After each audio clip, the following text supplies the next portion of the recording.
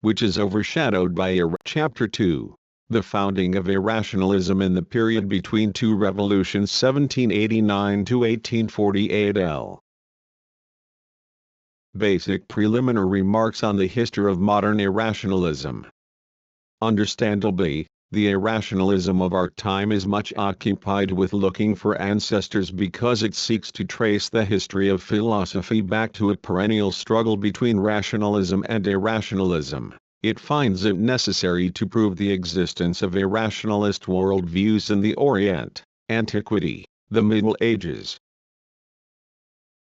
and so on. It is not worth enumerating all the, sometimes grotesque, forms taken by this deliberate distortion of the history of philosophy. For in dealing with the neo-Hegelians, for example, we shall find even Hegel presented as supremely irrationalist. So what comes about is an unprincipled eclectic mishmash, a totally arbitrary selection of famous or not so famous names, without definite criteria for the choice. It may be said that only the immediate pre-fascists and fascists possessed a criterion, the degree of reactionary firmness. For that reason Baumler excluded the early romantics of Jena from this illustrious gathering. For the same reason Rosenberg recognized only Schopenhauer, Richard Wagner, Lagarde and Nietzsche as classics of fascist irrationalism. At this point let us just note in passing that the catchword irrationalism is relatively new as a label for a philosophical tendency, school, etc. As far as I know, it first crops up in Kuno Fischer's Fichte. Windelband, in his History of Philosophy, already deals with Schelling and Schopenhauer in a section headed Metaphysics of Irrationalism. This terminology predominates even more in Lask. At first this use of the word irrationalism in such an enlarged sense met with critical reservations, but between the two world wars in particular it became a generally acknowledged term for the philosophical stream whose history will be the subject of this book. In classical German philosophy itself, Hegel uses the word irrational only in its mathematical sense. When criticizing the philosophical directions we are discussing, he writes of immediate knowing. Even Schelling still uses the expression in a derogatory sense, as a synonym for an absoluteness.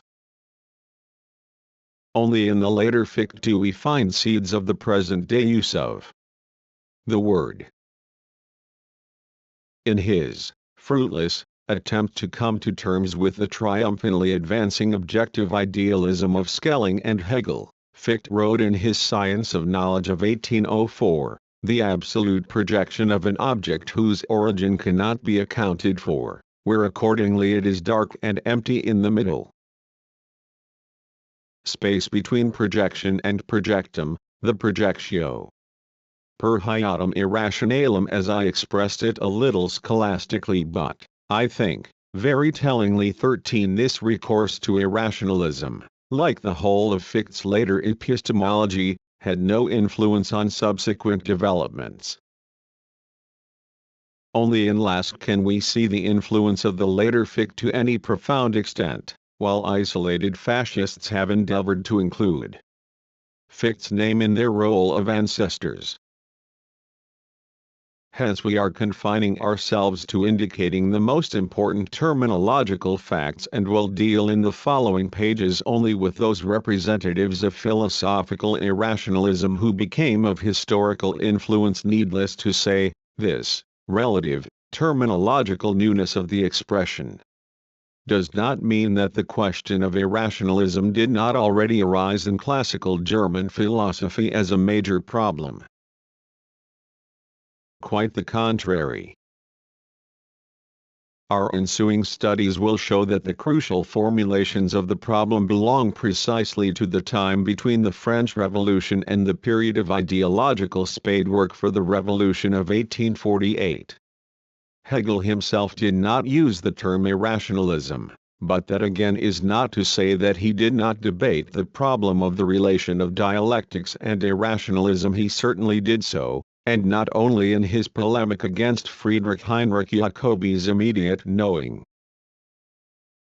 It is perhaps a coincidence, but an illuminating one, that his fundamental coming to terms with this subject begins precisely with geometry and mathematics. At all events, he was dealing, in this context, with the limits of the determinants of understanding, their contradictoriness, and the urging onwards and higher of the dialectical movement towards reason that now arose. Hegel wrote of geometry, in its course, however, and this is most remarkable. It finally meets with incommensurabilities and irrationalities where, if it wants to take definition farther, it is driven beyond the principle of understanding. As frequently occurs with terminology, there now appears the inverse proposition that what we call rational is the sensible thing, das Verständige, but what is irrational is rather a beginning and sign of rationality. The starting point of this statement was a special one, and it was still far from Hegel's mind to make general philosophical use of the terms employed. Yet here he was touching on the central philosophical problem of irrationalism's entire later development, namely those questions with which irrationalism has been always connected philosophically. These, as we shall see in the course of our studies, are the very questions resulting from the limitations and contradictions of thinking governed simply by understanding. If human thought detects in these limitations a problem to be solved and, as Hegel aptly states, the beginning and sign of rationality, that is, of a higher knowledge, then the encounter with them can become the starting point for the further development of thinking. For dialectics irrationalism, on the other hand, we are briefly summarizing in advance what we shall set out in concrete detail later, stops at precisely this point, absolutizes the problem, hardens the limitations of perception governed by understanding into perceptional limitations as a whole, and indeed mysticizes into a supra-rational answer the problem thus rendered artificially insoluble. The equating of understanding and perception of the limits of understanding with perceptional limitations as a whole, the introduction of supra-rationality, intuition, etc. when it is possible and necessary to proceed to irrational perception. These are the most universal hallmarks of philosophical irrationalism. What Hegel is here elucidating with a fundamentally important example is one of the central questions of the dialectical method. He defines the realm of laws as the quiescent image of the existing or phenomenal world. So, to take here only the real gist of his line of thought, the appearance is the totality as against law, for it contains law but more besides, namely the element of the autonomously moving form. Here Hegel has elaborated the most general logical elements which constitute the most markedly forward-looking tendency of the dialectical method, the approximating character of dialectical knowledge. And Lenin, who revealed this crucial aspect of the dialectical method, naturally the materialistic one, no longer fettered by Hegel's idealist limitations, vigorously stressed the significance of the statements by Hegel just quoted. That is an eminently materialist and, with the word quiescent, remarkably apt definition. Law takes the quiescent element, and hence law. Every law is narrow, incomplete, an approximation.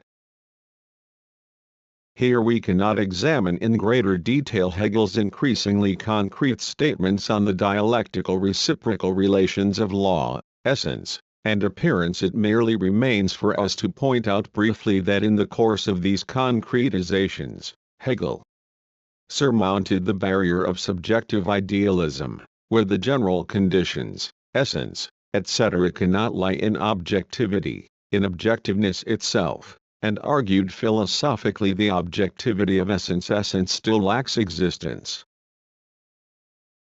But it is, and in a profounder sense than being law is therefore the essential appearance, a definition whose fundamental importance Lenin too stresses strongly in the marginal notes we have quoted to Hegel's Science of Logic. With these statements we can already define a little more closely the general, methodological relation of irrationalism to dialectics.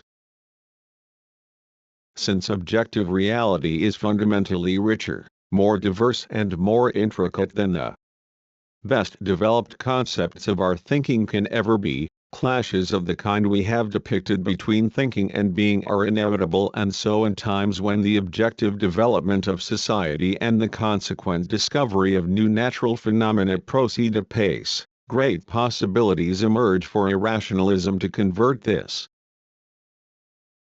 advance into a retrograde movement. With the help of mysticizing, such a situation arose at the turn of the 18th–19th centuries, partly as a result of the social upheaval caused by the French Revolution and the Industrial Revolution in England, partly as a result of the crises in natural scientific thinking, the development of chemistry, biology, etc., on the basis of the age's fresh discoveries in geology, paleontology, etc. Hegel's dialectic, in its attempt to comprehend the problems now raised from the historical angle as well, was the highest stage in bourgeois philosophy, its most energetic attempt to master the difficulties intellectually, to create a method which could guarantee such an approximation, the fullest so far, of thought. The intellectual reflection of reality, to that reality itself. We are not going to discuss Hegel's well-known idealist limitations, his idealist mystifications, or the antithesis between method and system. The critique of them made by the classic Marxist-Leninist authors is generally known, and we take it as read.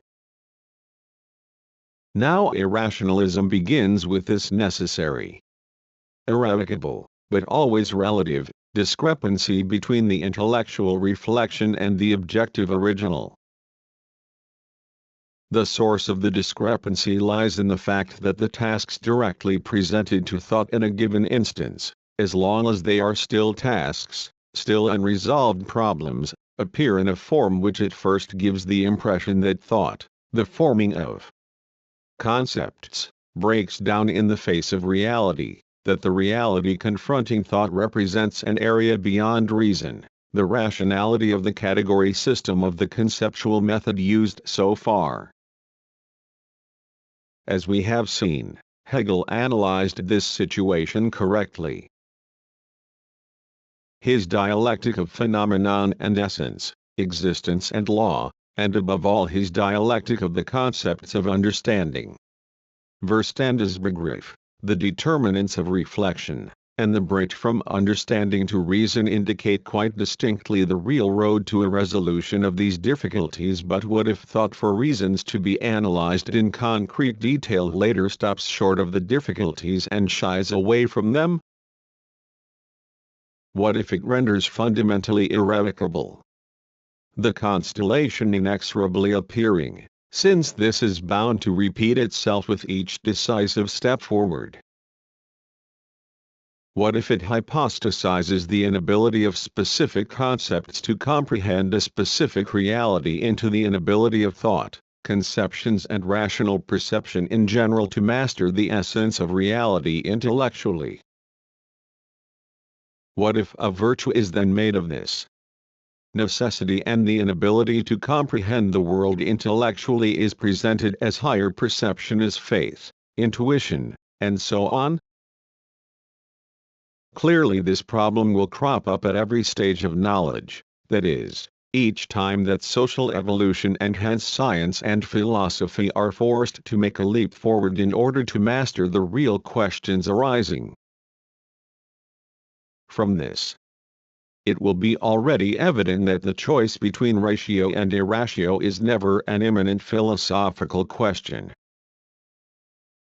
It is not chiefly intellectual or philosophical considerations which decide a thinker's choice between the new and the old, but class situation and class allegiance. If we take the broad perspectives of centuries, it often seems almost unbelievable how important thinkers have halted at the threshold of a problem nearly resolved, and indeed have turned round and fled in the opposite direction. Only the class character of their stance can illuminate such enigmas. We should look for this social conditioning of rationalism and irrationalism not only in the mass of social injunctions and prohibitions. The great 17th-century English materialist, Thomas Hobbes, aptly characterized the structure of this conditioning when he wrote, "For I do not doubt that if it conflicted with somebody's proprietorial rights or, to put it more accurately, with the interests of proprietors for the three angles of a triangle to be equal to two corners of a square, then this thesis, if not disputed, would nonetheless be suppressed through the burning of all geometry books, as far as those involved were able to carry it through." And accordingly it must be said that on no account is this element of a direct suppression of new truths to be underestimated either. Let us recall the beginnings of modern philosophy, the fate of Bruno, Vanini and Galileo. This situation has undoubtedly exerted a major influence, manifesting itself in many striking ambiguities and finding clear expression in the philosophical diplomacy of Gassendi, Bayle, Leibniz, etc. Similarly connected with this is Lessing's public silence about his Spinozist views. Nor should we underestimate the philosophical importance of such diplomacy. Granted, in the cases of Gassendi or Bayle, posterity has obtained a clear picture of their real standpoint. But in the case of Leibniz this question has already become much harder to unravel, and Lessing's silence on Spinoza formed the basis for a totally false interpretation of his outlook. Despite all this, the social conditioning we mean is connected more deeply and intimately with personality and output. It is not solely external social pressure which creates so many deliberate ambiguities, so much clouding of what is actually meant in philosophy from Descartes to Hegel, particularly where decisive philosophical issues are at stake. Far more important still is the fact that social determinants rule the thinkers concerned down to their most private convictions, their manner of thinking and the way they set out a proposition, etc. Unknown to themselves. With this in mind, Marx replied to the radical Hegelians who sought to explain Hegel's ambiguities as simply external accommodation and to counter the exoteric Hegel who made compromises with an esoteric Hegel belonging to radicalism. There can no longer be any question of Hegel's accommodating himself to religion, the state, and so on, since this lie is the lie of his progress.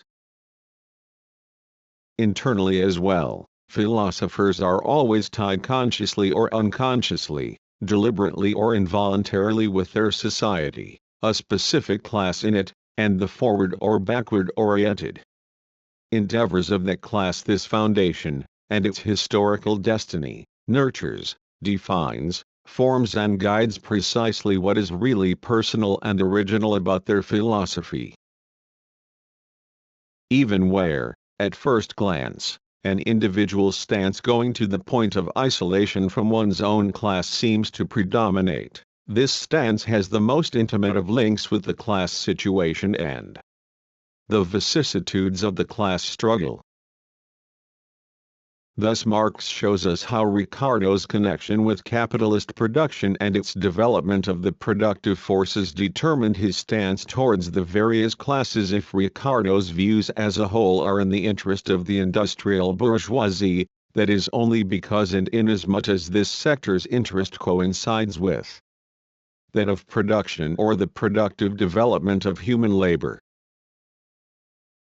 Where his views are antithetical to it, he is just as harsh towards the bourgeoisie as he otherwise is to the proletariat and the ILO aristocracy. The more genuine and significant a thinker is, the more he will be a child of his time, his country and his class. For every fruitful and really philosophical proposition, however strong the effort to place its subspecie aeternitatis is concrete, i.e., in content and form it is determined by the social, scientific, artistic, etc., exigencies and strivings of its age, and itself contains, always within the concrete tendencies operating here, a real tendency to go forward or back, towards the new or the old. Whether and how far the philosopher concerned is aware of this connection is a secondary problem. We have kept these observations on a general plane to start with. They lead us to a second question: each period, and within each period, each class playing a fighting part in the philosophical field poses in a different form the problem initially outlined, a problem out of which an irrationalism may arise in specific circumstances. Admittedly, the dialectical tension between rational conceptualization and its material from reality is a general fact of the perceiving relation to reality. But the manner in which this problem emerges in each instance and in which its resolution is tackled, or, alternatively, evaded and fled from, varies qualitatively in accordance with the historical situation and the historical evolution of the class struggles. These differences touching the structure of the propositions and solutions manifest themselves very distinctly as differences between philosophy and individual sciences. The sciences are often in a position to resolve directly the problems that life poses, often without bothering very much about the philosophical consequences. Take, for example, the development of mathematics, where important dialectical problems are correctly posed and resolved, but the greatest dialectical pioneers are as little aware of their discovery of new dialectical territory as was Molière's gentilhomme of the fact that he was always talking in prose. Philosophy, on the other hand, is compelled to tackle fundamental questions concerned with a worldview, no matter how the answers turn out. But this difference too is relative, and so at the same time historically relative as well. For in specific socio-historical circumstances the utterance of a purely scientific truth without any philosophical generalizing or a prompt drawing of philosophical conclusions from it may go directly to the center of class-based conflicts of worldview. That was once the case with the Copernican theory, and it happened later with Darwinism. Today it is happening with the further development of Darwinism by Mashurin and Lysenko. On the other hand, there were relatively long-lasting philosophical tendencies which made the avoidance of any proposition related to a worldview the fundamental program and core of the method. Here we wish only to suggest that a specific stance in the sense of a class-based worldview, that is, a philosophical partisanship, is of course implicit in all such evasions. That is so with precisely the most significant manifestation of the type just indicated, neo-Kantianism and positivism in the second half of the 19th century.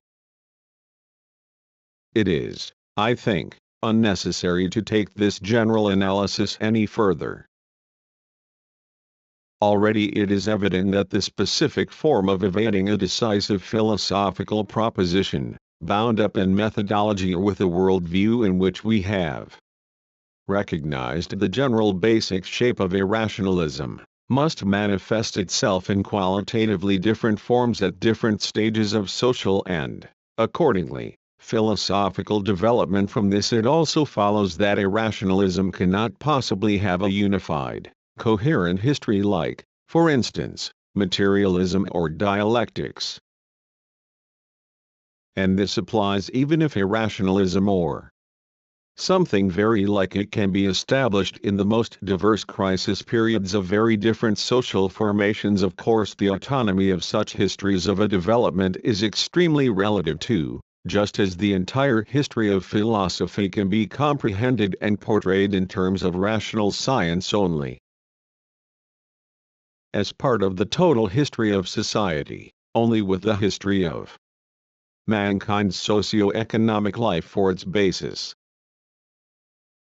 Marx's statement in the German ideology, not forgetting that right has a history of its own 111 as little as religion does, naturally refers to the history of philosophy as well, but with irrationalism something else, something more is involved. Irrationalism is merely a form of reaction. In the double sense of the secondary and the retrograde, to the dialectical development of human thought. Its history therefore hinges on the development of science and philosophy, and it reacts to the new questions they pose by designating the mere problem as an answer and declaring the allegedly fundamental insolubility of the problem to be a higher form of comprehension. This styling of the declared insolubility as an answer, along with the claim that this evasion and sidestepping of the answer, this flight from it, contains a positive solution and true achievement of reality, is irrationalism's decisive hallmark. Agnosticism too avoids answering such questions, but it confines itself to declaring them unanswerable and more or less openly rejects the possibility of solving them in the name of an allegedly exact scientific philosophy. Granted, this is only to characterize two poles. In actual philosophy, especially that of the imperialist period, we find all kinds of links between agnosticism and irrationalism, with the first frequently turning into the second. Not to mention the fact that, for reasons we shall often encounter again, almost every modern irrationalism more or less props itself up on the epistemology of agnosticism. Therefore, on the reactionary side, every major crisis in philosophical thinking as a socially conditioned struggle between burgeoning and decaying forces produces tendencies to which we might apply the term irrationalism. Whether the general employment of this term would have any scientific purpose is, we admit, questionable. On the one hand, it could give rise to the false impression of a uniformly irrationalist line in the history of philosophy, such as modern irrationalism has actually tried to give. On the other hand, modern irrationalism, for reasons we are about to state, has such specific conditions of existence stemming from the peculiarity of capitalist production that a uniform term would easily blur the specific differences, and would modernize in an unacceptable way old intellectual tendencies that have little in common with those of the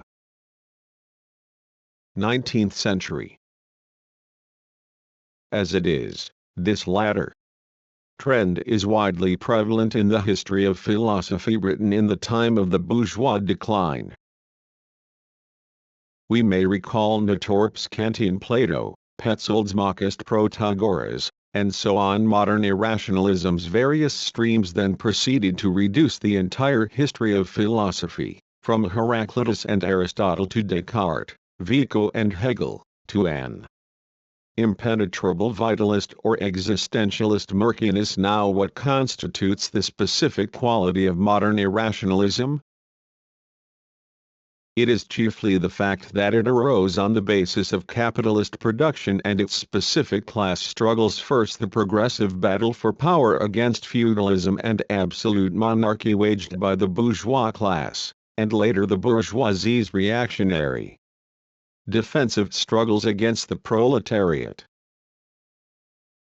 Throughout this book we will show in concrete terms the decisive changes which the various stages of those class struggles wrought in the development of irrationalism in both form and content, determining equally the propositions and the solutions, and we will show how they altered its physiognomy. Now if we wish to sum up the fundamental importance of capitalist production to our philosophical problem, we must emphasize first of all a major difference between capitalist and pre-capitalist development, the problem of the productive forces, development. In slave societies, the contradiction between the forces and the conditions of production expresses itself at that critical point in the system which we find of decisive importance, in the ever-increasing regression and stunting of the productive forces, whereby a process was initiated which made the survival of the slave system as a society's economic and social basis impossible in the long run. In feudal times the same contradiction was already expressed in a markedly altered form. In the lap of feudal society the bourgeois class, originally a mere component of the feudal formation itself, evolved its increasingly superior productive forces, whose constantly growing development was ultimately bound to shatter feudalism. We cannot now examine the various forms this process evinces in England, France, etc. Although precisely these variations profoundly affected the specific nature of the class struggle and the particular character of Anglo-French philosophy, etc., but the productive forces, development since the rise of capitalist production has differed qualitatively from all earlier social formations. The very pace of their evolution has a qualitatively new accent to it. This, however, is connected also with an unprecedented internal interaction between the development of science and the ascent of the productive forces. The immense upsurge of the natural sciences since the Renaissance can be traced primarily to this interaction. But the further sequel to all this was that, on the one hand, the bourgeoisie's reactionary development in the political, the social and our particular concern the ideological sphere began at a stage in history at which the forces of production were still energetically ascending. Naturally the obstruction of the productive forces, development by the conditions of production also occurred in capitalism. Lenin supplied convincing proof of this with regard to imperialism, and this obstruction already manifested itself at the pre-monopolist stage in every economic crisis.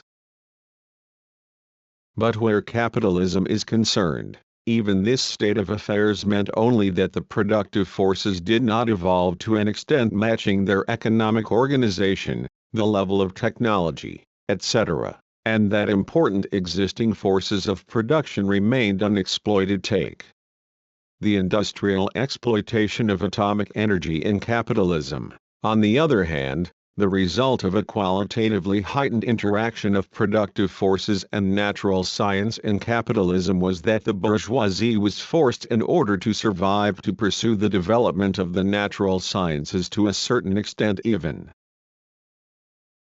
in its age of decline. The technology of modern warfare in itself made this imperative. A complete change in the character of the class struggles is inseparably linked with this economic development. Recent Soviet historians have pointed out the decisive part played by revolts of slaves and vassals in the dissolution of the slave economy and feudalism, but that does not lessen the qualitative difference between the proletariat and the classes previously exploited.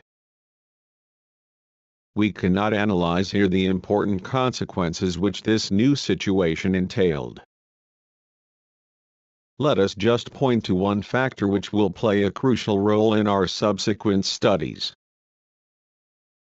The proletariat is the first oppressed class in history that has been capable of countering the oppressor's philosophy with an independent and higher worldview of its own.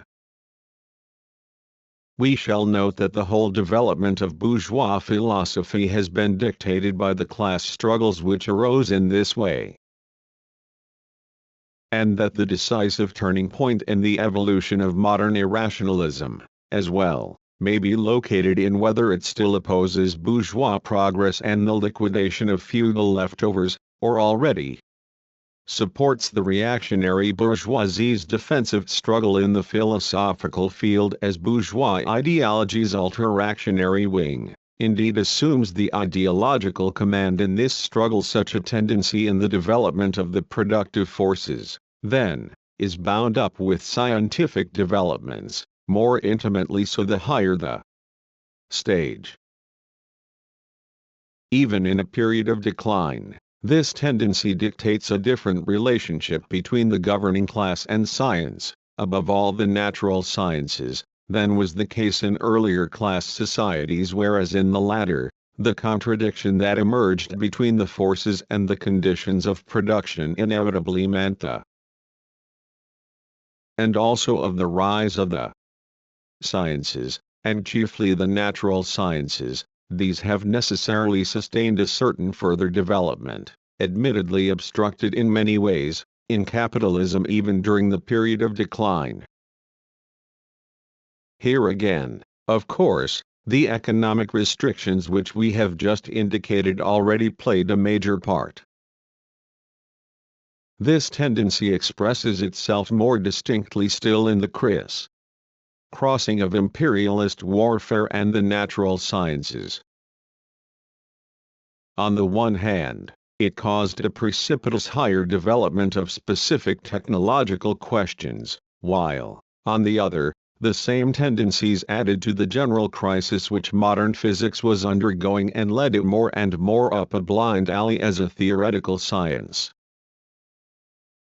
We shall come in a moment to the key question of the relation between science and philosophy, which is a relationship of mutual promotion in a time of upward growth and becomes an obstruction to both in a time of decline.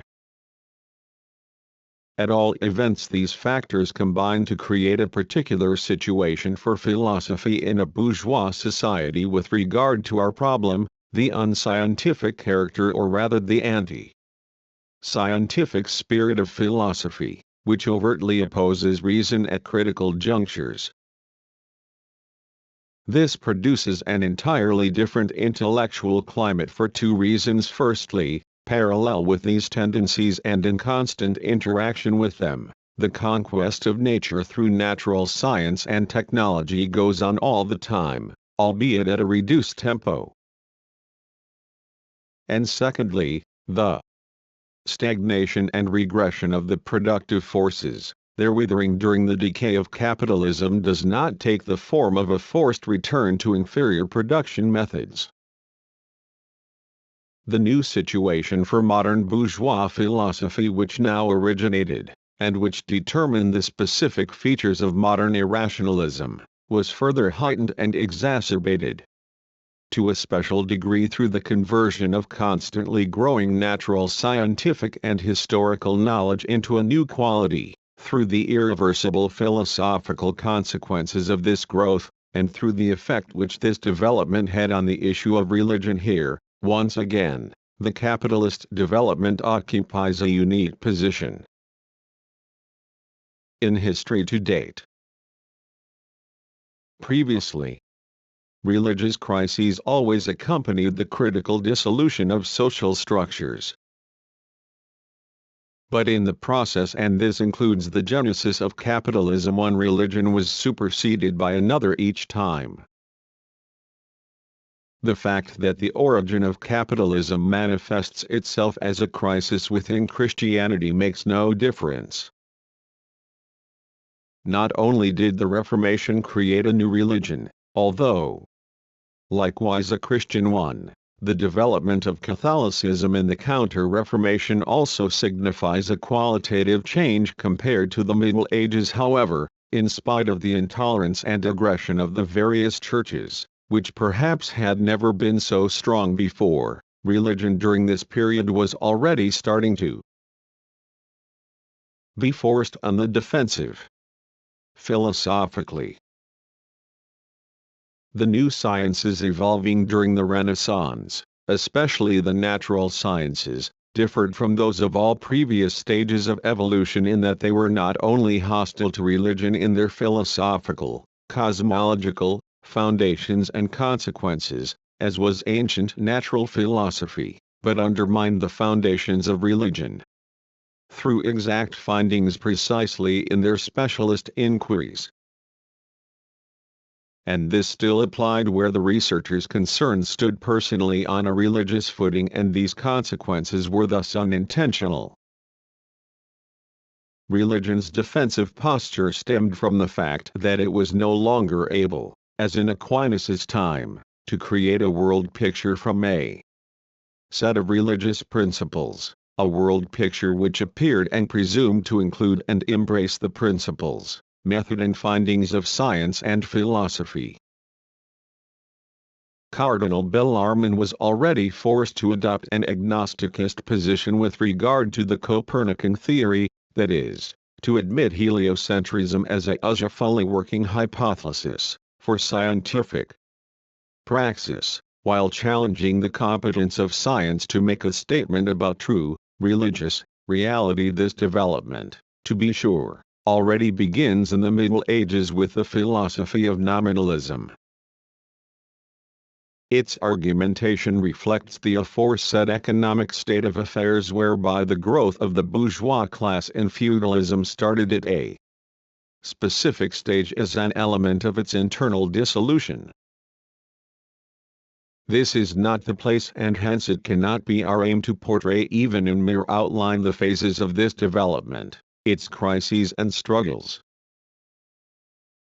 Here we can only make some basic observations. Firstly, it should be remarked that already in nominalism, this development as a struggling new world picture of anti-religious tendency and opposing the old religion began and was perpetuated as a struggle by one religious form against another, as an internal tussle between religions. That was also the case in the bourgeois revolutions and even, partly, in the French Revolution. Let us recall Robespierre's cult of the supreme being. That is to say, the bourgeoisie as a collective class was incapable of radically doing away with religious consciousness. When its ideologists, and chiefly the great materialists of the 17th and 18th centuries, had a will to go that far, the sciences had not yet developed to an extent enabling their world picture to be really filled out on the basis of a radical immanence.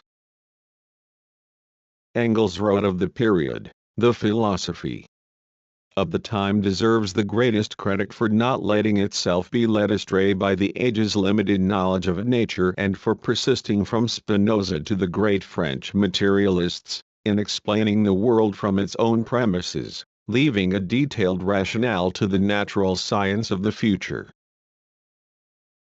112. The scientific possibility of explaining the world from its own premises has become greater and greater. In our own day it is in the process of reaching completion with the approach of our knowledge to the concrete transitions between inorganic and organic nature.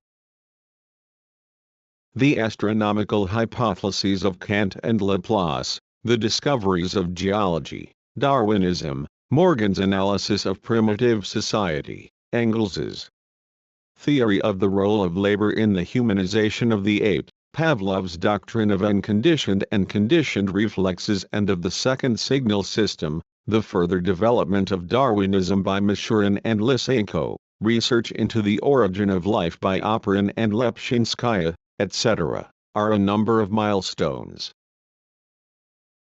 on this road. However, the further bourgeois society proceeds to develop, the more the bourgeoisie just defends its power against the proletariat, and the more it turns into a reactionary class, the less often bourgeois scholars and philosophers will be prepared to draw the philosophical consequences from the facts already so abundantly present. And bourgeois philosophy will turn more firmly to irrationalist solutions when the development approaches a point calling for a step further in an immanent explanation of the world, an interpretation of it from its own premises and the rational comprehension of the dialectic of its own movement. Such crises, naturally enough, are by no means of a purely scientific character. On the contrary, the exacerbation of a scientific crisis, the compulsion either to advance dialectically or to take flight into the irrational, nearly always coincides and not by chance with major social crises.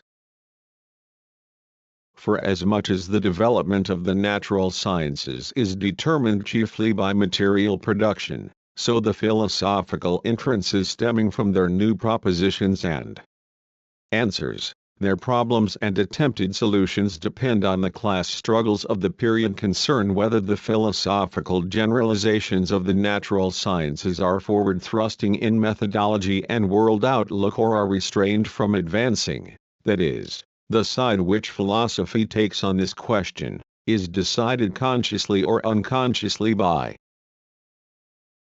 their representatives' position in the class struggles of the relevant period. This holds good to a heightened extent for the relationship of philosophy to the social sciences, chiefly economics and history. Here the connection between the direction of the philosophical stance, forward or backward looking, and contemporaneous class struggles is more inward and intimate.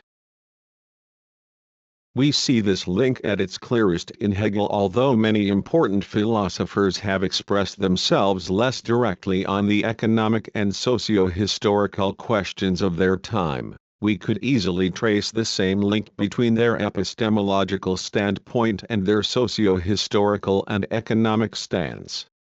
Although presented in very general terms, this concretization of our picture, as initially outlined, of irrationalism's philosophical roots already shows the shakiness of that search for ancestors so eagerly pursued by modern representatives of this direction. All in all, the basic philosophical tendency from the 16th to the first half of the 19th century was a vehement forward thrust, a vigorous urge to master intellectually the whole of reality, nature as well as society. The impetuous development of the sciences, the enlarged horizon in surveying phenomena in both domains therefore raises dialectical problems all the time.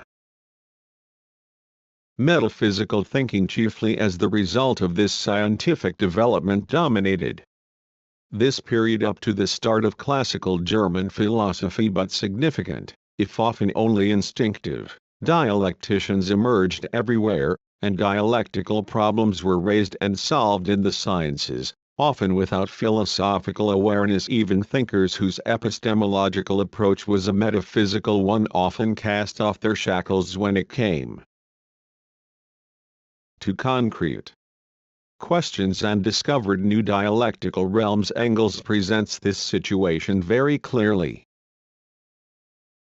Modern philosophy, although it gave rise to some excellent dialecticians, for example, Descartes and Spinoza, became increasingly rooted, especially through England's influence, in the so-called metaphysical mode of thinking, and this also dominated, almost exclusively, the French thinkers of the 18th century, at least in their specialist works of philosophy. Outside philosophy proper, they were similarly capable of producing dialectical masterpieces. Let us mention just Diderot's Rameau's Nephew and Rousseau's Discourse on the Origin of Inequality among 13. The main philosophical controversy of this period too was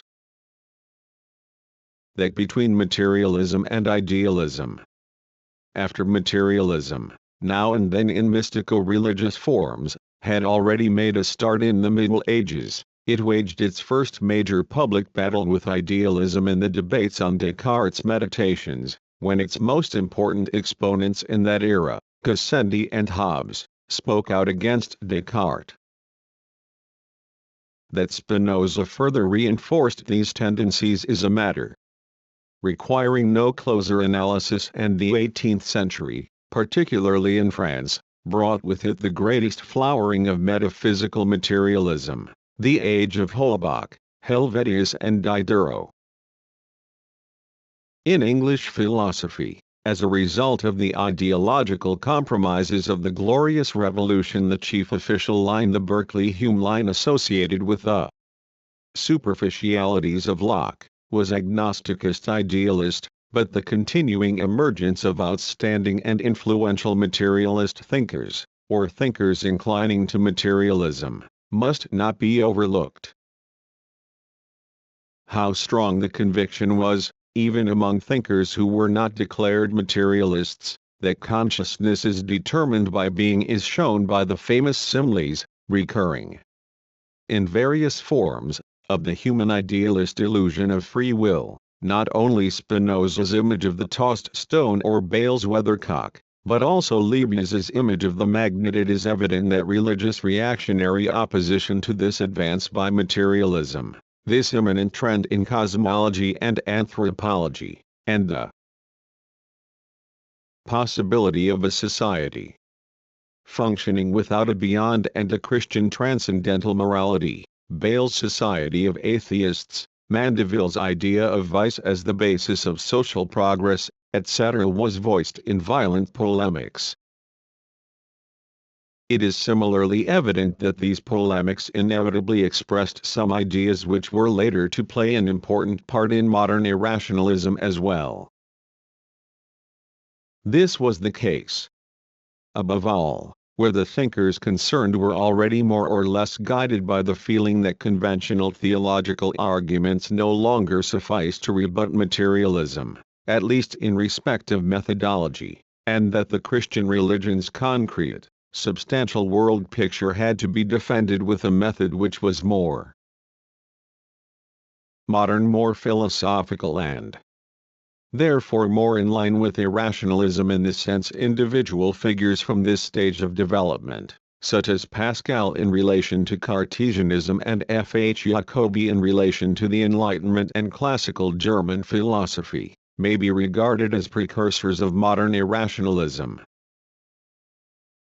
In both, we can clearly see the flinching from social and scientific progress as dictated by their period's pace of development, and against which the pair, Pascal especially, formed a kind of romantic opposition, criticizing its results from a rightist angle. In Pascal's case, the double line of this critique is distinctly visible. Pascal provides a keen-witted, acute critical description of aristocratic court society and the nihilistic moral consequences which were the necessary product of the dissolution that was already plainly setting in. He often borders in these descriptions on the writings of La Rochefoucauld and La Bruyere. But whereas these authors bravely faced up to the moral problems now arising, Pascal registered them only in order to gain a seasonable pathos as a springboard for his salto mortale into religion. With La Rochefoucauld and La Bruyere there ensued, if only in an aphoristic or descriptive argumentative fashion, a strong approximation to the dialectic of morality in the nascent capitalist society. With Pascal, on the other hand, these contradictions were presented from the outset as insoluble in human and immanent terms, as symptoms of a hopeless and irremediable isolation and loneliness experienced by the human being left to his own devices in a God-forsaken world. It is no accident that Pascal often comes close to Schopenhauer in describing and analyzing deadly, disconsolate boredom as the chronic malady of the ruling classes. This philosophical description of the forsaken state, which forms the most important connecting link with the irrationalist philosophy of later periods, was also the basis of his reflections on mankind's relations to nature. From the geometrized study of nature now arising, Pascal the important, ingenious mathematician drew philosophical inferences which were diametrically opposed to Descartes, Spinoza or Hobbes alike for all their other differences. Here, These thinkers perceived inexhaustible possibilities for the intellectual mastery and practical conquest of nature by man. Pascal, on the contrary, saw this as transforming a cosmos hitherto populated with anthropomorphized, mythical religious figures into an empty infinity, inhuman and alien to man. Man was a lost soul astray in that minutely tiny corner of the universe whither natural scientific discoveries had hurled him. He stood at a loss in the face of the insoluble mysteries of the two abysses, the infinitely small and the infinitely great. Only the experience of religion, the truth of the heart, Christian truth, could restore to him life's meaning and direction. Pascal, therefore, saw both the dehumanizing effects of the capitalist boom then still occurring in the forms of feudal absolutism and the necessary and progressive methodological consequences of the new natural sciences which were destroying the preceding world picture's anthropomorphism, and of the new philosophy they engendered. But while seeing the problems, he made an about-turn precisely where his great contemporaries went on in the direction of a dialectic, or at least endeavored to go on this turning back. This retreat when directly faced with the newly posed problems, links Pascal with the new irrationalism. He differed from it otherwise in that the connection with positive, dogmatic religion, as regards content, was in his case incomparably stronger. The real content of his philosophy, the goal of his dissolution of the dialectical tendencies into a desperate, basically insoluble paradox requiring his salto mortale into the religious sphere, was nothing else than dogmatic Christianity, albeit in a post-reformist shape, the shape of Jansenism. Thus Pascal rose to become a forebear of modern irrationalism less through the contents he affirmed than through his method, in consequence of an aphoristic phenomenology of the religious experience of despair. But in this respect only was he to some extent a genuine precursor. His, in some ways, modern phenomenology of despair with its bent towards religious fulfillment led, as indicated, to a dogmatic acknowledgement of Christianity. In just this, through acknowledging the rationality of dogmas, he and modern irrationalism follow entirely different paths. Certainly, and stress was often laid on this, he was now arguably very close to Kierkegaard, but our later analyses of the latter's standpoint and method will show that here, the historical distance of nearly 2 centuries meant a change into something qualitatively new. For in Kierkegaard's case, the phenomenology of despair was so dominant that against his own will, the tendency towards its religious fulfillment and subliming decisively modified the object of the religious intention. That is to say, it led to a decomposition of the religious contents, converting the Christian tendencies very strongly into the merely optative and postulative, and bringing his whole philosophy close to a religious atheism, an existentialist nihilism. Certainly seeds of all this are present in Pascal, but seeds in nothing more with Friedrich Heinrich Jacobi, the contemporary of the German Enlightenment and German classicism. The rebuff to materialism and atheism was manifested far more clearly at first. But the positive content of his religious experience was then far emptier. In his case, almost all that remained was the attempt to salvage an abstract religious generality. In this Jacobi came close to and at the same time remained apart from modern irrationalism.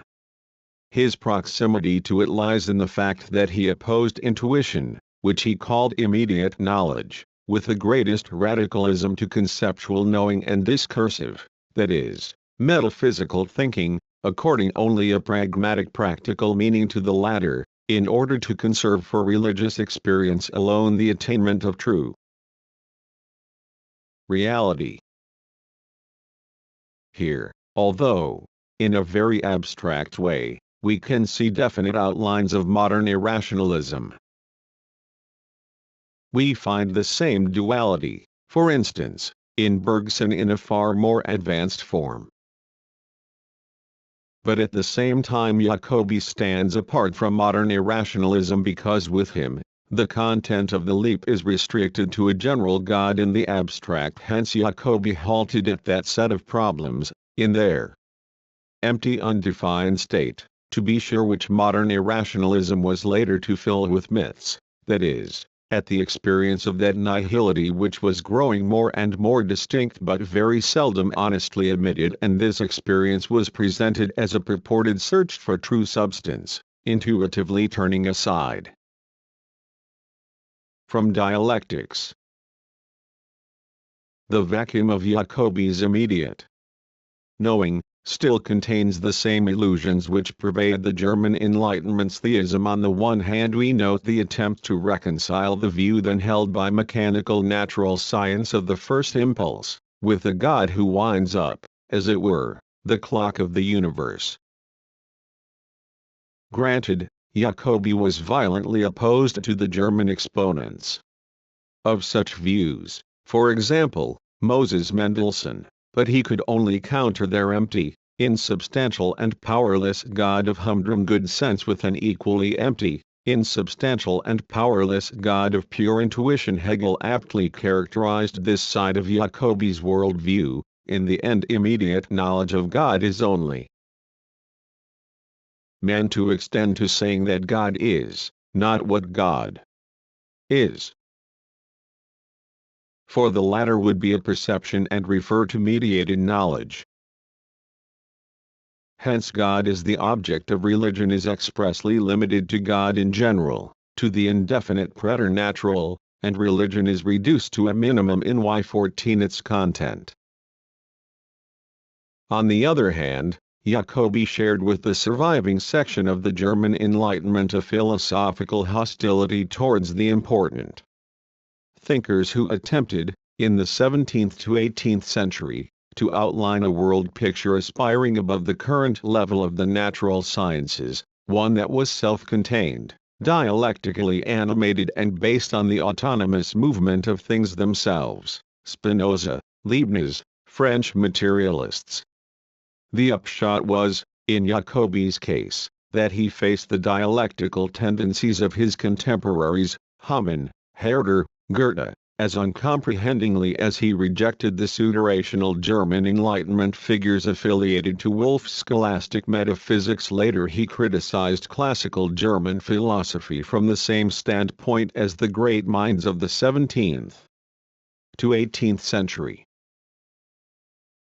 Now incapable even of welcoming the irrationalist tendency emerging with Schelling, a colleague and ally, he also assailed this with the arguments of his Spinoza controversy. So despite the common feature we have indicated, Jacobi was not a real representative of modern irrationalism either. Only, he came markedly nearer to it in two respects than anybody else at the time.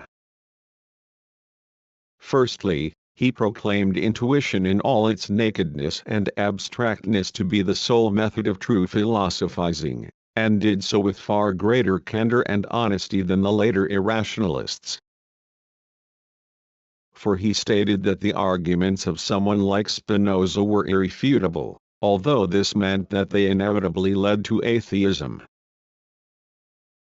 Thus he said, in his famous discussion with Lessing, Spinoza is good enough for me, but what a poor salvation we reach in his name.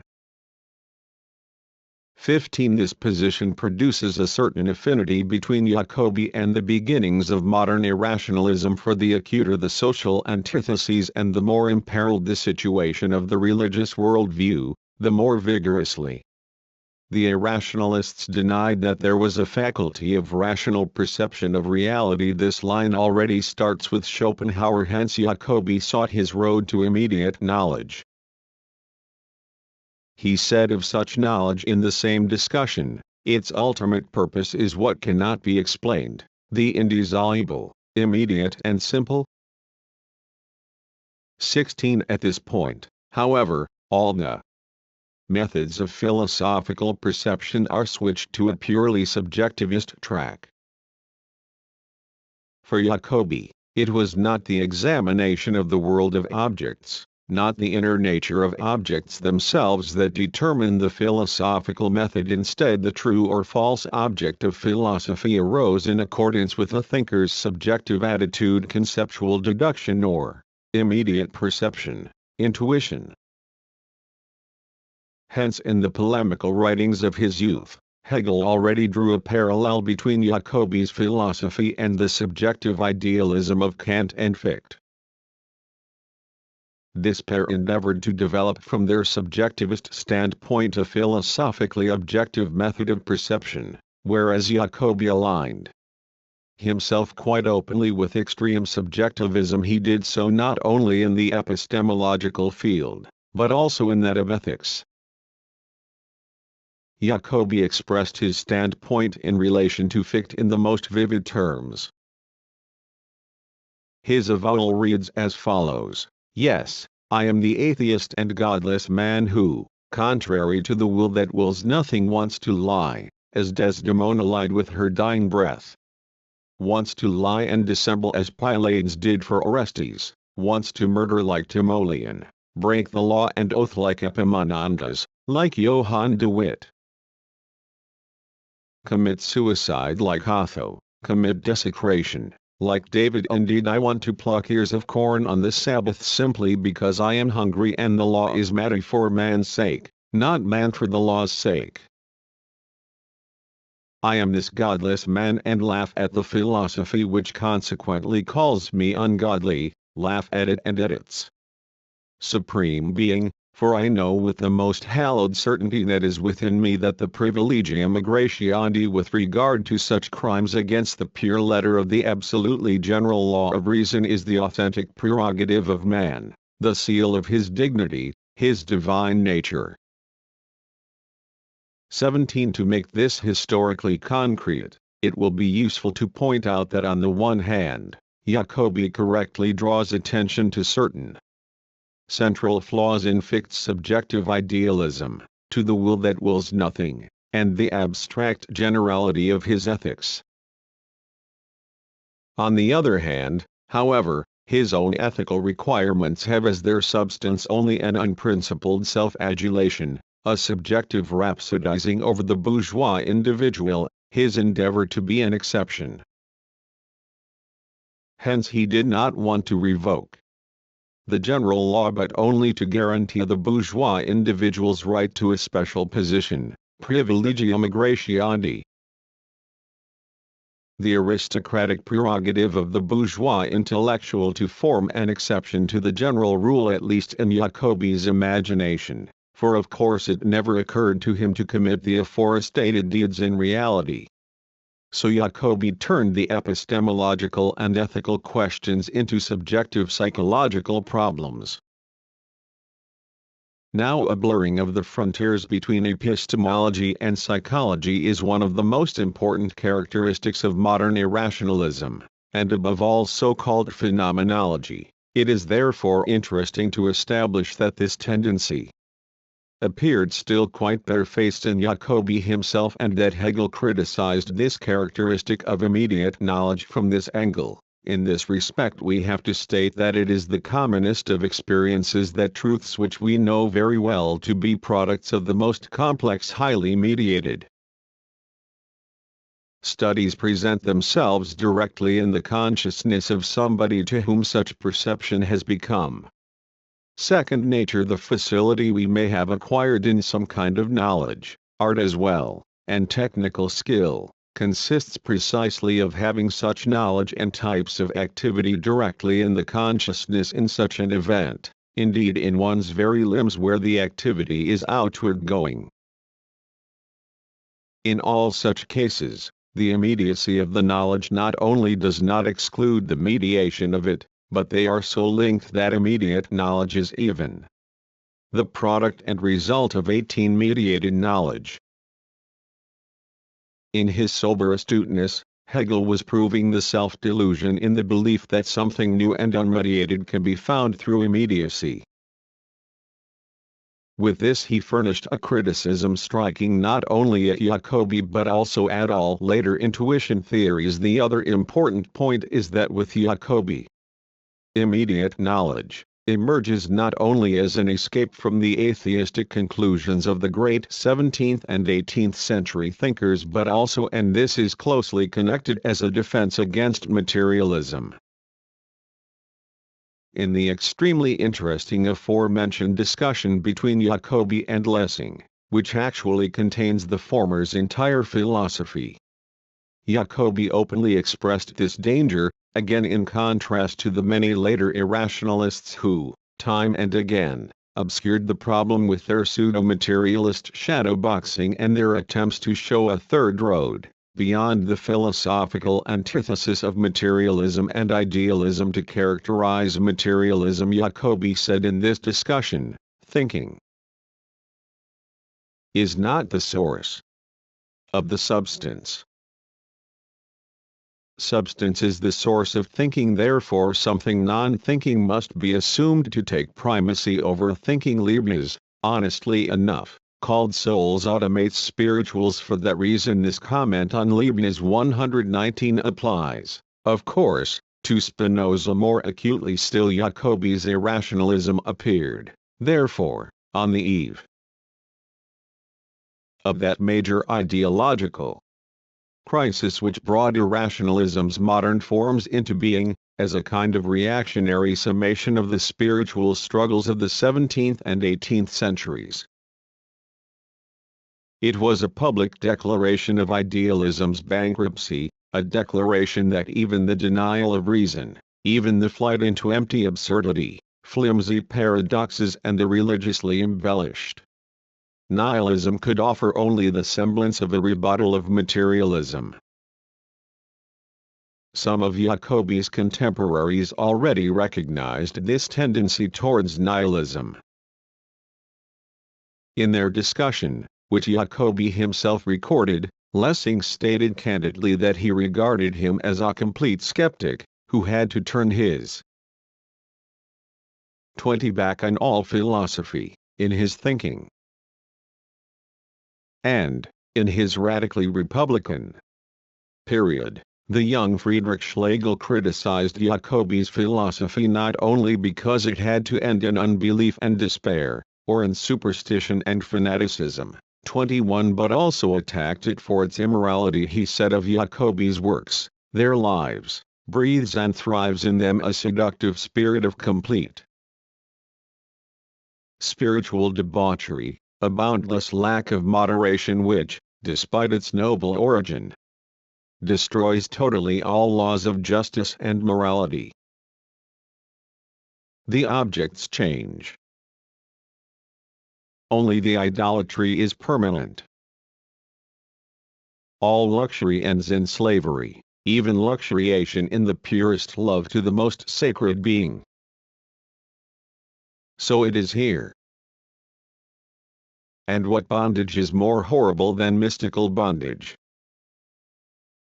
122 That Friedrich Schlegel similarly ended up as a mystical irrationalist does not affect the accuracy of this critique. What was most fraught with consequences in Jacobi's stand was his denunciation of Spinoza as an atheist, along with Lessing and later the whole of classical German philosophy.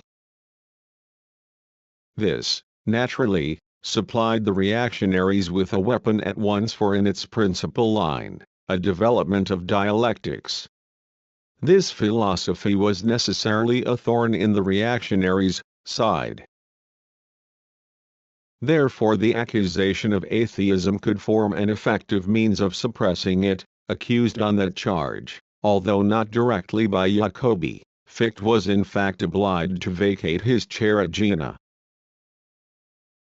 But regarded in terms of the history of philosophy, this barbed statement from Jacobi did have the significance that it created an awareness of the basic irreconcilability of rigorously practiced philosophy and religion and did much to make it a matter for topical debate, and it did so such that the progressive philosophy declared to be necessarily atheistic was now no longer countered with a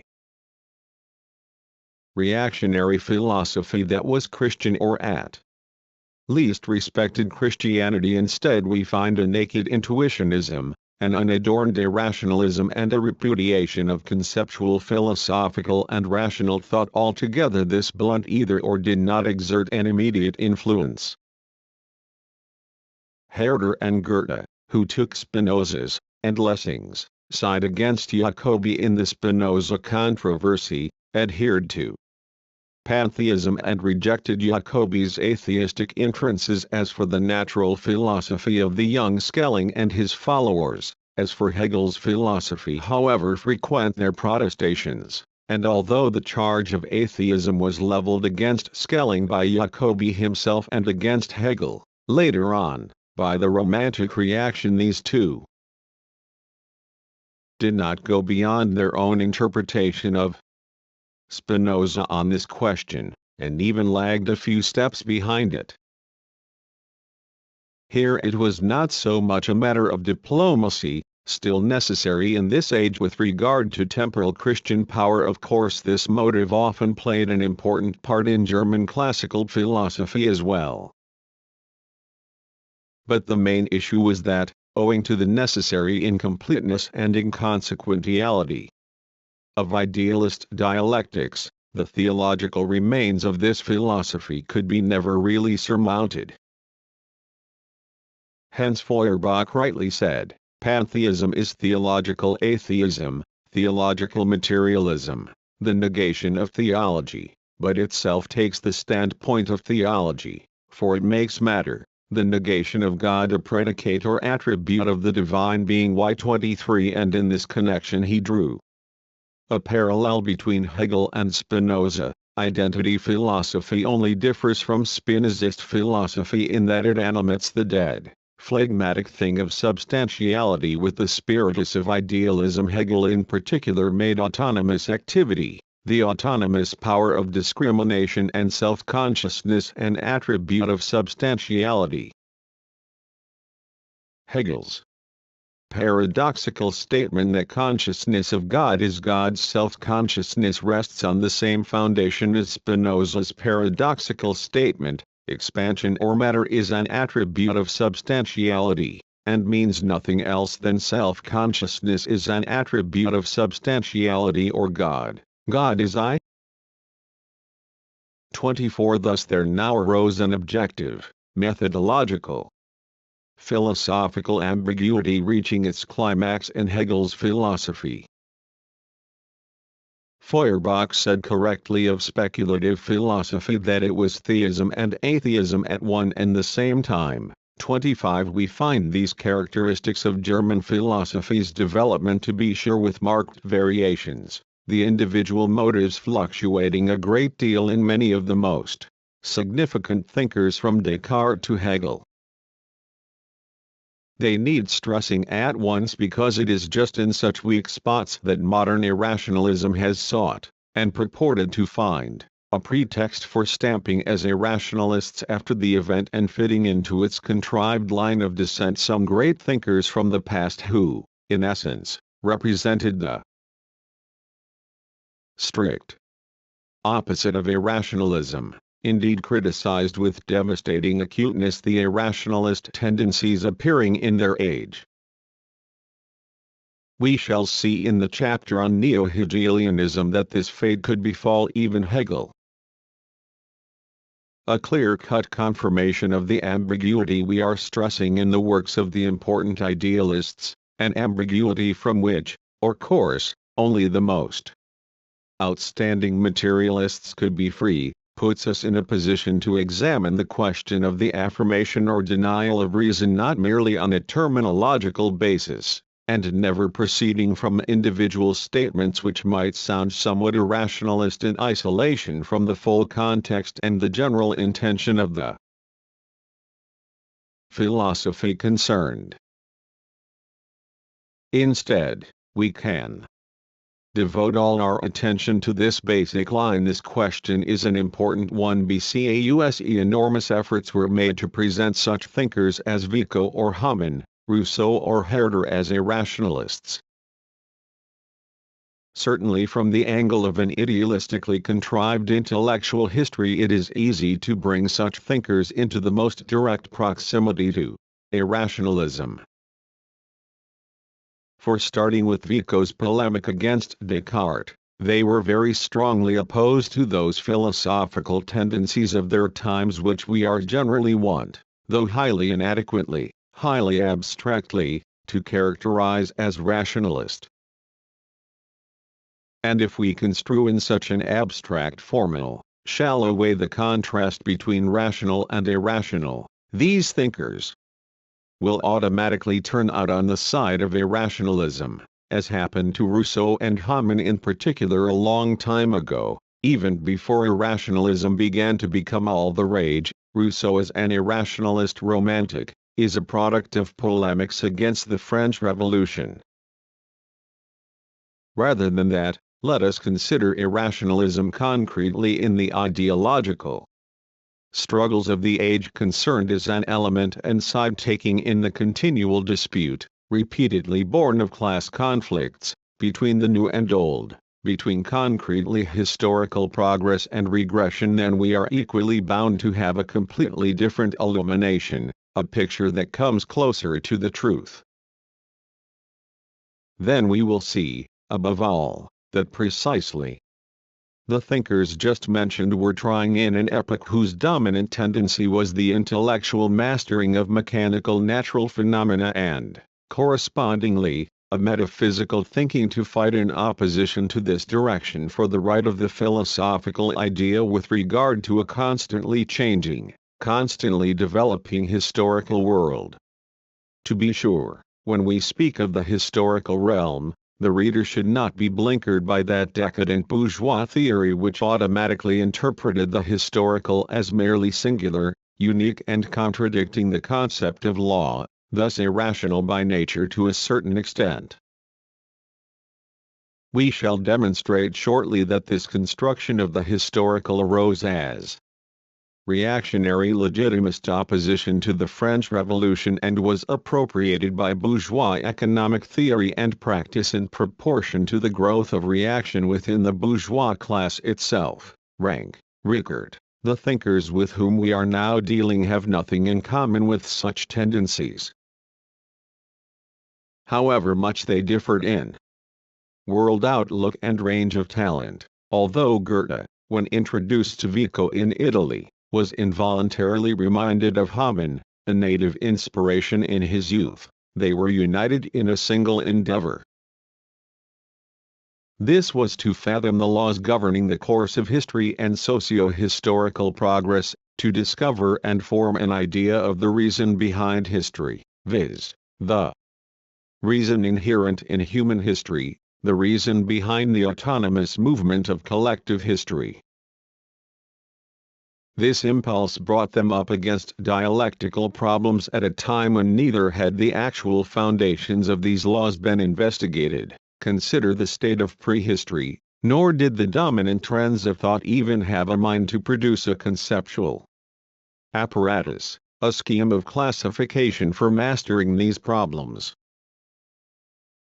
Indeed, the dominant epistemological tendencies, with geometry as the model, could only inhibit a development in this direction. So the quest for the reason immanent in the autonomous movement of society and history had to proceed against the current of the dominant epistemology.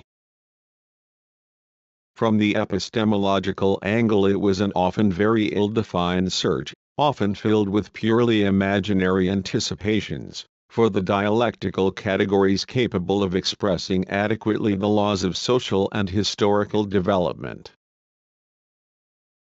There was, for example, the young Goethe's distaste for the rationalist philosophy of his age. Remarkably, but by no means fortuitously, he always made an exception of Spinoza.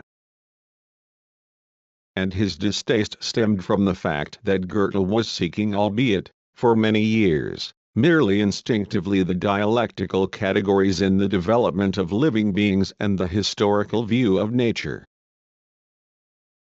That was why the irrational vitalists advertised and celebrated him as their ancestor throughout the imperialist period. Although Goethe developed in reality from methodologically tentative early essays at a radical empiricism into an independent supporter of classical German philosophy, especially its dialectics, we should further remark on Goethe's reservations with regard to important contemporary philosophers. One of the grounds for this was that he came far nearer to philosophical materialism than they did, no matter whether he described his materialism, which was never quite rigorous, as hylozoism or something different. The other reason is that he would never allow his own experimental findings to be trapped within an idealist system. The example of Goethe demonstrates quite plainly which features matter. Here, Goethe, the adversary of the absolutizing of Linnaeus's system, Goethe, the supporter of Geoffroy Saint Hilaire and fellow campaigner against Cuvier, but not the individual statements or even discourses of his in which, or into which, if we interpret them in an unhistorical, geistwissenschaftliche sense, we may read something irrationalist. It makes no crucial difference that Goethe was chiefly interested in the history of nature, Vico, Rousseau or Herder in the historicity of all social occurrences, and that God plays a far more positive role in the world picture of most of those thinkers than for Goethe. Take, for example, the historical function of providence in Vico's work. Vico described this as a spirit which produces out of the passions of human beings, who all cling only to personal gain and would therefore live in the wilds like wild beasts, the civil codes through which they can live in human communal 26. And when Vico lucidly sums up this idea at the conclusion of his book, we almost catch an echo of Hegel, for only men themselves have created this world of nations. That was the first undisputed principle of this science, but it has doubtless proceeded from a spirit which often differs from man's particular goals, sometimes opposes them and is always superior to them.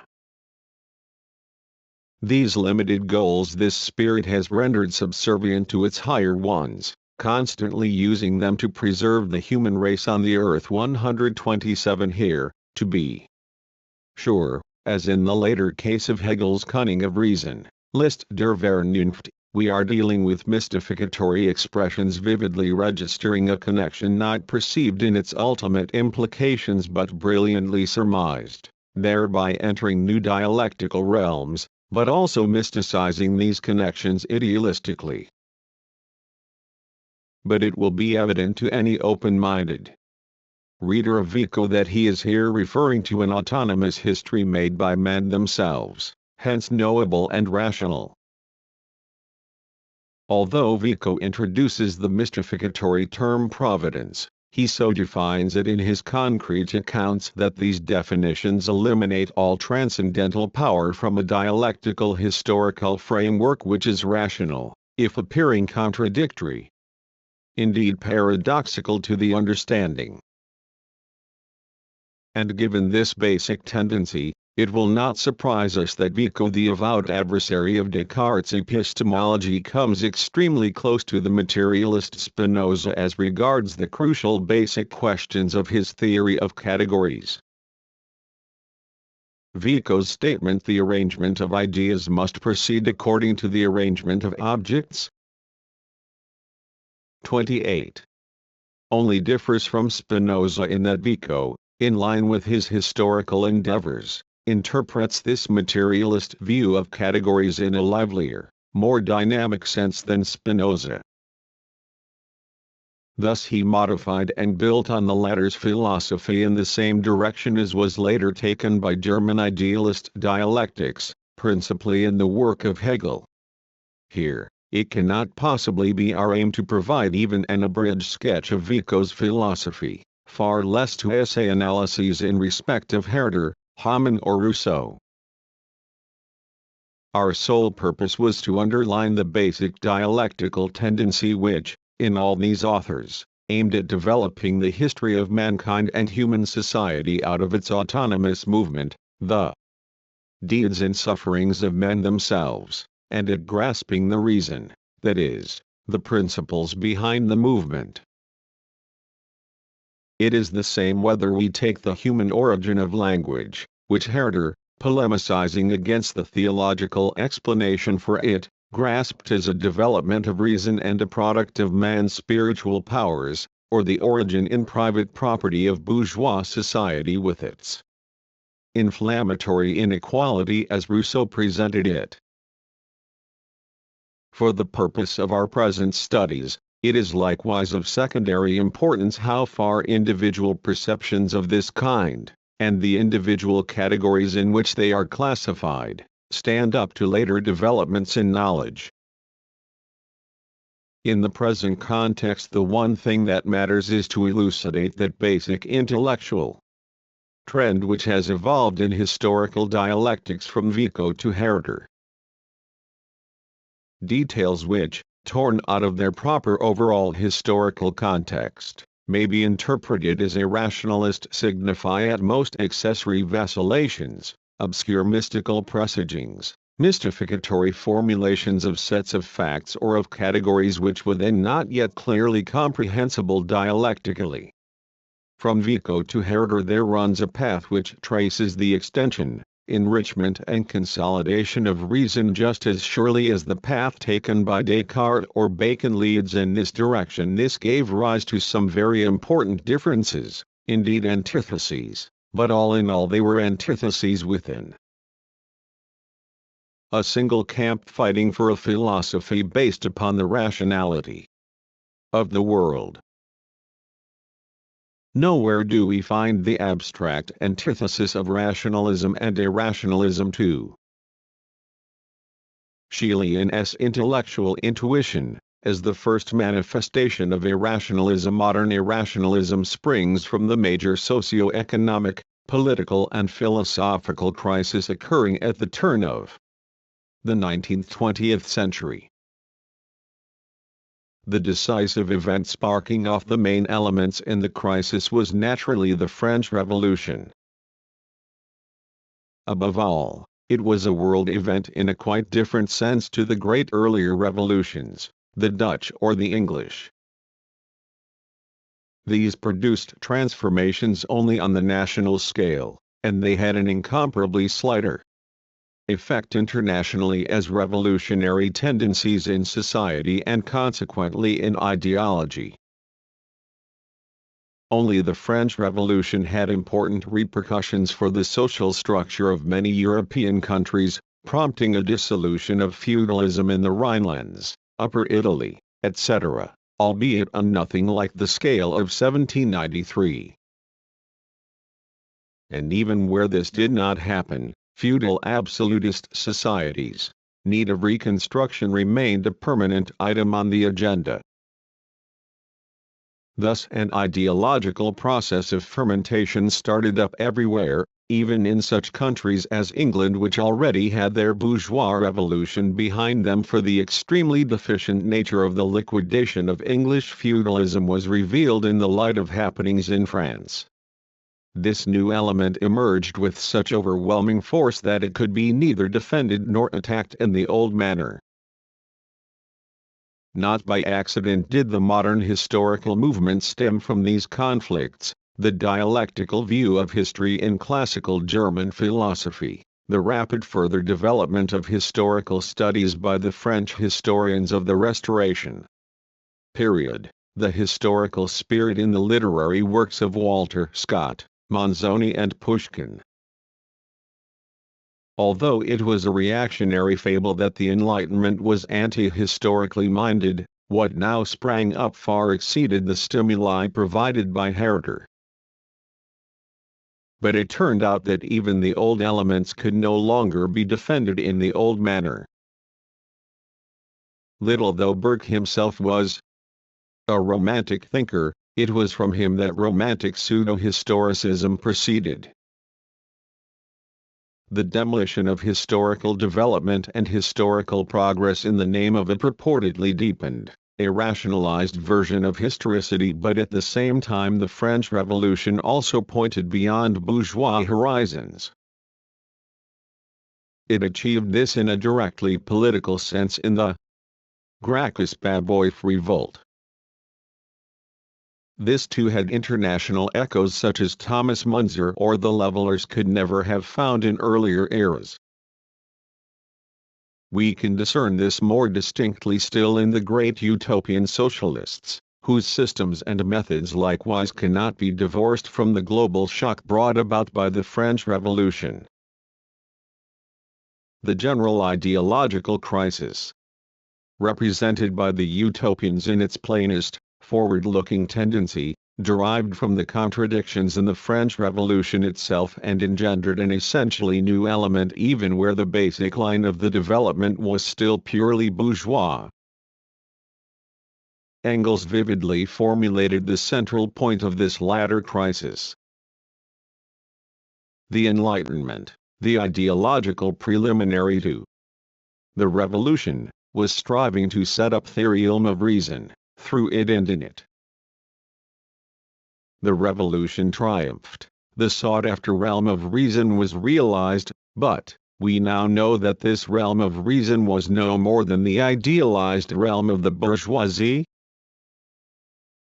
29 But this means that now, through the impact of concrete facts, the contradictions inherent in bourgeois society which cropped up in the prescient criticisms of many a member or contemporary of the Enlightenment from Mandeville and Ferguson to Linguet and Rousseau were shifted to the center of interest. The results of the Industrial Revolution in England further heightened the impact of these experiences, although the first major economic crises, best illustrating the contradictions in capitalism, did not break out until the second decade of the 19th century. All these facts signified for the ideological development chiefly that the contradictory character of bourgeois society, previously barely suspected, was now quite patently its universal central problem. Consequently, the philosophy of society became historical and dialectical in a totally different sense from ever before.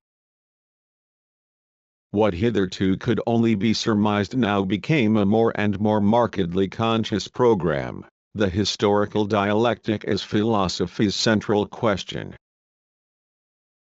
That was the basis of the significance of Hegelian philosophy. In its methodology, the question of the historical comprehension of revolution played a crucial part.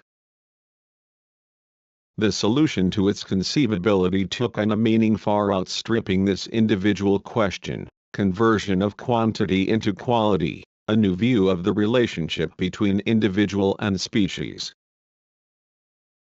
But these new facts also supplied right-wing criticism with a fresh basis from the Romantic movement and the historical law school. To Carlyle, there sprang up an entirely new line of defense for the old established and the pre-revolutionary age going back as far as the Middle Ages, one that was inseparable from the general irrationalizing of history. We can be sure that it was not by chance that the major crisis in natural scientific thinking went hand in hand with the social crisis. With the discovery of a whole series of new phenomena, mainly in the fields of chemistry and biology, the critique of mechanical metaphysical thinking came more and more firmly to the fore. It was sensed more and more distinctly that the thinking based solely on geometry and mechanics to which physics and astronomy in the 17th-18th century owed their successes was bound to fall down with regard to the new tasks and the comprehension of natural phenomena in their totality. This growth crisis in natural philosophical thought was not limited to problems of mere conceptualization. Here again, the historical mode of contemplation was starting to take hold. Consider the astronomical theories of Kant and Laplace, the discoveries of geology and paleontology, the beginnings of the theory of evolution, the incipient opposition to great mechanistic systematizers like Linnaeus and Cuvier. Consider Goethe, Geoffroy Saint Hilaire, Lamarck, and so on. Only in this context does the significance of German natural philosophy. Above all the young Schellings become intelligible, for it was here that the first attempt began to grasp these tendencies in a methodologically, philosophically uniform way. Here again it was the case that the dialectical contradictions appearing more and more clearly in the immense and constantly increasing factual material were no longer repudiated or surmounted in terms of formal logic. Instead, these very contradictions, their dialectical suspension and synthesis, etc., shifted to the center of the new dialectical method. Engels was careful not to appraise these natural philosophical theories and methods solely from the standpoint of their frequently absurd findings, as did nearly all natural scientists in the second half of the 19th century. He himself summarized his judgment as follows: the natural philosophers are related to conscious dialectical natural sciences are the utopians to modern 30. Communism. The great 17th century systems achieved an intellectual grasp of their new findings derived from this period's major discoveries by means of an, essentially, static geometric method. But now there began an attempt to interpret the pre-human and socio-human world as a uniform historical process. Spirit, the idealist central figure in this process, was at the same time viewed as a result of the process. Hence Schelling spoke of the genesis of philosophy as an odyssey of the spirit in which the mind, hitherto working unconsciously at its own achievement of awareness, now took possession of its home, its reality. In full awareness, it was this effort to master intellectually the basic problems of scientific progress after the French Revolution in the age of upheaval in the natural sciences which gave rise to Schelling's dialectical method. It tried to provide this enormous range of problems with philosophical answers and to raise philosophy to the level of the age.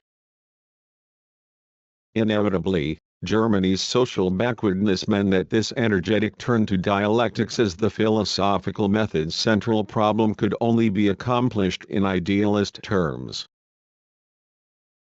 And it was no more fortuitous that this development occurred largely in Germany than that France took the lead in bourgeois philosophy in the 18th century, as did Russia from 1840. The pathos and determination behind such propositions and answers only made it a social fact of bourgeois thought that in a time of preparation for democratic revolution, it performed the ideological spade work for this revolution. But by virtue of the fact that the idealist, historically oriented dialectic was becoming the philosophical method of the progressive wing, philosophical reaction too now had to use other weapons. The English empiricism in Burke disappointed his German supporters as well in the long run. The need arose to go beyond Burke philosophically and to deepen his theories in an irrationalist fashion. There was a similar attitude towards official restoration thinkers in France. The trend towards dialectics dictated the whole philosophical tempo, determined the propositions and forced the reactionaries to distort the new philosophical principles. Thus, precisely in Germany, the philosophical rationale of modern irrationalism sprang up on the basis of the struggle for the new dialectic, in the counter-struggle initially, to be sure. This hostile relation between dialectics and irrationalism was extremely complicated for a start, ultimately homogeneous but not quite identical, hence mentally divisible dialectical tendencies are operative in nature or society, as the case may be. It was with the natural process that the young Schelling was largely occupied, although it appeared at first as if, starting thence, he was going to create a general theory of dialectics. The starting point of Hegel and the main emphasis in his dialectics were social ones, although the system he constructed also marks the philosophical climax of the dialectical method of natural philosophy. But often highly paradoxical complications occur elsewhere during this period. Granted, Oken evinces the most concrete progressiveness of the age in his dialectics of natural philosophy and was at the same time radical in his social, political and philosophical thinking. But Botter, for example, was already one of the chief Restoration and reactionary figures in philosophy and history, while sympathizing with the dialectical view of nature. There were often similar occurrences under Schelling's influence. The center of this ambiguity was the young Schelling himself. Its main source was his character. Marx wrote of him to Feuerbach in the 1840s, "Schelling's genuine to be charitable to our adversary youthful idea, for whose realization he had no tool but imagination, no energy other than vanity, no stimulant but opium, no other organ than the irritability of a feminine receptiveness." 32. This set of characteristics is only apparently paradoxical. It was just this disposition which predestined Schelling to be the initiator, the ambiguous initiator, of objective idealism. He began to tackle the task half unconsciously. Although he shared, in his youth, Hegel's and Hölderlin's enthusiasm for the French Revolution, his awareness of the philosophical extent of the social upheaval was very undeveloped.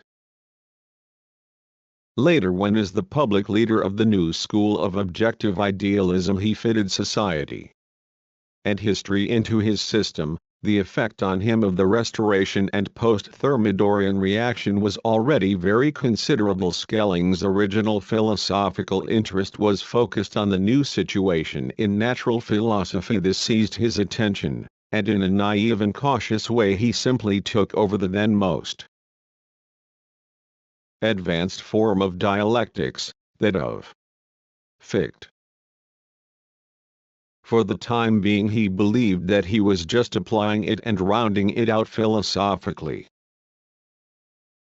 A natural philosophy's objective dialectics, he believed, could be reconciled with the principles of the science of knowledge. At first he did not see that the mere fact of a dialectic in nature already includes a principle of objectivity and is therefore irreconcilable, in principle, with Fichte's subjective dialectics. Fichte noticed at once that their ways parted at this point, and a correspondence started between Fichte and Schelling. But it was Hegel who drove Schelling further, leading him to break with subjective idealism, and it was Hegel who formulated the principles behind the break philosophically in this exchange. He rendered Schelling's own discoveries as far as was possible for him philosophically conscious to him, but they were never fully conscious. For even when he was working together with Hegel at Jena, there never dawned in Schelling a real awareness of the new dialectical method, but just this disposition of his, brilliant because it contained many an element of the future in embryo and unconsciously took many a step into the future, was capable of making him the first central figure in the new philosophy, of turning his initial activities into a center radiating to Goethe, Oken and Treviranus on the left, Botter and Gors on the right.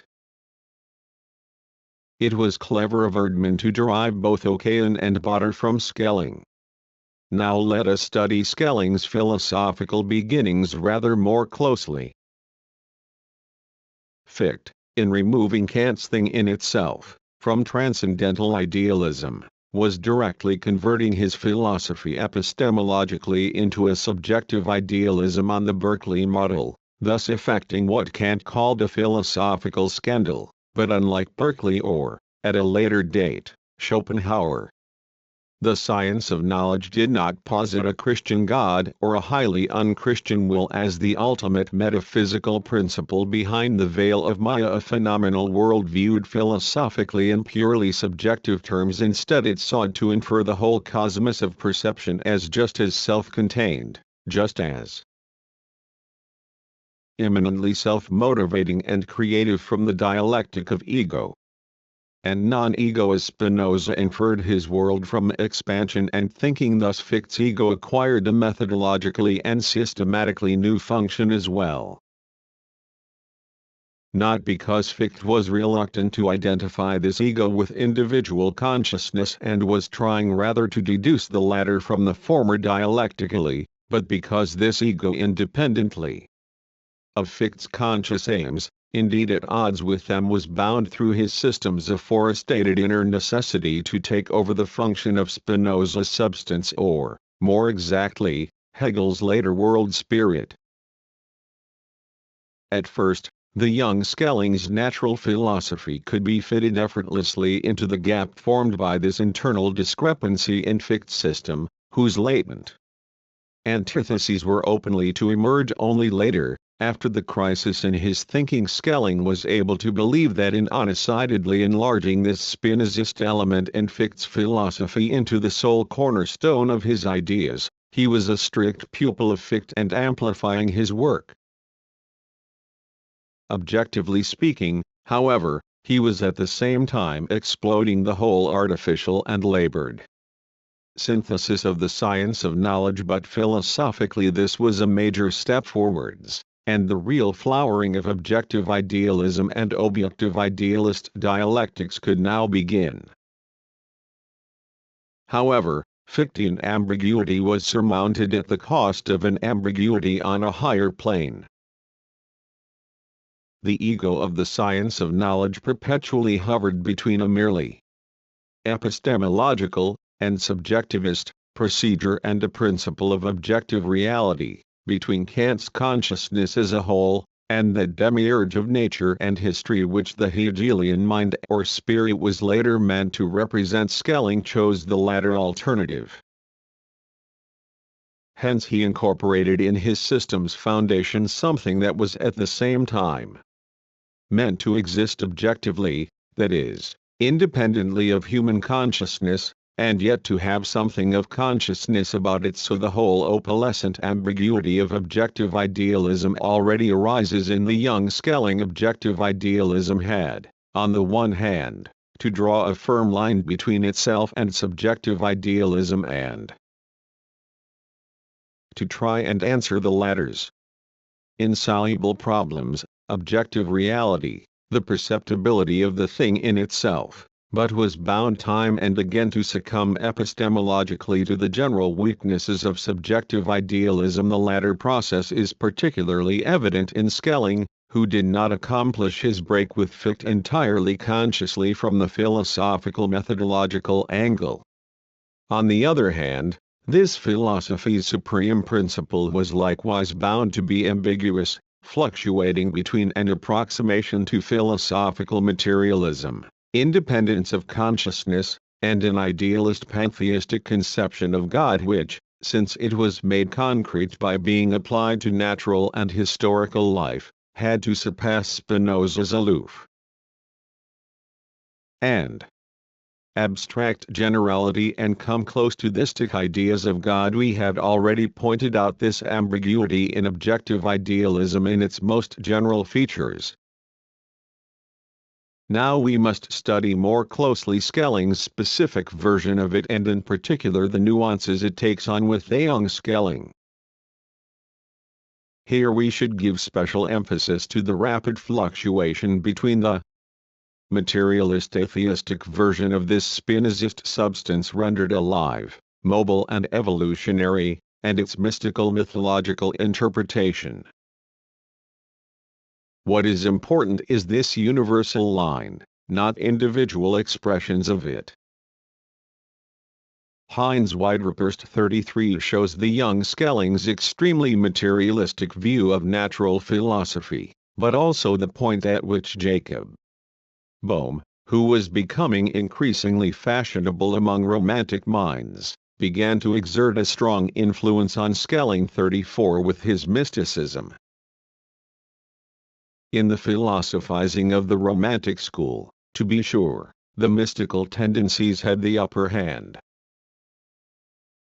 That the materialist ones also influenced the young Schelling is a feature peculiar to him. We shall see how inexorably the mystical tendency moved more and more to the center of Schelling's philosophy as well.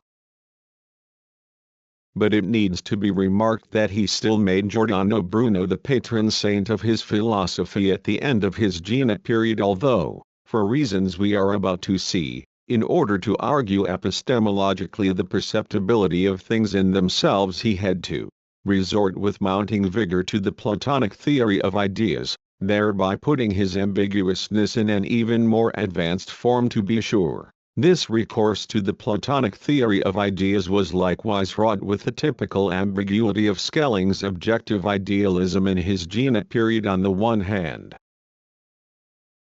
In sharp contrast to Kant and Fichte, he introduced the theory of reflection into transcendental philosophy, while on the other he produced a version of this doctrine that was extremely idealistic and spilled over into mysticism. Schelling's Jena period is characterized, therefore, by this intermediate position, always hovering somewhere between progressive and reactionary tendencies in objective idealism. Schelling, while in intimate contact with both Goethe's natural philosophy and the magical idealism of Novalis, stood between the two. Schelling's genuine youthful idea was centered upon the discovery and philosophical formulation of the dialectic in the process of natural development, as we have seen, the need to grasp the perception of nature dialectically, and thus to outstrip the mechanical metaphysical method of the 17th and 18th centuries, was a universal tendency in this period. In Kant's critique of judgment, this necessity received the formulation which had the greatest influence on German philosophy. Here Kant, in attempting to grasp the problems of life philosophically, hit upon the dialectic of possibility and reality, the whole and the part, the universal and the particular.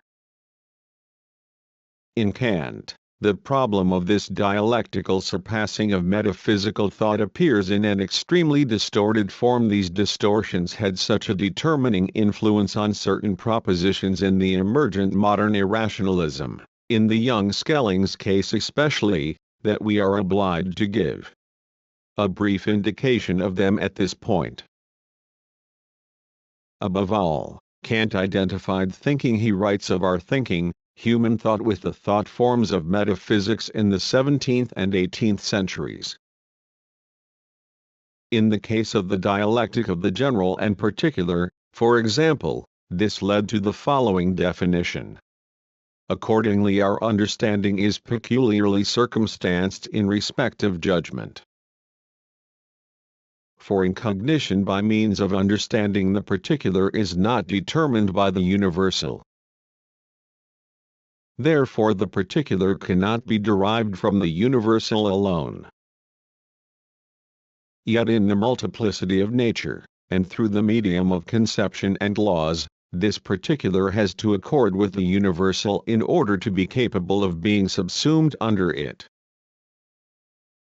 But under the circumstances mentioned, this accord must be very contingent and must exist without any determinate principle to guide our 35 judgment.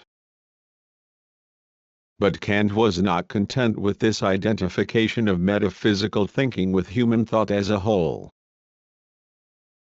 Instead, he described this too as discursive in rigid contrast to intuitive apprehension.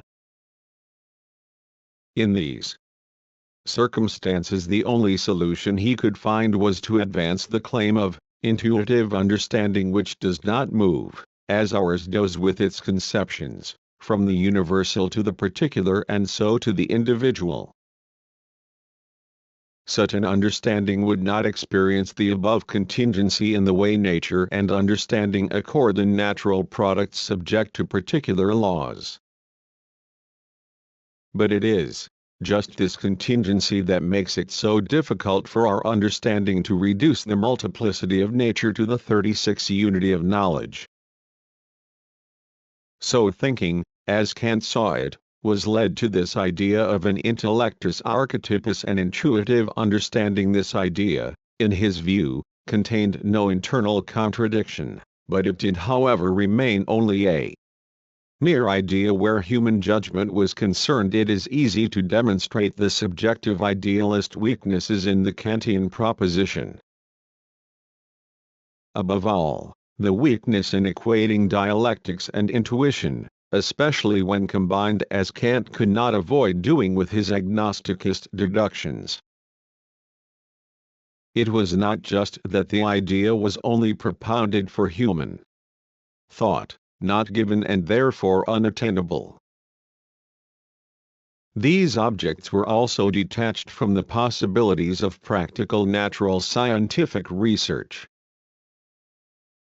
Kant expressly related this to the perceptibility of evolution in nature. It is absurd for men even to entertain any thought of so doing, or to hope that maybe another Newton may someday arise, to make intelligible to us even the genesis of but a blade of grass from natural laws that no design has ordered. 37 But the mere raising of this question strongly encouraged the theoretical and practical formulation of the dialectical problems. Goethe's reaction to this Kantian proposition is very characteristic. He showed his practical wisdom in silently brushing aside both a one-sided orientation to intuitive thinking and Kant's agnosticist pessimistic deductions with regard to the perspective of human knowledge of nature. All he perceived here was a fresh task, and one that was soluble. With direct regard to Kant's theory, Goethe said of his own praxis, "If I had ceaselessly hunted after that prototypical, typical element unconsciously at first and through an inner impulse, and if I had even succeeded in constructing a picture based on natural principles, then nothing could prevent me now from bravely undergoing the adventure of reason, as the sage of Königsberg himself calls it." 38 In both his natural philosophy and his aesthetics are full of concrete propositions and answers in which the dialectics postulated find practical expression without laying any weight on the Kantian antithesis of discursive and intuitive. With the young Schelling the situation is quite different. For him these famous paragraphs from the Critique of Judgment were not, as with Goethe, merely an inducement to go on strictly pursuing a path already taken, but the real, philosophical starting point in the battle simultaneously to overcome fixed subjective idealism and mechanical metaphysical thinking in natural philosophy to date. That is why the antithesis of discursive and intuitive plays a downright crucial role in Schelling's philosophy, his natural philosophy, whose basic problem was to surpass the mechanical metaphysical intuition of nature, tried to complete the change to dialectics in the form of an abrupt departure from the Enlightenment's simple categories of understanding. Hence it had to seek an organon of philosophical knowledge whose intrinsic nature guaranteed a differently disposed, qualitatively superior, dialectical stance to reality. The antithesis of discursive and intuitive, contrasted even more sharply but differently accented than it was with Kant, therefore shifted to the center of the young Schelling's epistemology, acquiring a shape which was effective for a long time in the form of intellectual intuition. It is perhaps striking, but very characteristic of Schelling, how he introduced and applied this central category of his early system almost without an argumentation. exactly what caused Kant's doubts about human reality and the possibility of realizing the intellectus archetypus, that is to say the very act of surpassing the limits of discursive thinking, metaphysical and governed by understanding, was the evidence for Schelling of intellectual intuition. The problem of dialectics was in the air in the Germany of the time. Dialectical beginnings were already rife in the transcendental philosophy of Kant and Fichte. Every attempt to make scientific headway with the period's major topical problems was bound to raise dialectical questions and to reveal the limitations of mechanical metaphysical thought. The young Schelling's best and most positive side was that he was repeatedly confronted with these contradictions in natural phenomena and simultaneously with the objectivity and unity of the process of nature, and that he stated his new insights into these even if they lacked an adequate scientific and philosophical foundation with great vigor, intrepidity and forthrightness. So the result was his departure from both Enlightenment philosophy and that of Kant and Fichte. He was divided from the former by the need for a radically new conceptualizing capable of expressing philosophically contradictoriness itself as the foundation of natural phenomena.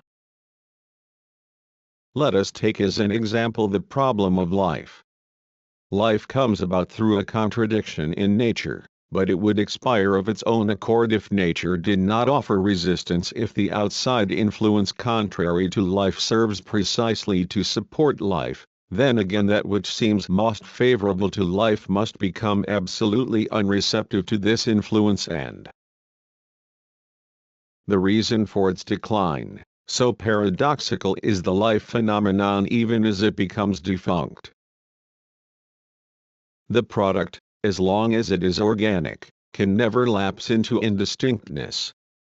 Death is a return to general indistinctness. The components extracted from the universal organism now return to it, and since life is nothing else but a heightened condition of ordinary natural forces, the product will succumb to the dominion of these forces once that condition has passed.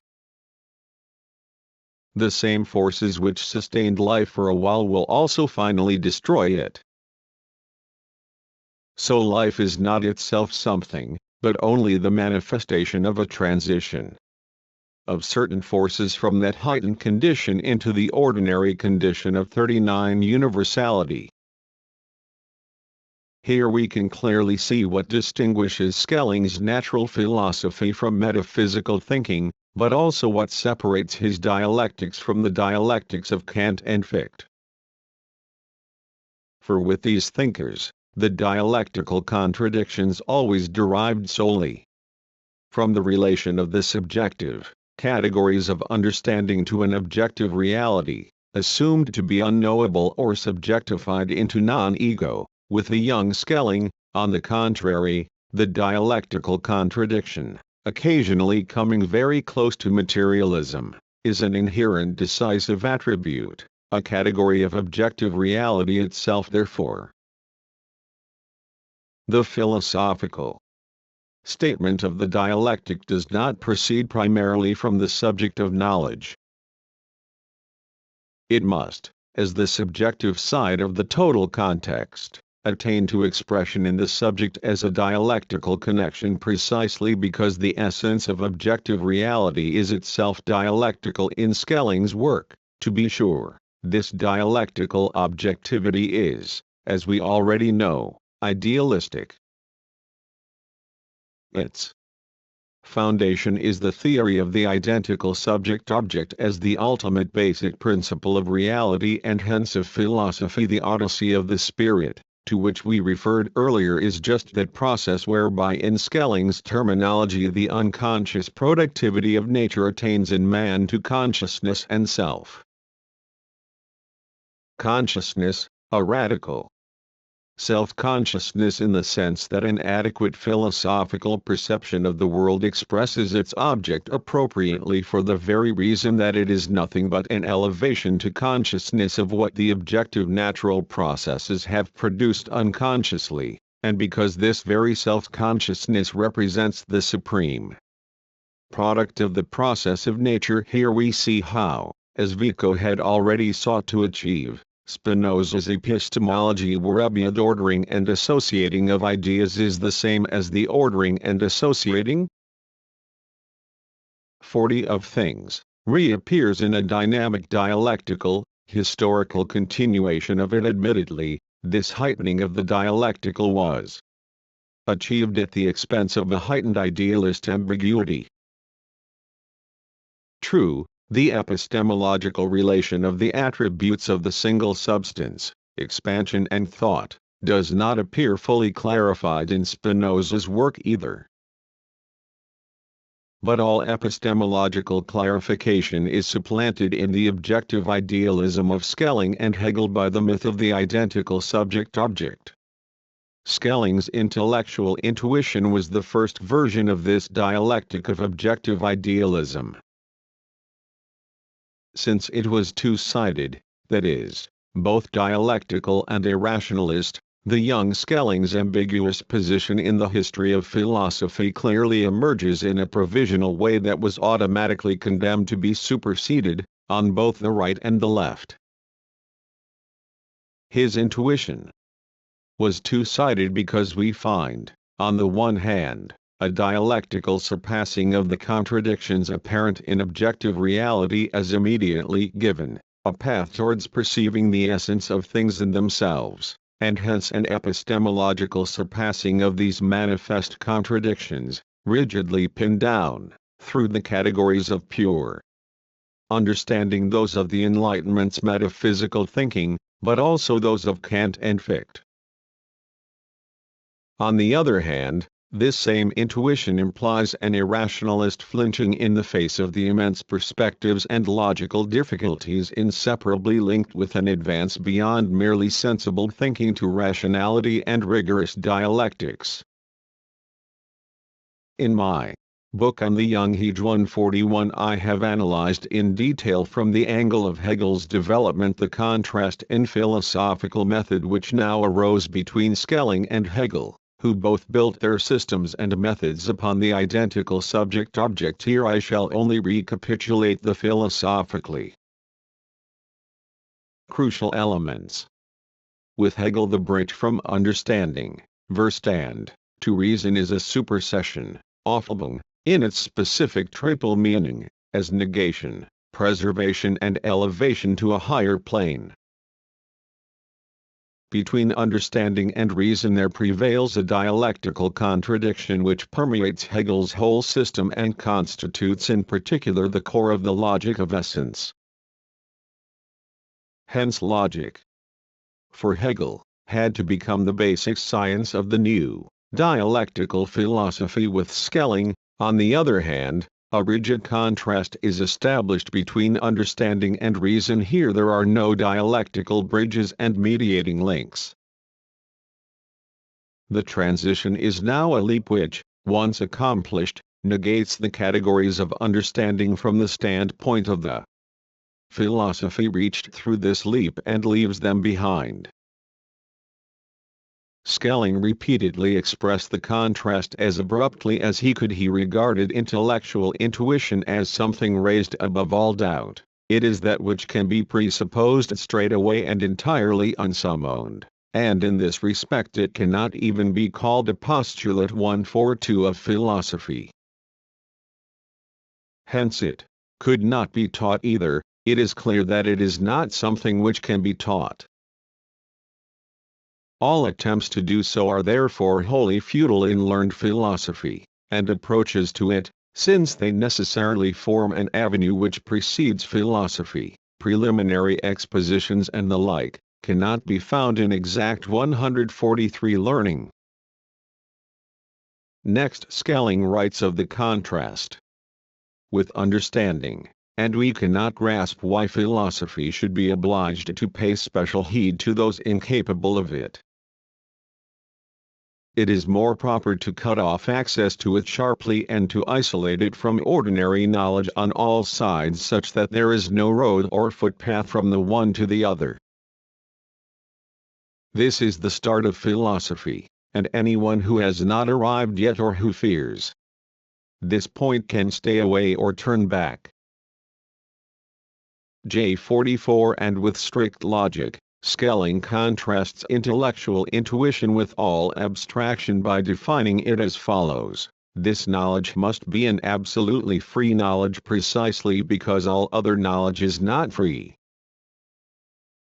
It must therefore be a knowledge not attained through proofs, conclusions or the mediation of any concepts at all, and thus altogether an intuition. Here we have a Model 145 example of how irrationalism arises out of the philosophical evasion of a dialectical question clearly posed by the age.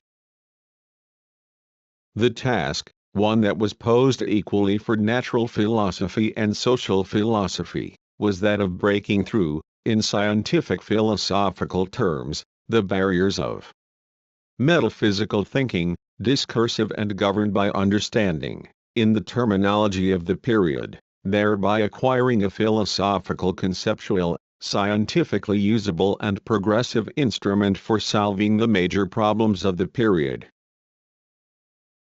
We have noted the importance of the steps which Schelling took in this direction. He surpassed the philosophical subjectivism of Kant and Fichte, albeit tentatively and not with philosophical conviction. In a series of important natural philosophical questions, he at least pressed those of objective dialectics by posing them in their most general abstract outlines.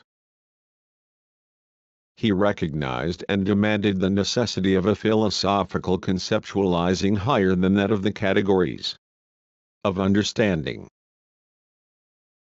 At first, to be sure, the escape into irrationalism came about with as little clear awareness of it on the philosophical level as that evinced when Schelling went beyond the subjectivism of the science of knowledge. And this at the crucial point with regard to the problem of the nature of the new science of dialectics, and of its philosophical relation to the contradictions of the conditions of understanding. This crucial point was the interpretation of the dialectic itself. Naturally, Schelling saw the difference and contrast between formal and dialectical logic, between metaphysical and dialectical thinking relatively clearly.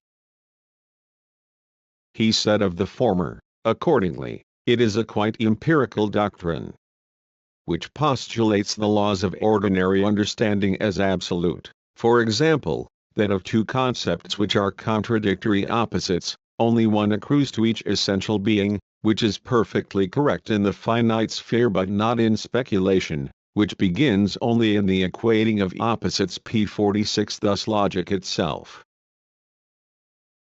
in its form up to then, was something purely empirical to him.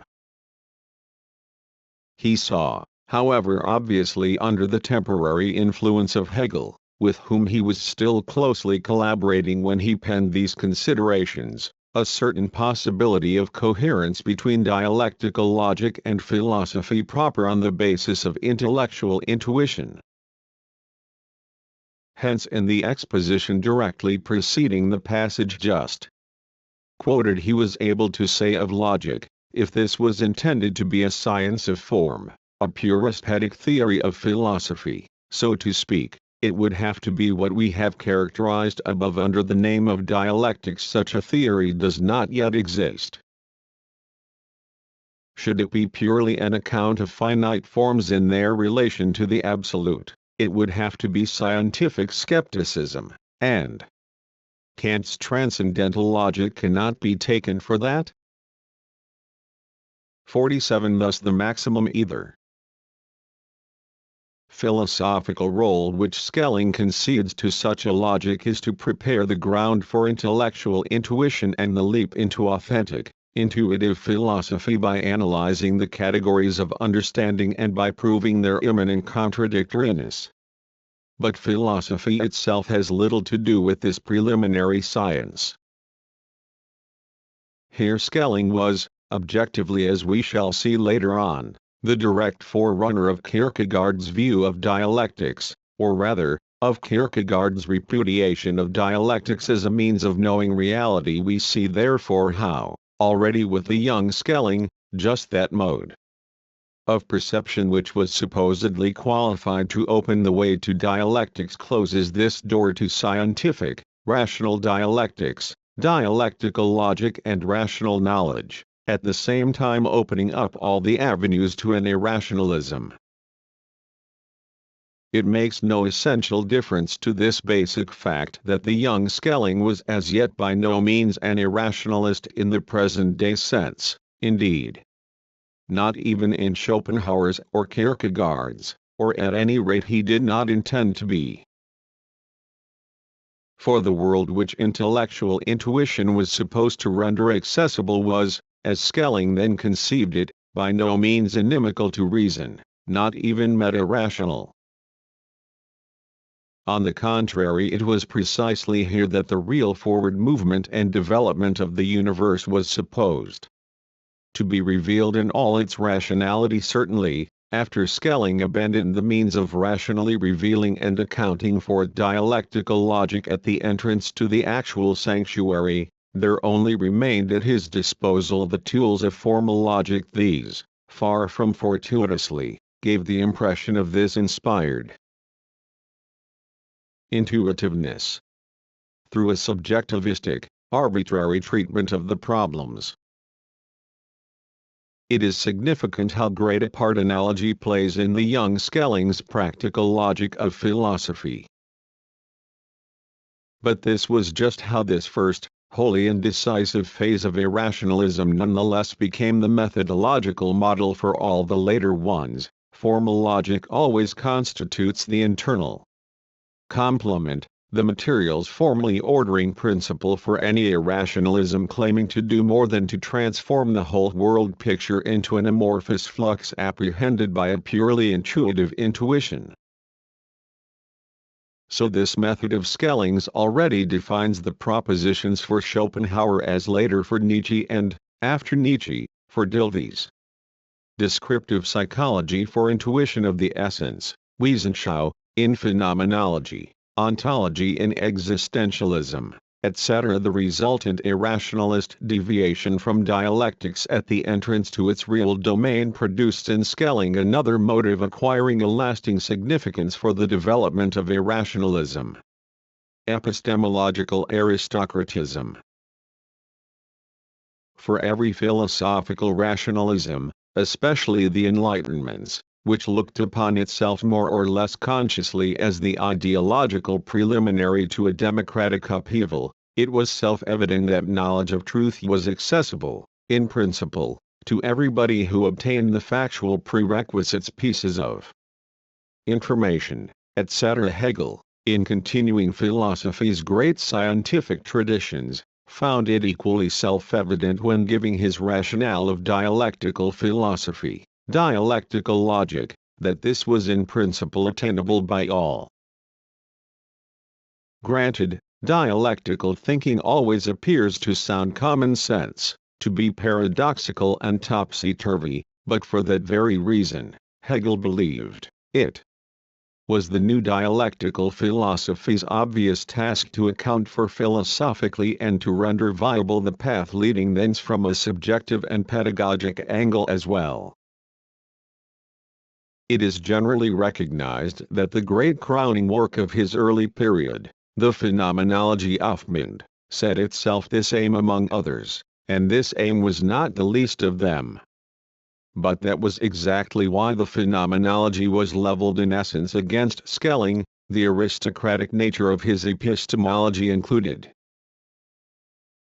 True, Schelling went as far as to concede that, what cannot be actually learned from philosophy but can be practiced under instruction is the art side of this discipline, or what we can really call dialectics. E48. But we already know that dialectics, with Schelling, could form at best a propedeutic to authentic philosophy because, however, this albeit negative connection existed. Schelling took it as proven that the dialectics too has a side from which it cannot be learned and that it rests on the creative faculty no less than what we might term the poetry of philosophy, in the original meaning of the word. 49. Thus insofar as the dialectic is really philosophical, going beyond Kant, it ceases to be something which may be learned by everyone. It goes without saying that this impossibility of essential knowing for everybody, the restriction to those chosen from birth, pertains to intellectual intuition itself to an even greater degree. Thus the new irrationalism was adopting, with bourgeois and secular overtones, an epistemological motive of most religious philosophies. Perception of the deity is only possible for those whom God has chosen. This outlook had already sprung up in prehistorical magic rites as the class prerogative of the priesthood. It dominated the Eastern religions, above all Brahmanism, and it was, with certain modifications, also prevalent in the Middle Ages.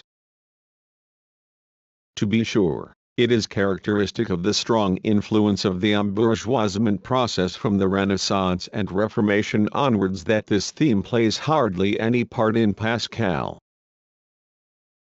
Even Jacobi, in spite of his aristocratic individualism, did not consider it important to make much of the aristocratic character of his intuitionism, immediate knowing. Only with the pseudo-historical, pseudo-dialectical philosophy of the Restoration period, and the reactionary backlash against Enlightenment philosophy which was the philosophy of the French Revolution, did aristocratism again begin to occupy a central place in epistemology. In Germany it was Franz von Baader who advocated this tendency with the greatest determination. Its Restoration character is far more plainly visible in him than in Schelling. Baader took up arms against the whole of philosophy since Descartes with the exclamation that it was absurd without God to wish to perceive God. 50. Perception against the will of what is perceived is bound to be an incomplete perception. And he drew this inference: not to begin philosophy with God is tantamount to repudiating God. Here, quite evidently, only a man whom God has chosen can perceive God. Philosophical knowledge is, according to Baader, the privilege of aristocratic savior figures chosen by God. Naturally the young Schelling's aristocratism was far less thoroughgoing, although we shall see how the remorseless logic of his development drove him closer and closer to Baader politically and socially too. Schelling in his Jena period did not yet overtly support a restoration, although again we shall see that the logic of his development made him the philosophical inspiration for Stahl's philosophy of right and the champion of Romantic reaction under Friedrich Wilhelm IV in the 1840s. But already in Jena, his aristocratic anti-Enlightenment philosophical tendencies were closely combined with reactionary political ones. His polemic against the Enlightenment philosophy of understanding was quite overtly anti-democratic. It quite openly opposed it for paving the way for the revolution. The elevation of common understanding to an arbiter in rational matters inevitably produces a autocracy, ruled by the mob, in the domain of the sciences, and with it, sooner or later, a general uprising by the mob. 151. To counter it, philosophy had to use its aristocratic veto if anything is capable of stemming the inrush whose mixing of higher and lower values has become more and more visible since even the mob has begun to write and every plebeian has promoted himself to the rank of a judge. Then it is philosophy, whose natural motto is the phrase odi profanum vulgus et artio, the foundations of the 152 completely reactionary turn can therefore already be found in the young Schelling as well. These early tendencies of his were further heightened by the manner in which, in contrast to Goethe, he anchored intellectual intuition philosophically in his system and method. Given Schelling's declarative manner and the abrupt, clear-cut separation from Everything conceptual, we can hardly speak of a philosophical rationale. Goethe interpreted the problem set by the Critique of Judgment, the problem of the new association of the universal and particular exceeding the simple laws of understanding, as a practical task for natural science in the light of philosophy. As a spontaneous dialectician, he established a whole series of such connections in reality, or began in his natural science at least to fathom them on a presentient basis. He could therefore commit himself with a philosophically clear conscience to the adventure of reason. For Hegel, the dialectic of the categories of understanding, which he called reflection determinants, produced those concrete logical bridges which could lead to solving this task. Here it is important to establish that the dialectical contradictions emerging in this way, spontaneously with Goethe, consciously with Hegel, no longer have anything to do with the Kantian antithesis of discursive and intuitive knowledge. These expressions never play any part in the mature Hegel's terminology. This was not so with Schelling. He accepted uncritically the Kantian opposition of discursive and intuitive, exceeding Kant in this respect only inasmuch as he affirmed, at least for the chosen few, the philosophical geniuses, the realizability of intuitive perception for human consciousness, which Kant denied. From this position, he was forced into somehow demonstrating the possibility of the reality of intellectual intuition for human consciousness.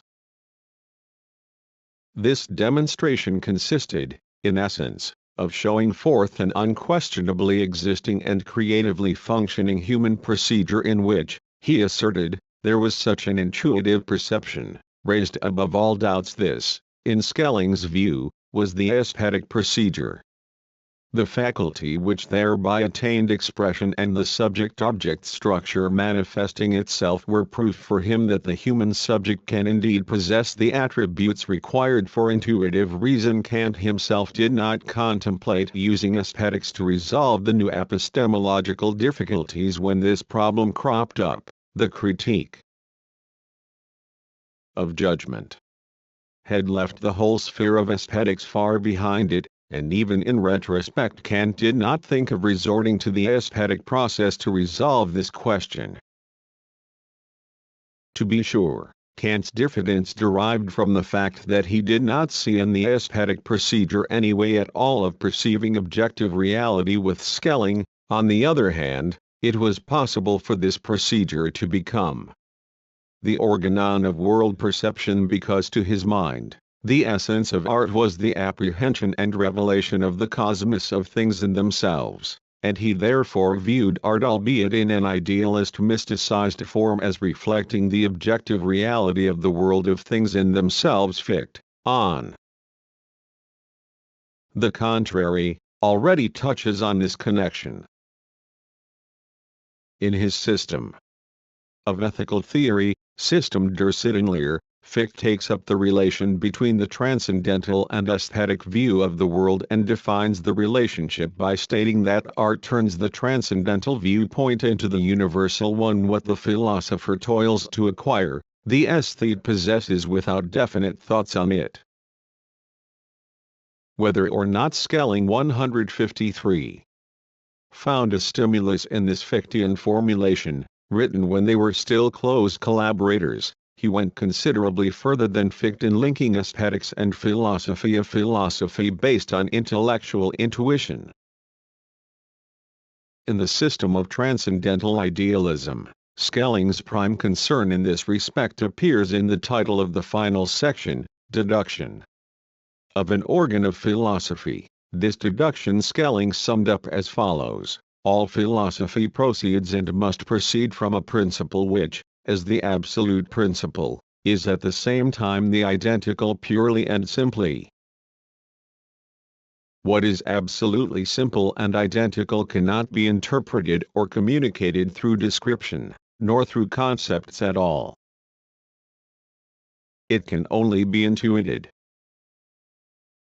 Such an intuition is the organ of all philosophy, but this intuition, which is an intellectual and not a sensory one, and which has for its object not the objective or the subjective but the absolutely identical, in itself neither subjective nor objective, is itself merely an inner one which cannot become objective again.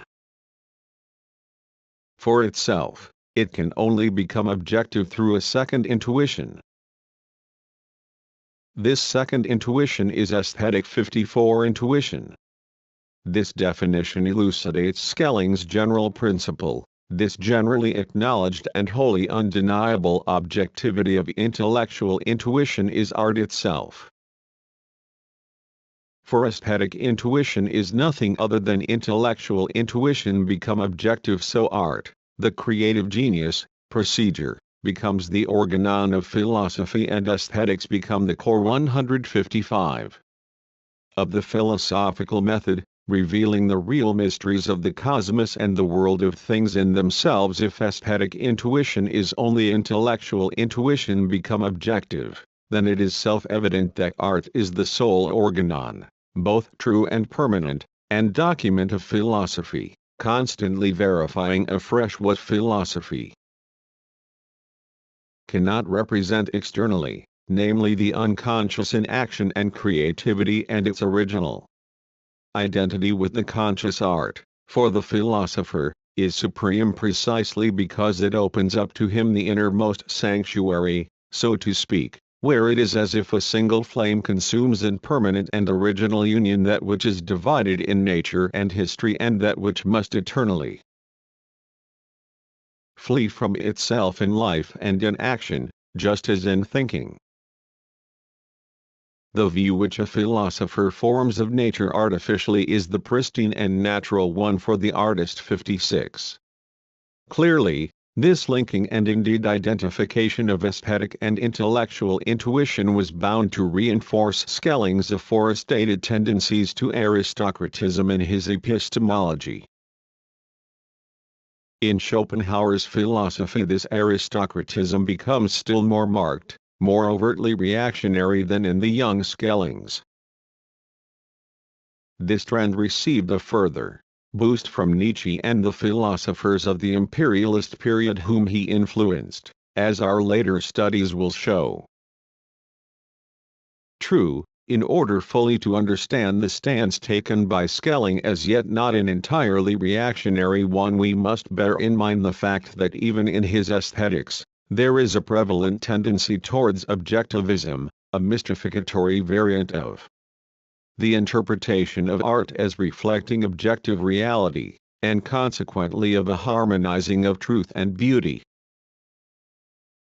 Such endeavors throw the chief line of his aesthetics in very sharp relief to Schopenhauer's and, even more so, to that pursued in the imperialist period. Schelling's argumentation of the objectivity of art may have been extremely mystical. We have already mentioned that he repeatedly harks back in this period, in aesthetics especially, to the Platonic theory of ideas. His arguments may often have invoked God and deduced in God's name the objectivity of art, the identity of truth and beauty. Nonetheless, an orientation towards the reflection theory is still there and indeed central to his rationale of aesthetics, and so in this area Schelling really did surpass the subjective idealism of Kant and Fichte. Thus he states, the true construction of art is representation of its forms as forms of things as they are in themselves or as they are in the absolute. Accordingly the forms of art too, since they are the forms of beautiful things, are forms of things as they are in God or in themselves, and since all construction is representation of things in the absolute, so is the construction of art, and especially representation of its forms, as forms of things as they are in the absolute. This statement completes the construction of the general idea of art, for art is demonstrated to be a real representation of forms of things as they are in themselves, of forms of the 57 archetypes. Therefore, to be sure, this Platonic and mystical version of the reflection of things in themselves in art had extremely important consequences for the young Schelling's whole philosophy. We cannot take the mysticizings away from it in order to reach the rational core. Here the connection between mysticism and the tendency to concrete perception is far more intimate than in Hegel's logic. Above all, as we have seen in Schelling's expositions, the organon of philosophy which he finally located entailed the method of constructing the universe, that is to say the method of arbitrarily fitting heterogeneous phenomena together with the aid of mere analogies. Indeed, this method is visible right from the start of Schelling's career. But the discovery of art as the organon of philosophy led to its becoming heightened, further generalized and completely rigid. Here again Schelling foreshadowed the later irrationalism. After all, intuition as the organon of philosophy can only function and register a substantial pseudo-image of the world if there is a methodological underpinning of the arbitrary fitting together of objects. Where Schelling's own development is concerned, the methodological construction of philosophy we have outlined, with such an organon as its basis and the foundation and guarantee of intellectual intuition, became of great moment. As long as this organon was aesthetics, he could somehow sustain the general ambiguity of his objective idealism, the bobbing to and fro between a God-saturated mysticism and a pantheism which occasionally even shows materialist features. Even the term God could fluctuate between its usage in Giordano Bruno or Spinoza and its religious and mystical connotations for an art, as much as in natural philosophy, one is dealing with objects and the objectiveness of the real world, and however much a philosophical or aesthetic comprehension of it may deteriorate into arbitrary construction, the orientation was still in part at least to objective reality itself. 3. Schelling's later philoso. This ambiguity with which all objective idealism is bound to be fraught promptly ceases, however, once a shift occurs in the view of the organon, and there disappears with it all Schelling's relatively progressive, distortedly progressive tendencies, all traces of his genuine youthful idea. This happened almost immediately after he left Jena and moved to Würzburg, when he forfeited the direct influence of intercourse with Goethe and Hegel, and his supporters and pupils, the majority of whom were overt reactionaries, began to exert a direct influence over him. Very soon afterwards he published Philosophy and Religion, which marked a decisive change in his career and the start of his second, unequivocally reactionary period. This change consisted merely in the fact that it was now religion and no longer art that was the organon of philosophy. The immediate cause of it was external and indeed subaltern.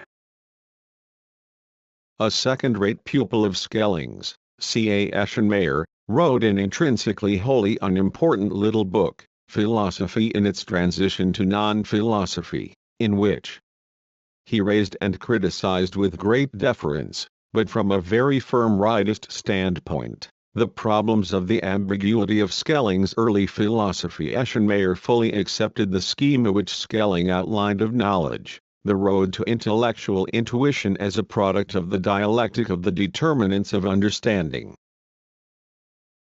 Where his doubts and critical misgivings set in was in that area of reality that intellectual intuition was supposed to master. As we have noted, Schelling's ambiguity lay in the fact that, on the one hand, he attempted to purge the organon of philosophy of all conceptual elements, all traces of reflection and understanding, while on the other, he wanted to lay down this area as one of knowledge. Eschenmayer, in a naive and radical way, thought Schelling's method through to a conclusion. Therefore, as far as knowledge reaches, speculation reaches also, but knowledge is only extinguished in the absolute where it becomes identical with what is perceived, and this is also the culminating point for speculation. Hence what lies beyond this point can no longer be an act of perception, but oppressing or devotion, and act. What lies beyond all imagining, all concepts and ideas, and indeed beyond speculation is something which devotion apprehends, namely the divinity, and this power is the quality of bliss, which is infinitely higher than the eternal. 58. However primitive Eschenmayer's thinking, it is nonetheless evident that he drew all the consequences from the supraconceptual nature of Schellingian speculation. If speculation and dialectics form only the threshold, the preamble to intellectual intuition, and are extinguished in it, knowledge will thereby come to revoke itself, eliminating itself in order to enter the realm of the beyond, of faith, devotion, and prayer. Philosophy is only a preliminary to non-philosophy.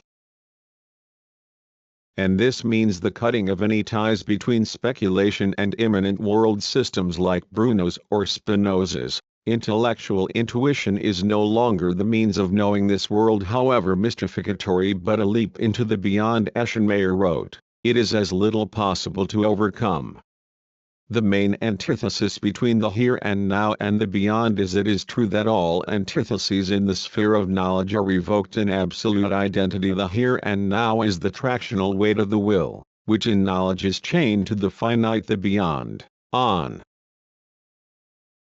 the contrary, implies the freedom of all directions and the immortal life of genius." Y59. However much Eschenmayer accepted the terminology of Schelling's early philosophy, what he was formulating here was the unconditional surrender of thought to religion. Polemically, it was not hard for Schelling to refute Eschenmayer's naive and primitive arguments and, outwardly, to defend his earlier positions.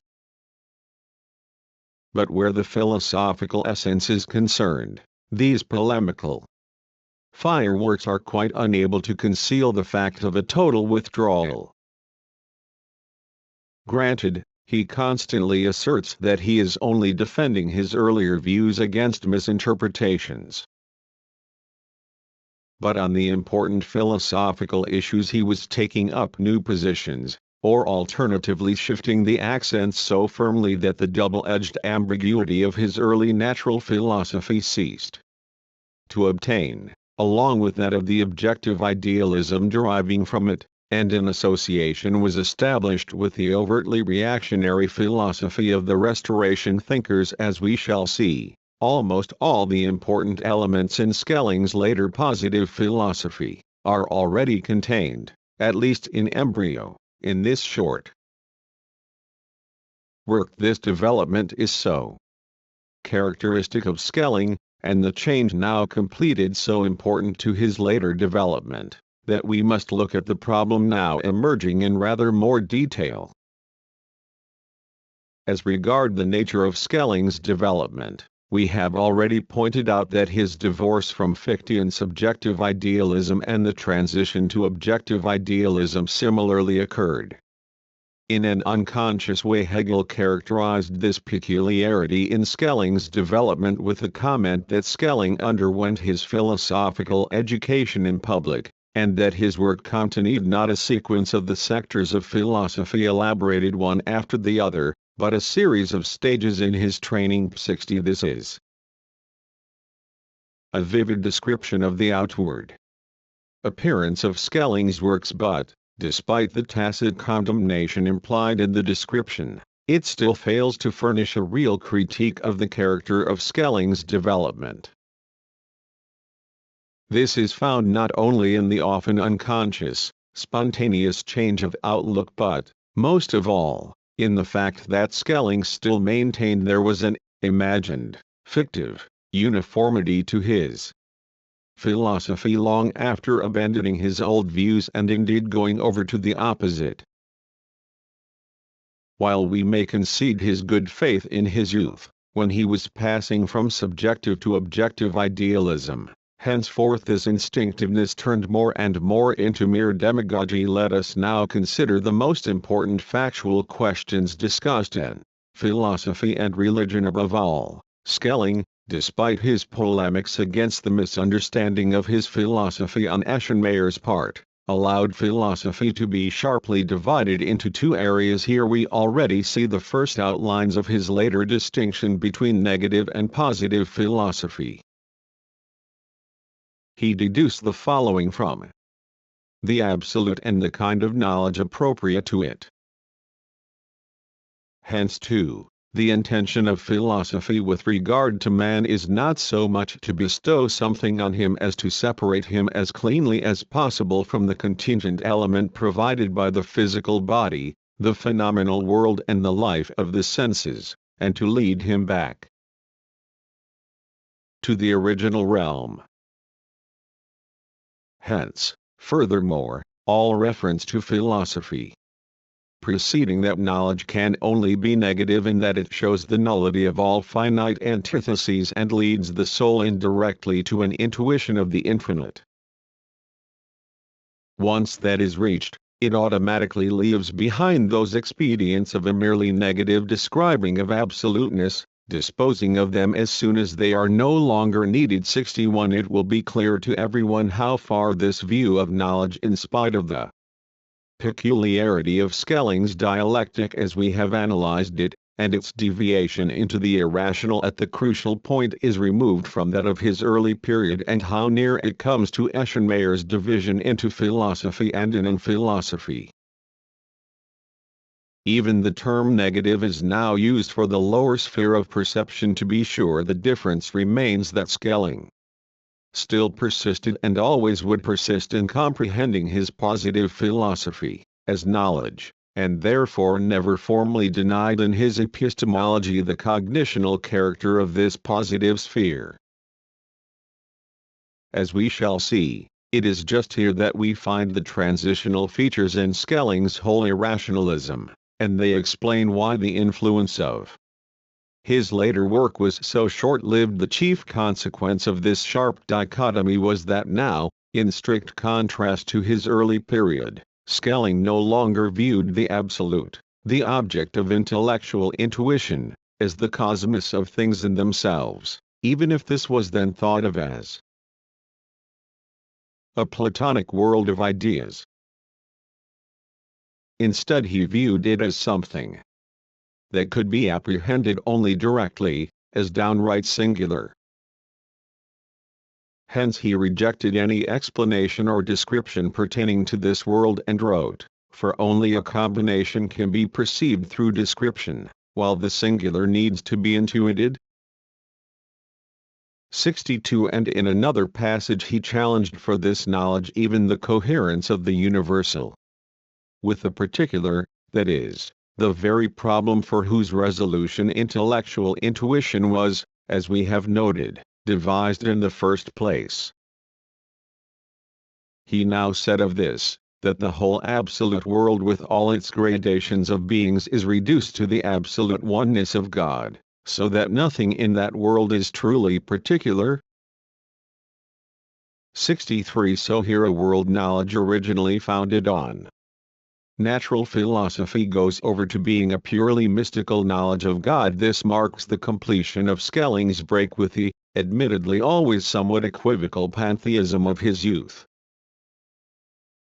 If previously he had striven to verify, to historicize in a dynamic dialectical way Spinoza's principle of Deus sive natura, he now laid down a sharp, unbridgeable duality between the absolute and the real, God and the world, which could only be linked through a leap. In short, there is no permanent bridge from the absolute to the real, and the origin of the sensory world can only be conceived as a complete breakaway from absoluteness, through a leap. 64. And now, significantly, Schelling's speculation promptly entered a wholly mystical channel by imagining the origin of the sensory world no longer as evolution or even creation, but as a fall from God. In itself, this would affect us no more than the difference, for Lenin, between a green devil and a yellow one, were it not that Schelling's conception also implied a sharp break with the idea of evolution in natural philosophy. At the end of this treatise he denies the evolution of man from the animal to the human state, the great dialectical conjecture by Goethe and Hegel, which also played a decisive role in the beginnings of natural philosophy and the Odyssey of the Spirit, just as the whole world, in a grotesquely mystical fashion, was deemed to originate in a fall from God. So now the extremely crepuscular frontier of known history already evinces, according to Schelling, a culture that had sunk from an earlier height and disfigured remnants of earlier science, symbols whose meaning seems to 165 have been long forgotten.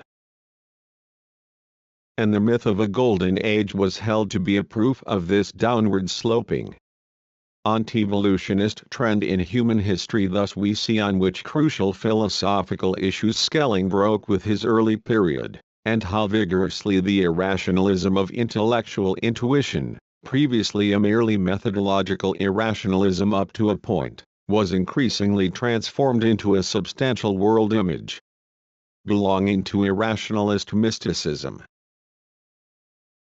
This change is also expressed in the fact that, whereas in the pre-Jena and Jena period natural philosophy stood at the center of Schelling's thinking and all other philosophical fields, except for aesthetics, were only included so to speak as systematic supplements, the philosophical treatment of the problems of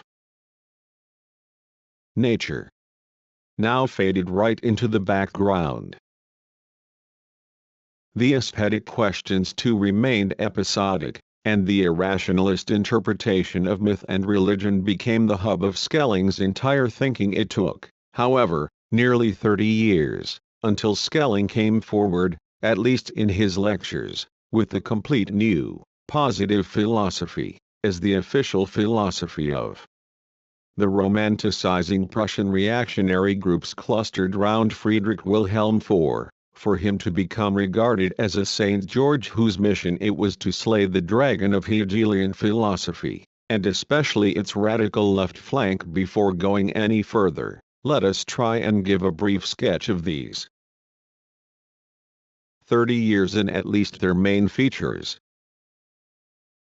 Here the stages in the inner development of Schelling's philosophy itself matter far less than the change in the objective social situation in Germany and the change of fronts it evoked in the philosophical conflicts.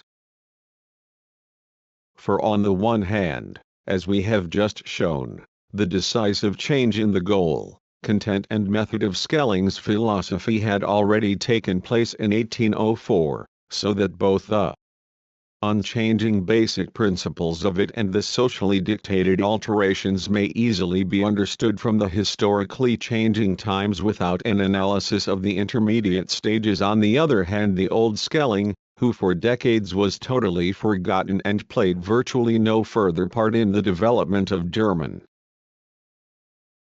philosophy, owed his episodic and temporary central position in the philosophical conflicts to just this change in Germany's objective social evolution. Philosophy and religion appeared before the completion of Hegel's phenomenology of them, and without question that book's attack on intellectual intuition also applied to this new version of it, chiefly the association of singleness with the concept of the absolute, and above all the whole conception of intellectual intuition in general and the analogizing method of construction which followed from it.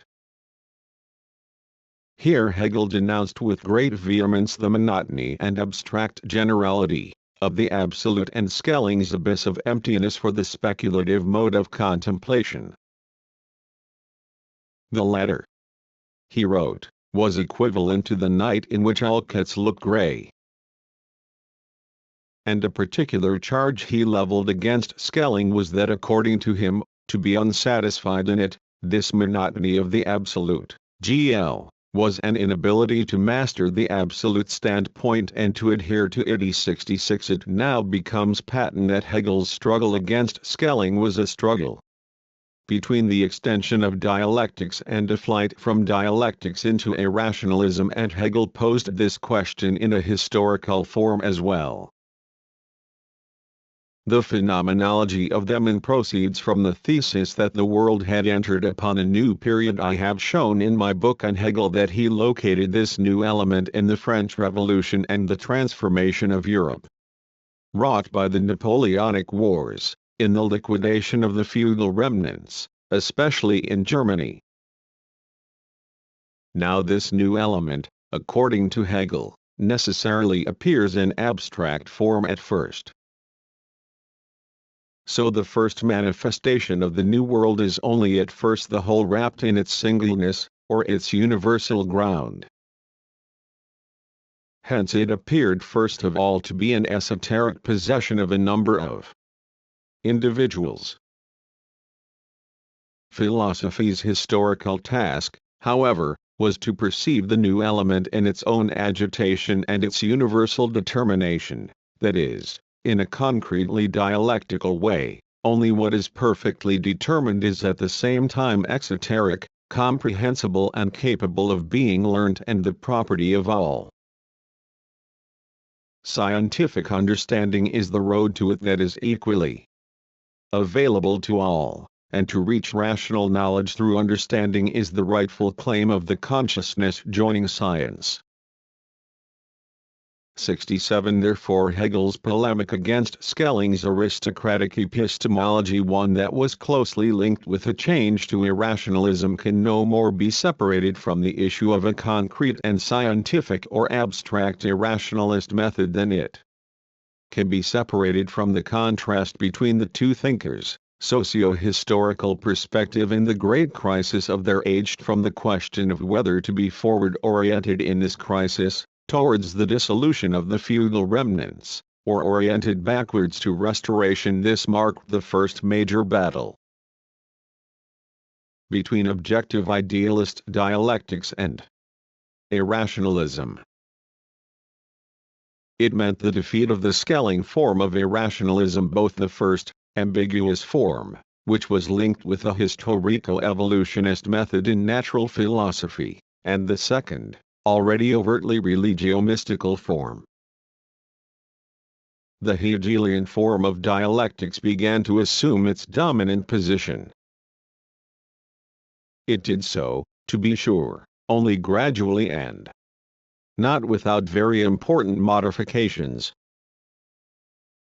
For with the fall of Napoleon and with the rule of the Holy Alliance, the young Hegel's energetically forward-pointing, futuristic perspective, which saw in the contemporary period the start of a new era in human history, likewise entered a crisis.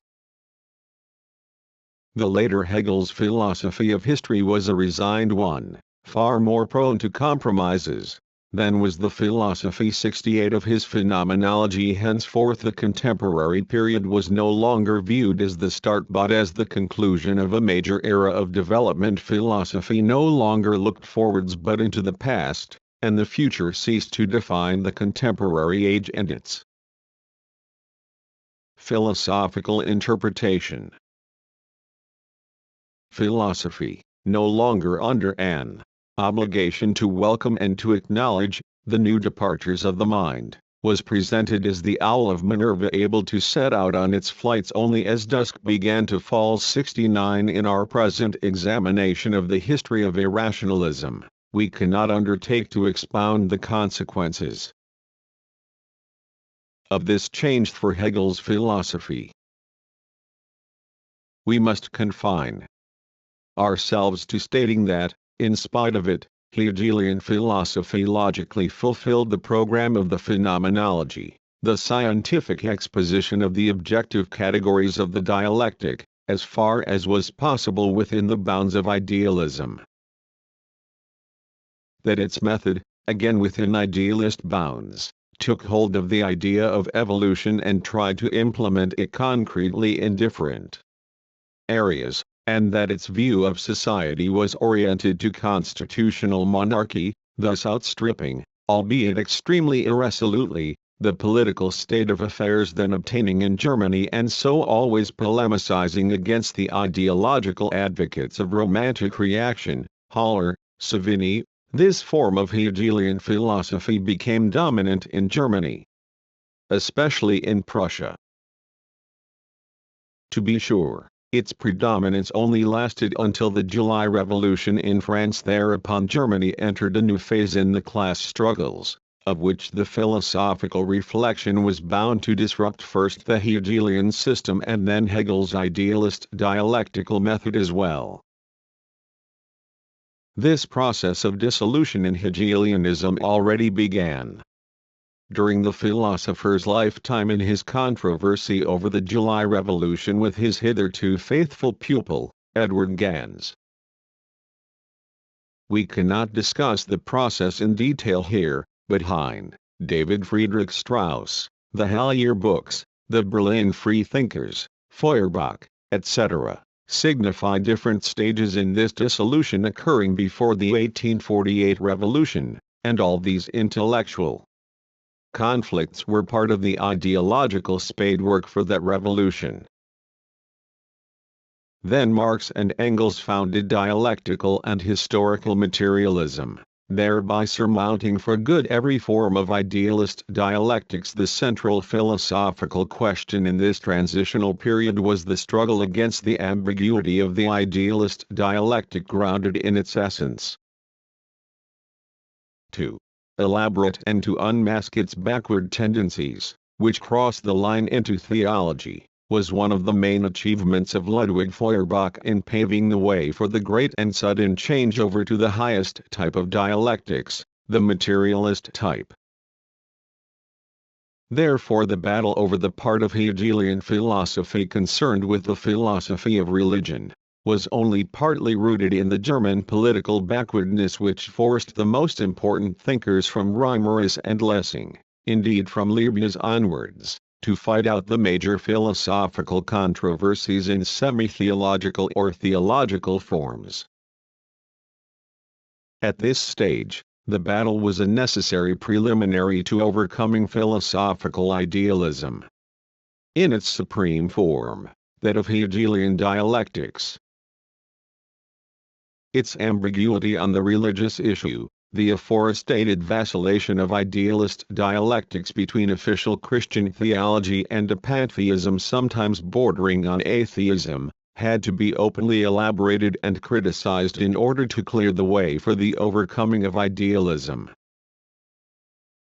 In this process, with Feuerbach, for example, there may have been a temporary loss of some valuable dialectical elements whose progressive conjectures only dialectical materialism subsequently raised to a scientific plane, but the surpassing of Hegel in this respect was very closely connected with the social necessity of advancing, politically, beyond Hegelian philosophy of right, philosophy of society and so forth. So for all the bourgeois limitations, the ideological eccentricities and muddle-headedness of the leading radical young Hegelians, the dissolution of Hegelianism still created for Germany an ideological basis for the ultra-leftist bourgeois Democrats' struggle on the eve of the democratic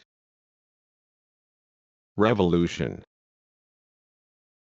The campaign against Hegel and Hegelianism as viewed from the democratic angle necessitated the summoning of Schelling to Berlin on the part of the Prussian reactionaries, with Friedrich Wilhelm IV at their head. Here it makes no difference how far Schelling himself was clear about the situation, and how far he thought that he was only going into battle against Hegel, who had pushed his own philosophy into the background. What matter are the ideological needs he had to fulfill in the social context? We have the following factors to consider. Restoration ideology was striving for a return to the pre-revolutionary ancient regime, and indeed many of its spokesmen even envisaged a return to the Middle Ages. Novelists provided the clearest expression of this tendency in Germany with the essay Christendom or Europe. But the more lucid and resolute the outward formulation, the more confused it becomes inwardly and intrinsically, because then the gap between ideology and the social reality becomes all the more unbridgeable. For inwardly, the reign of the remnants of feudalism in France before the Revolution was so badly shaken that French society around 1789 was far removed from a genuine feudalism, let alone feudalism as idealized a la novelis. While it was the feudal leftovers that dictated the necessity of the revolution, it was at the same time their decomposition and the continual growth of capitalist elements that produce the objective impossibility of a return to the old state of affairs despite all the Holy Alliance's desperate efforts to restore or else to preserve pre-revolutionary political conditions. The rapid capitalization of Europe was inexorably advancing with all its ideological and political consequences, and during Restoration rule. Also it came into continual, increasingly acute conflict with that rule's official politics and ideology. Balzac was the great historian in France of this process, in which the power of money triumphed over all aristocratic facades and the isolated persons who took Restoration ideology seriously became tragicomic knights of the doleful countenance. This conflict also determined Restoration philosophy in Germany, although of course here the capitalization process advanced far more slowly than in France, thus allowing such examples of the fanatical narrow-minded reactionary or unscrupulous corruptible speculator as Gors or Adam Mueller a far louder and more effective say.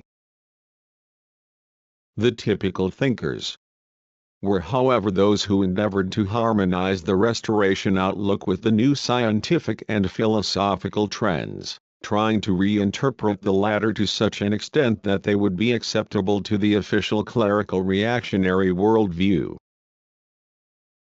Such efforts can be already noticed in Schelling himself. But the most important such figure in Germany philosophy during that age was Franz von Baader. From our standpoint, the most important thing about him is that he unmasked from a rightist angle objective idealism's ambiguity on the question of religion, always bringing to light the latent godless tendencies. Such forms of denunciation we had already observed in Jacobi, but Jacobi countered philosophical atheism not with a concrete religion but only with his own vapid and abstract immediate knowing. So Schelling under Restoration conditions could easily ward off his attack. Here Baader always had a concrete religiosity as an answer. The essence of his philosophy, as we have previously intimated, was to arrange the results of the development from Kant to Hegel in such a way that their atheistic and revolutionary elements were eliminated and a philosophy arose on this basis that was acceptable both to scholars and the orthodox reactionaries. Thus he accused fictive atheism on account of the autonomy of his ego. Thus he saw a materialism in Hegel's view of matter as an externalization of the mind, God. 70. It is particularly important in this context that in specific newly discovered natural phenomena such as galvanism, animal magnetism, etc., Baader saw forces which dealt the coup de grace, as it were, to the mechanistic natural phenomena dominant since Descartes. And since his chief polemic was directed against Enlightenment psychology, ethics and political theory, he so summed up his standpoint as almost to sound like a modern Jeans or Eddington: the dispiriting Entgeistung of one's own soul was already thought to be finished, and the objective proof and guarantee of this self-derailment to be located in external nature.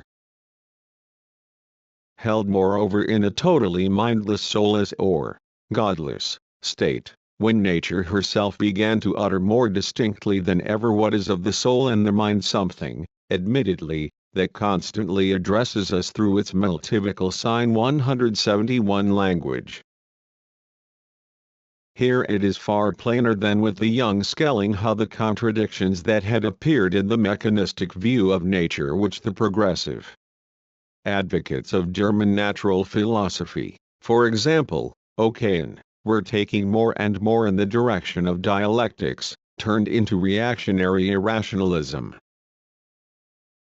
In the interests of a reactionary worldview, the failure of mechanistic concept forming and the fresh problems this was unable to solve were reinterpreted as revelations of a supra-rationality in natural phenomena as well.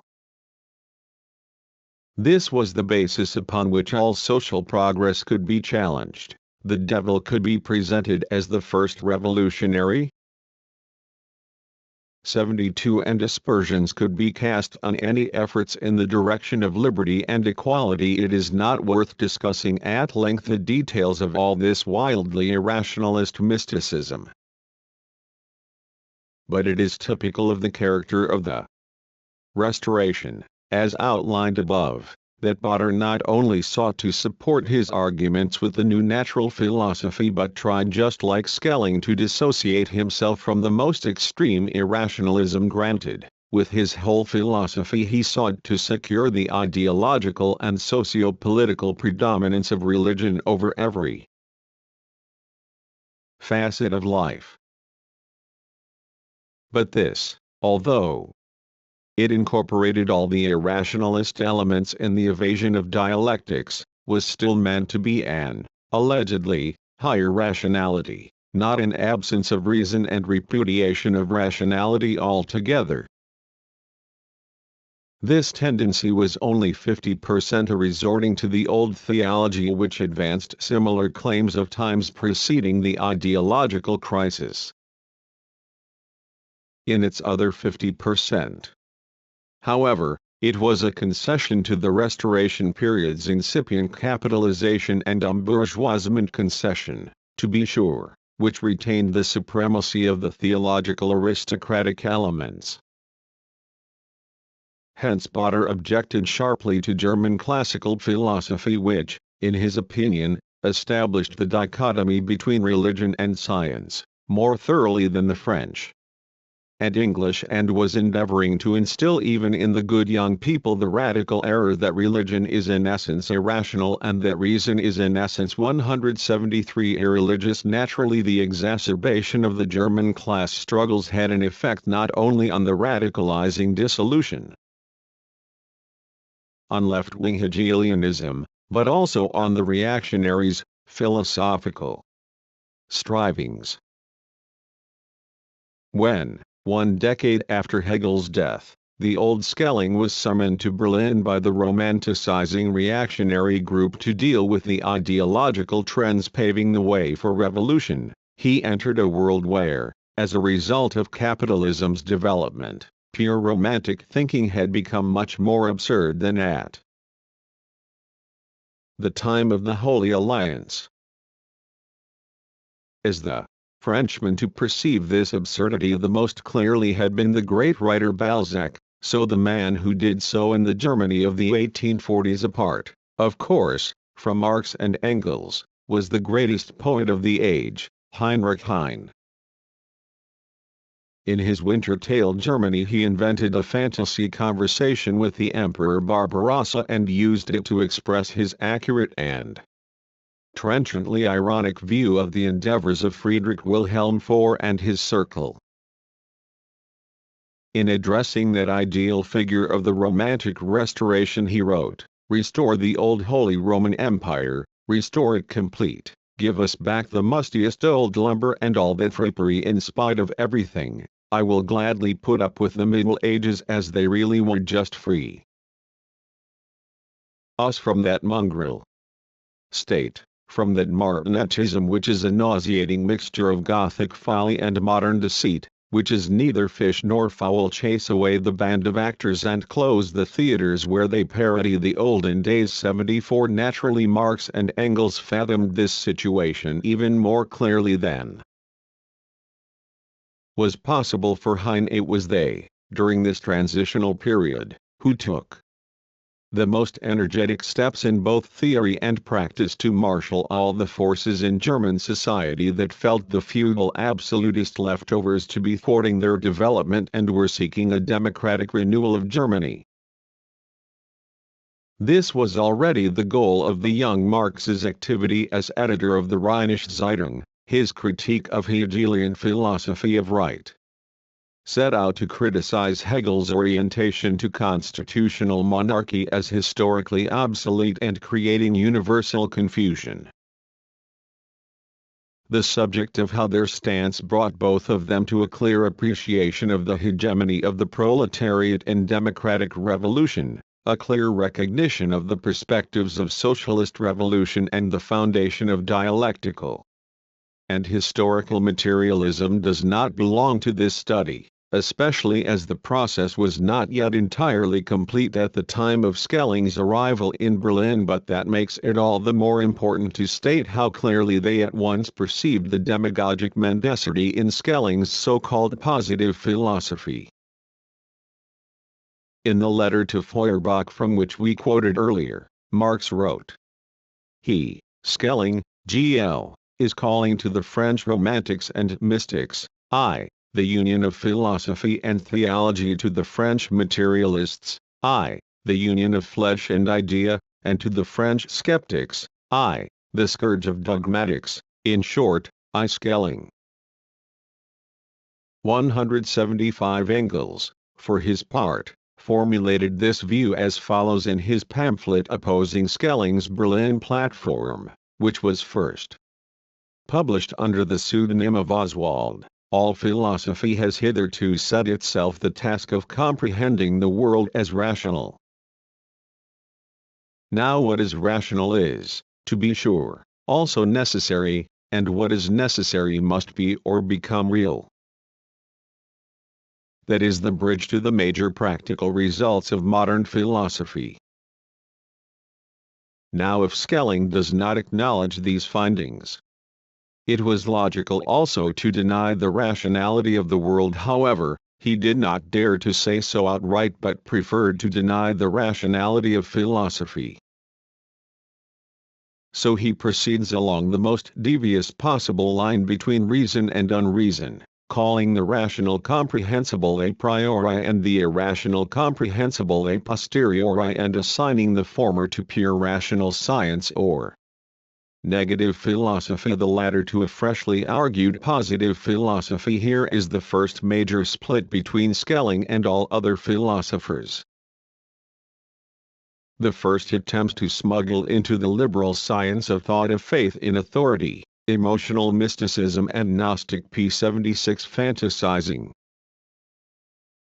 And Engels likewise stresses that Schelling's attack on Hegel was very closely linked with the dissolution of Hegelianism. It is an odd fact that precisely at this time he, Hegel, G.L., is being attacked from two sides, by his predecessor Schlegel and by his latest follower, Feuerbach p77. Somewhat earlier Engels takes up the ambiguity of Hegel's philosophy of religion and again stresses the substantially time-conditioned connection between Schelling's right-wing critique and left-wing criticism by the radical young Hegelians. The side of the Hegelian system concerned with the philosophy of religion causes him, Schelling, G.L., to show contradictions between premises and deduction which the young Hegelian school discovered and acknowledged long ago. Thus he quite rightly says that this philosophy aims to be Christian, yet nothing forces it to be. Were it to abide by the first position of a rational science, it would have its truth in itself. 78 Already it is not difficult to determine from all this the historical situation, both the class content and philosophical content of the later Schelling. The struggle now no longer revolved around the rationale of an objective dialectic in general where, as we have seen, the young Schelling ventured boldly forwards on individual questions in the direction of a natural dialectic, but halted methodologically with his intellectual intuition at the threshold of dialectics and founded the first form of modern irrationalism, How this philosophical stance is connected with his political attitude to revolution and restoration we have, again, already indicated. At the start of the 1840s the historical situation was far more ripe and acute. The romanticizing reaction of Friedrich Wilhelm IV and his supporters was, although backed by Prussian state power, far more of a rearguard action than was the original Romantic reaction after the French Revolution and in the Restoration period. The capitalization of Germany made rapid strides in these decades. Not only was the pressure of the bourgeois classes on the feudal absolutist system beginning to grow stronger and stronger. The stark contrasts between bourgeoisie and proletariat, a sure sign of the vigorous advance of capitalism, were manifested more and more firmly. The Great Revolt of the Silesian weavers took place only a few years after Schelling came before the public ideologically. The result was not only that Hegelian philosophy, as an expression of undeveloped class conflicts before the July Revolution, inevitably seemed obsolete from now on. It also meant that its adversaries were obliged to look for more timely intellectual tools than were supplied by the Romantic reaction of the Restoration period. Schelling now came forward claiming to provide such tools. He was now already an overt opponent of Hegelian dialectics, aiming not only at refuting them critically and hence also at putting a stop to the radical tendencies in Hegel's successors, but at replacing them at the same time with a new philosophy. This philosophy would, on the one hand, fulfill the meanwhile intensified religious needs of romanticizing reaction, while, on the other, it would not disturb ideologically the rapport between these reactionaries and bourgeois circles that might be prepared to go along with them. We saw this duality in Schelling's efforts in the statement by Engels we quoted, to the effect that the peak of Schelling's new philosophy, a peak enshrouded in theological mysticism, was pure irrationalism and anti-rationality, but that Schelling still did not declare allegiance to irrationalism openly and resolutely but followed devious roads, evading the ultimate consequences that alone would not suffice to establish his uniqueness within the bourgeois development. After all, we have shown that every bourgeois philosophy, even if as radically irrationalistic as it was in the imperialist age, must concede as much to understanding and reason as the science serving capitalist production will need at all costs. The demands of the times, however, caused Schelling to go in part too far and in part not far enough in this respect. Hence the powerful effect of his first appearance, but hence also its rapid waning and his total loss of influence after 1848 when the class structure of reaction underwent a change. That Schelling did not go far enough for the reactionary bourgeoisie in his proclamation of irrationalism is connected, on the one hand, with his link with orthodox religion, which still claimed in this period to represent a higher rationality and not 79 on a crass irrationalism. The other hand, the idea of scientific thinking in the 1840s differed from that of the post-1848 period. Contemporary bourgeois thinkers were influenced by German classical philosophy and its tendencies toward dialectical thought. Therefore, irrationalism's universal bourgeois concession to scientific thinking had also to extend to dialectics. It was not yet able to take up a radical agnosticist position, thus while Schelling's adherence a merely nominal one, as we shall see. To the dialectics of his early period of natural philosophy may directly follow, in biographical and psychological terms, from his vanity about his own life work. Ultimately we are nevertheless dealing now with an objectively dominant trend of the age. This may also be discerned from the fact that such right-wing adversaries of Hegelianism as the younger Fichte and especially Weiss had to make bigger and bigger concessions to dialectics in their theistic, anti-pantheistic strivings. Much the same can even be seen in Botter, Friedrich Schlegel, etc. Only after the defeat of the 1848 revolution did Schopenhauer's radically anti-dialectical tendency come into operation. Trendelenburg's critique of Hegel we shall discuss in more detail in connection with Kierkegaard. But at the same time the older Schelling's irrationalism went further than the development after 1848. This too is connected with the historical situation of his philosophizing. Like all Restoration philosophers he sought, with his irrationalism, to save the intellectual respectability of orthodox religion. The methodological consequences of this position we have just discussed. As regards contents, the result was that Schelling was forced to present the entire Christian religion with all its dogmas and myths as the true substance of his irrationalism, and to prove it philosophically. In this he still belonged to irrationalism's first period, the semi-feudal age of Restoration. Resolutely bourgeois irrationalism, on the contrary, was inclined to dissociate itself more and more strongly from positive religions and to lay down in irrationalist terms merely a religious content in general. After Schopenhauer and Nietzsche its dominant tendency increasingly became a religious atheism, but even such thinkers as Schleiermacher or Kierkegaard, in whom, especially the latter, we can trace on the surface a religious affiliation perhaps even stronger than the older Schellings, were far more inclined, in their method and the accenting of the essential content, not only towards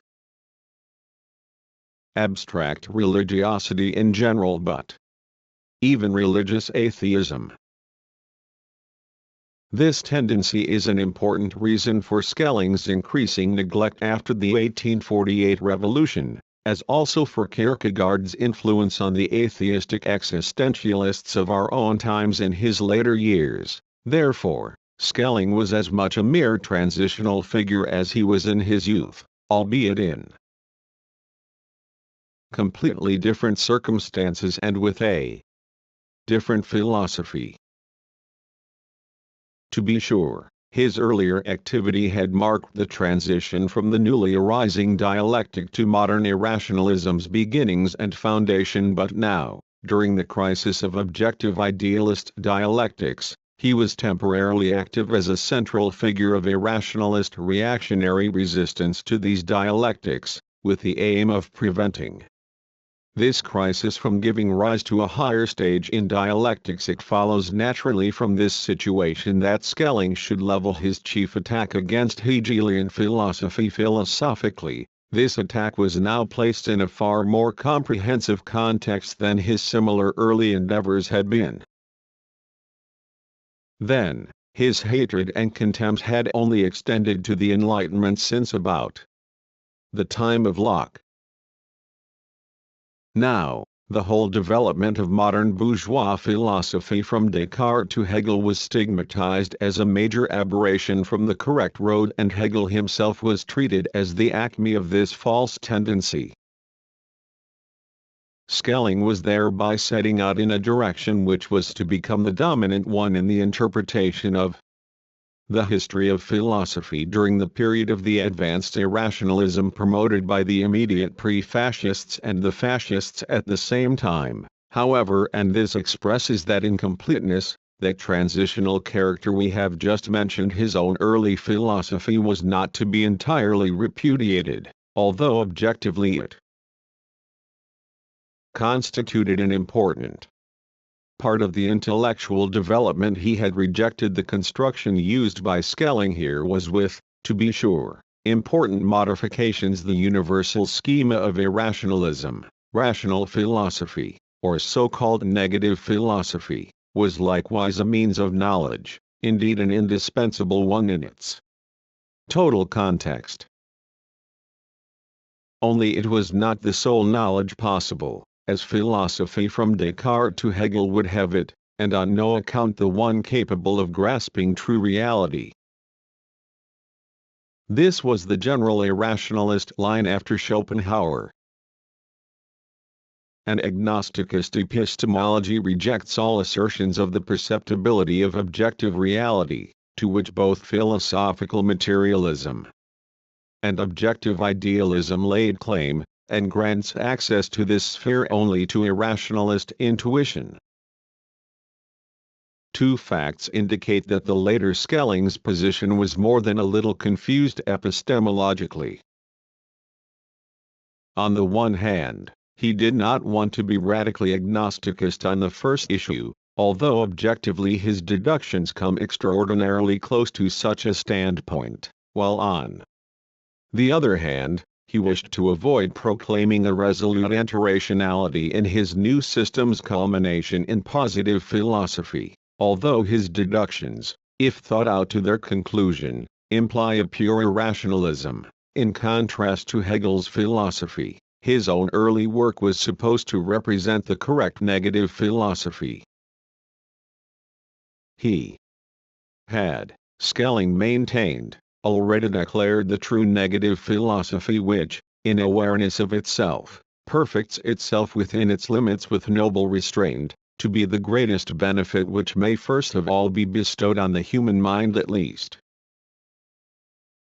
For through such a philosophy reason enters its appropriate, unrestricted domain and is installed to grasp and to state the essence, the in themselves of things. 180. On the other hand, Schelling stresses, the philosophy which Hegel expounds is negative philosophy driven beyond its limits. It does not exclude the positive element but has, in its view, subjugated it in itself, to itself.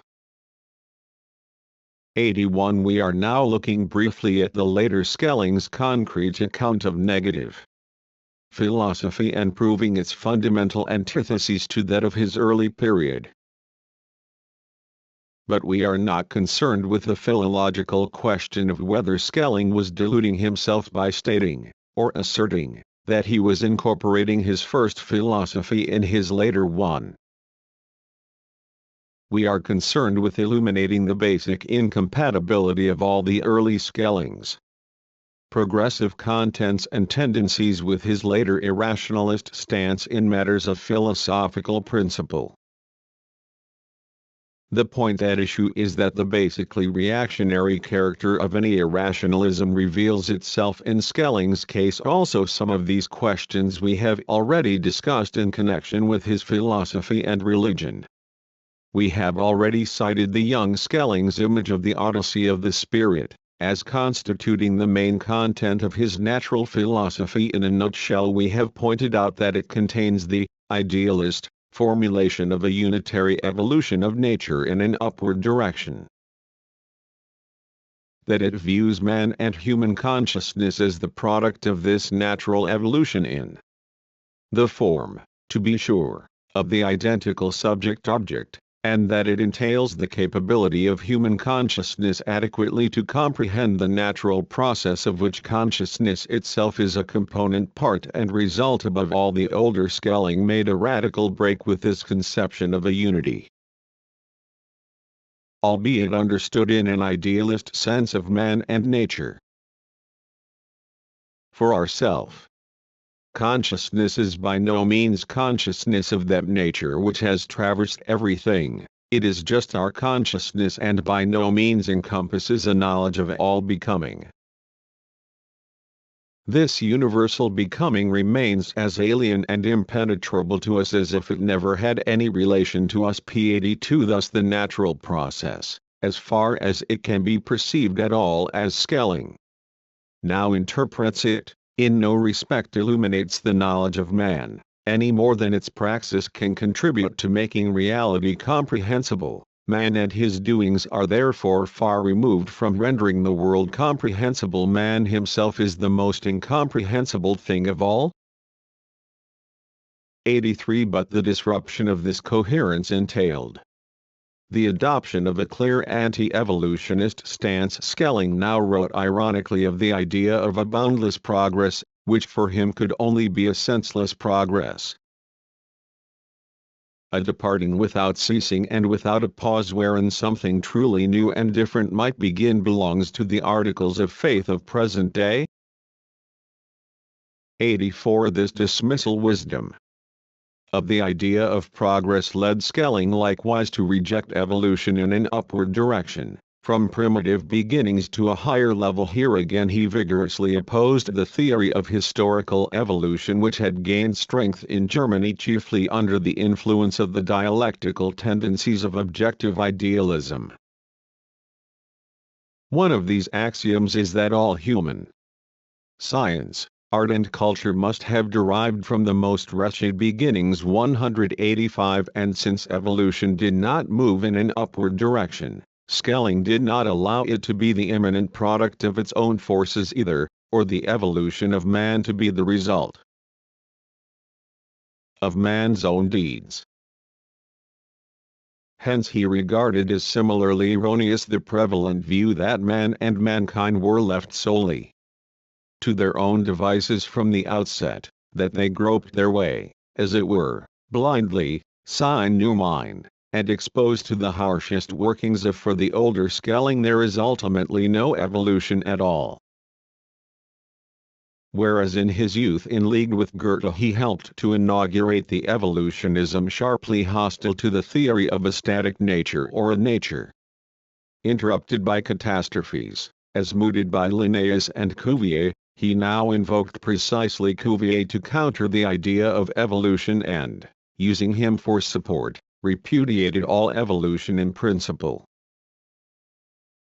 To take this ad absurdum he stated that anyone believing in a real historical course of events would also have to accept real, successive creations. 87. Of course, if events are not allowed to be the result of the actual forces participating in them either in nature or in history, then a creation is needed to give rise to something qualitatively new, whereby it is hard to see why this intervention of a transcendental power on one occasion would be more credible scientifically than its repeated occurrence. Schelling's demagogy consists in the fact that according to his needs, he sometimes produces pseudo-scientific arguments against dialectics while in other instances, he cites the irrationalist grounds of theology against scientific thinking as a whole. Granted, Schelling's ensuing statements about history are in strict contrast to the genuine youthful idea of his beginnings. But in substance they are not only repetitions of the romantic reactionary philosophy of the Restoration, but also extensions to those reactionary elements in his first period which we had already touched on. For in respect of the history of mankind Schelling stresses, for we view the human race by no means as a single whole but as divided into two large masses, and so divided that the human aspect seems to be only on the one side.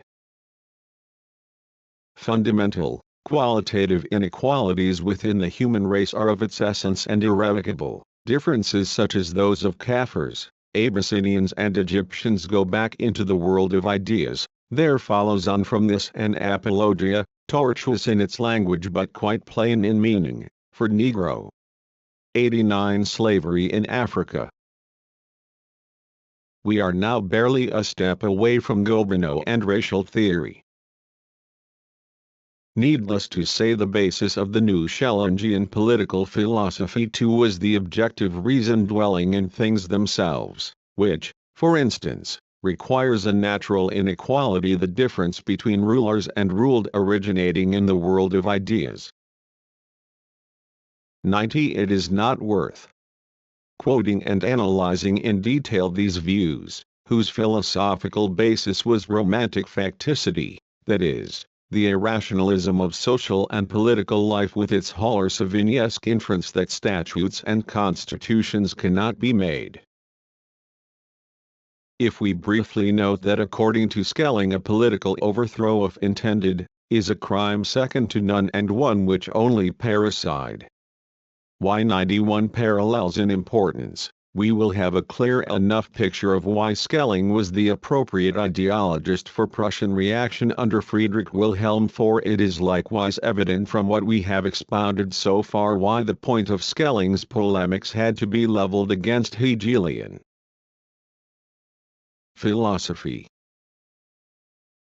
For all its conservatism, its fluctuations and concessions to the right, its ideological theological ambiguities, the essence of the Hegelian dialectical method was nonetheless an autonomous movement of the concept, an inwardly enclosed and ordered state of conditions mundanely obtaining for this world and leaving no scope for the transcendental either in nature or in history.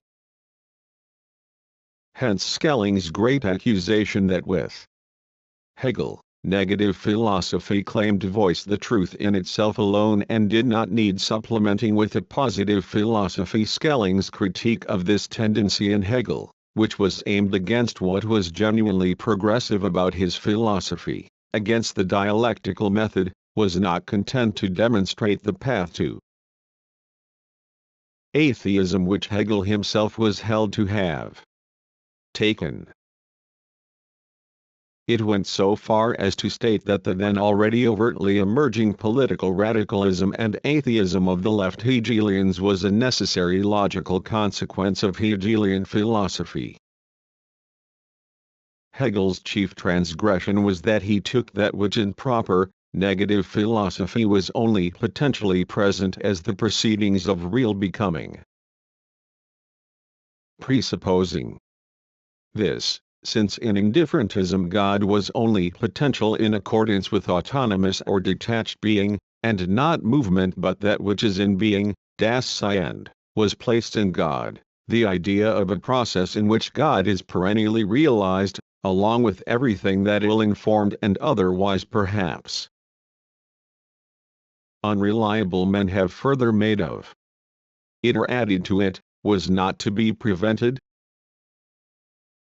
92. In another passage Schelling similarly deplored the confusion between negative and positive philosophy.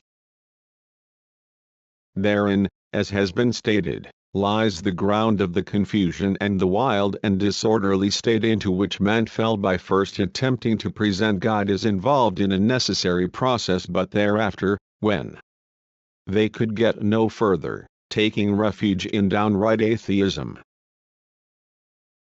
This confusion has prevented them from even understanding the distinction, that is, between negative and positive philosophy. Gl. Y 93. And he did not neglect to point out that Hegel's ideas, after they had already lost currency, among the more highly educated classes, in the Prussian bureaucracy, subsided in the meantime into the deeper strata of society and still maintain themselves there. 94. This denunciation of dialectics in its hitherto highest form as atheistic, revolutionary and plebeian was to gain particular weight precisely by virtue of the fact that it came from Schelling, Hegel's early colleague and co-founder of objective idealist dialectics, whose early, negative, as he now put it, philosophy Hegel too regarded as the immediate, historical starting point for the construction of his dialectical method. Schelling believed that the proof that the Hegelian dialectic was a simple misunderstanding of negative philosophy would be a devastating blow for Hegel's supporters and lead them, except for the already hopelessly radicalized and thus more or less staunch liberals, into the reactionary camp of Friedrich Wilhelm. But this exploiting of the by now already historical authority of Schelling's early philosophy does not exhaust the significance of his anti-Hegel polemics. True, he directed the brunt of his attack against the progressive side of Hegelian dialectics. But in the course of the polemic itself, motives crop up which reveal Hegel's weak side very neatly as well. As we shall see, This polemic was demagogic in method and obscurantist in purpose. But it is instructive to observe that in it, real and very important flaws in objective idealist dialectics are shown forth, flaws which, if pinpointed with philosophical accuracy, could lead to a higher development of dialectics. It is here manifest that the stages in irrationalism's development do not arise out of its own growth tendencies, and that with each kind of irrationalism, content and method are determined by the concrete set of problems associated with a relevant advance in the life of society, and correspondingly in ideology. In the 1840s, this question related to the transition from idealist to materialist dialectics. Accordingly, a right critique of objective idealism formed, methodologically speaking, the center of the irrationalist strivings, and it encouraged efforts to steer the development away from these consequences and towards an irrationalist mysticism.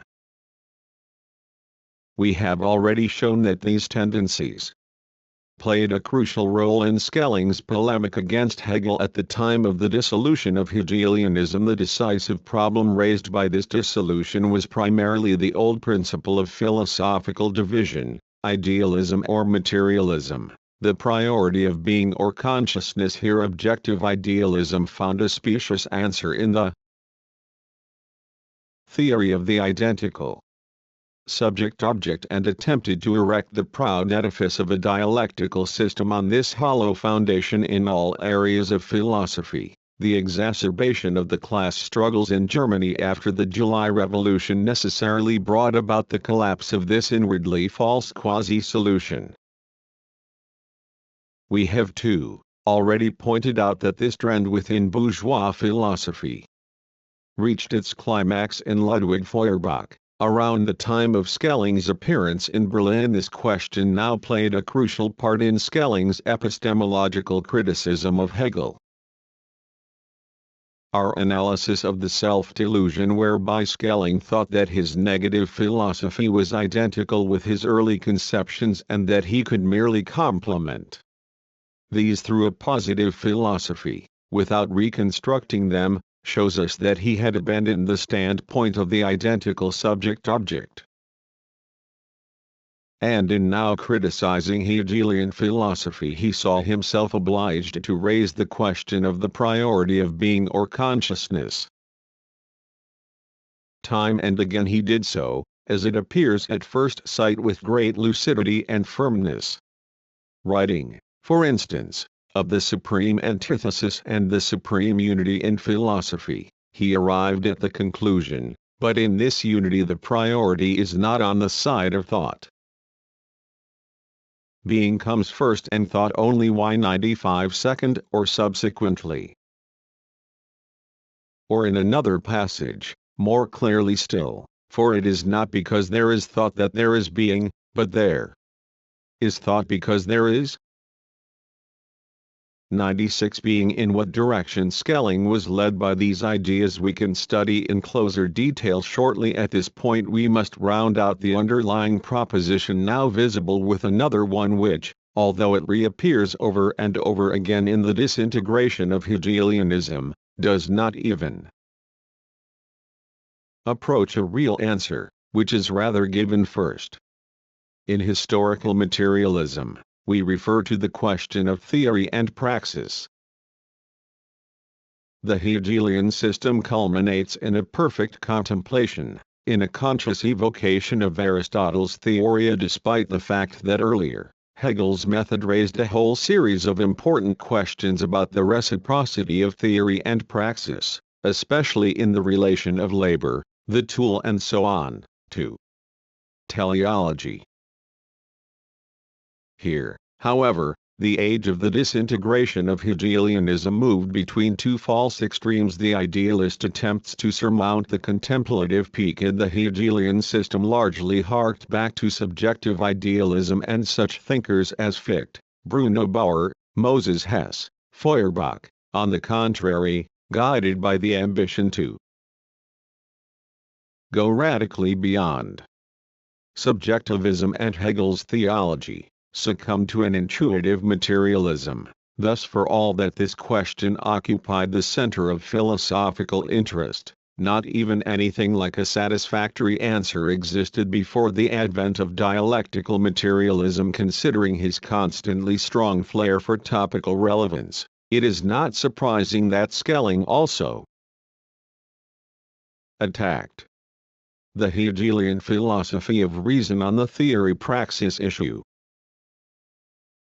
Here, to be sure, it is already evident from the most general formulation what purpose lay behind the Schellingian proposition in treating the difference between negative and positive philosophy, where he referred to a crisis in natural science, which did in fact exist at this time. He took up the antithesis of theory and praxis, criticizing Hegel, and stated, therefore rational science really leads beyond itself and drives towards revolution, but this itself cannot emanate from thought. It is rather a practical impulse which is needed, but there is nothing practical in thought. The concept is only contemplative and has only to do with the necessary. Whereas we are dealing with something located outside of necessity, something willed for. If we take these formulations in their straightforward abstract generality, it is clear that Schelling had an inkling of the real philosophical crisis of his age. He did suspect that the key to resolving its problems could be found in the priority of being over thought, in praxis as the criterion of theory. However, and this is characteristic of the origin of any historically influential irrationalist philosophy, Schelling only brought up these assertions, topical in their abstract generality and correctly pinpointing the real idealist flaws in Hegelian philosophy, in order to create a diversion from the step forward which contemporary philosophy was in the process of making. His aim was to neutralize the contemporary struggle for a new social content and for the birth of a dialectical philosophy adequately expressing it, to channel this struggle into an irrationalist mysticism with a seasonable look and fitting the social and political goal of reaction. This becomes plain as soon as we take even a brief glance at the concretization of the aforestated views of Schelling. In undertaking to define more concretely the intrinsic nature of being independent of and conditioning thought, he naturally raised the matter of the Kantian thing in itself. His critique of the Kantian shortcoming was of course far less fundamental than Hegel's. In spite of the latter's idealist limitations, Schelling stated, for this thing in itself is either a thing, that is, it is a being, ein Science, and then it is necessarily something perceptible as well, and hence not in itself in the Kantian sense, for by in itself he understands precisely what lies outside all determinants of the understanding, or this thing in itself is really in itself, that is, something unknowable and unimaginable, in which case Y97 it is not a thing. When, however, he continued this concretization and examination of his own views, he arrived at the duality of subjective idealist agnosticism in the phenomenal world and pure irrationalism in the world of noumenon, which constitutes the essence of Schopenhauer's philosophy.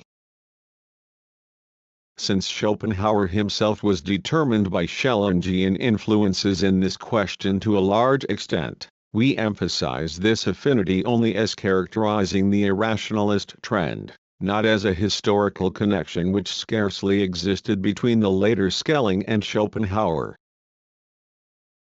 Schelling stated, we say, there may be a first principle, unknowable for itself, being devoid of measure and definition, but there is no thing in itself. Everything that is an object for us is already in itself affected by subjectivity, that is, something which in itself is already, in part, subjectively established. 98 But this lapsing into a subjective idealism and also into a bottomless irrationalism was only the necessary result of Schelling's method, not of his conscious intention. On the contrary, as we have shown, Schelling sought to efface the epistemologically and scientifically oriented tendencies in the dialectical method, now in a state of growth crisis, not simply through a radical irrationalism, but through the higher rationality of so-called positive philosophy, through a resolute turn to theology that was purportedly grounded philosophically. When, therefore, the concrete transition from negative to positive philosophy is sought, the priority of being over thought, previously stated so firmly, evanesces. Or rather, the being previously expressed abstractly and without definition is suddenly transformed, without any rationale or interposition, into the supra-rational God, a God set above all rationality. To be sure, Schelling wrote, I have demonstrated through the whole of evolution to date, if there is or should be a rational being, I must presuppose that supreme mind. But we are still given no ground for the being of this mind. Rationality would only give a ground for the aforesaid if rational being and reason itself were to be set absolutely. And this is not the case. For speaking in absolute terms, it is just as possible that there is no rationality and no rational being as that there is a rationality and a rational being. The ground, or, more properly, the cause of rationality is therefore itself first given, rather, in that perfect mind. Rationality is not the cause of perfect mind, it is only because there is the latter that there is rationality, and this destroys the basis of all philosophical rationalism, that is, any system which elevates rationality to a principle. Only a perfect mind is a rationality, but this very mind is without 99 ground, simply because it is the later Schelling's version of being, was represented by him as the ground of rationality and was even supposed to guarantee the rule of reason in the field assigned to it. Positive philosophy proceeds from what is sheerly outside reason, but reason yields to this only in order to enter straight into its rights again. Thus, according to Schelling's assertions, we have only the impression that positive philosophy is a science contrary to reason. But his own terminology already betrays his illogicality, his demagogic ambiguity. The absurd expression anti-rational science clearly shows how much Schelling wanted to reconcile basically incompatible elements in his positive philosophy, and to revive the insoluble internal contradictions of a scholastic theology with the highly advanced intellectual apparatus of idealist dialectics. This irrevocable inner conflict stands out in the basic methodological ideas of his later philosophy. The whole famous division of negative and positive philosophy hinges on the fact that Schelling divides sharply and metaphysically the essence of things, their what, from the existence, their that. It is two quite different matters to know what a being, ein sciens, is, quid sit, and that it is, quod sit. The former, the answer to the question, what it is, affords me an insight into the essence of the thing, or has the effect that I understand the thing, have an understanding or a concept of it, or have the thing itself in my grasp. But the other answer, the insight that it is, affords me not merely a concept but something surpassing the mere concept, and that is existence. Pia clearly, by stressing that existence is not deducible from the concept, Schelling was once again rightly criticizing a weakness in Hegel's absolute idealism, albeit from a right standpoint and hence with reactionary distortions. Also, it made a strong impression for that sector of the bourgeoisie that was deterred by Hegelian, and earlier Schellingian, philosophy. because it was disposed to scorn empiricism and construe a priori when Schelling countered a priori conclusions from pure reason in negative philosophy, with positive philosophy seen as the philosophy of experience. Here again, Schelling's working with so distorted a concept of experience that revelation itself could be presented as its authentic object stamps him as a precursor of modern irrationalism, in which from Mach via pragmatism to the trend dominant today we find the same abuse of the term experience, but his aforestated critique of Hegel, since it started out from the right, promptly turned into complete nonsense in that reason, concept, etc., were separated from all reality. Schelling even went so far as to challenge Hegel on the following lines. He established that according to Hegel, reason was concerned with the in themselves of things. But what, he asked, is this in themselves? Is it that they exist, there being not at all, for the in itself, the essence, concept and nature of man, for example, would remain the same even if there were no men in the world, just as the in itself of a geometric figure remains the same whether the figure exists or not. 1102 Here the invocation of a geometric figure's independence of its existence is pure sophistry, for every such figure is an intellectual image of essential spatial connections, just as the concept of a man is. Schelling's experience philosophy would have faced an insoluble task if it had had to form a concept of man independently of his existence. The flaw in Hegelian idealism was that while always acknowledging this connection from the practical, methodological angle, it acted from the systematic angle as though all concrete determinants were products of the concept's autonomous motivation. Here Schelling's right-wing critique, instead of establishing the proper epistemological connection between reality and the intellectual image, as Feuerbach's leftist critique did, repudiated all objectivity of the concept, the essence, and their basis in reality.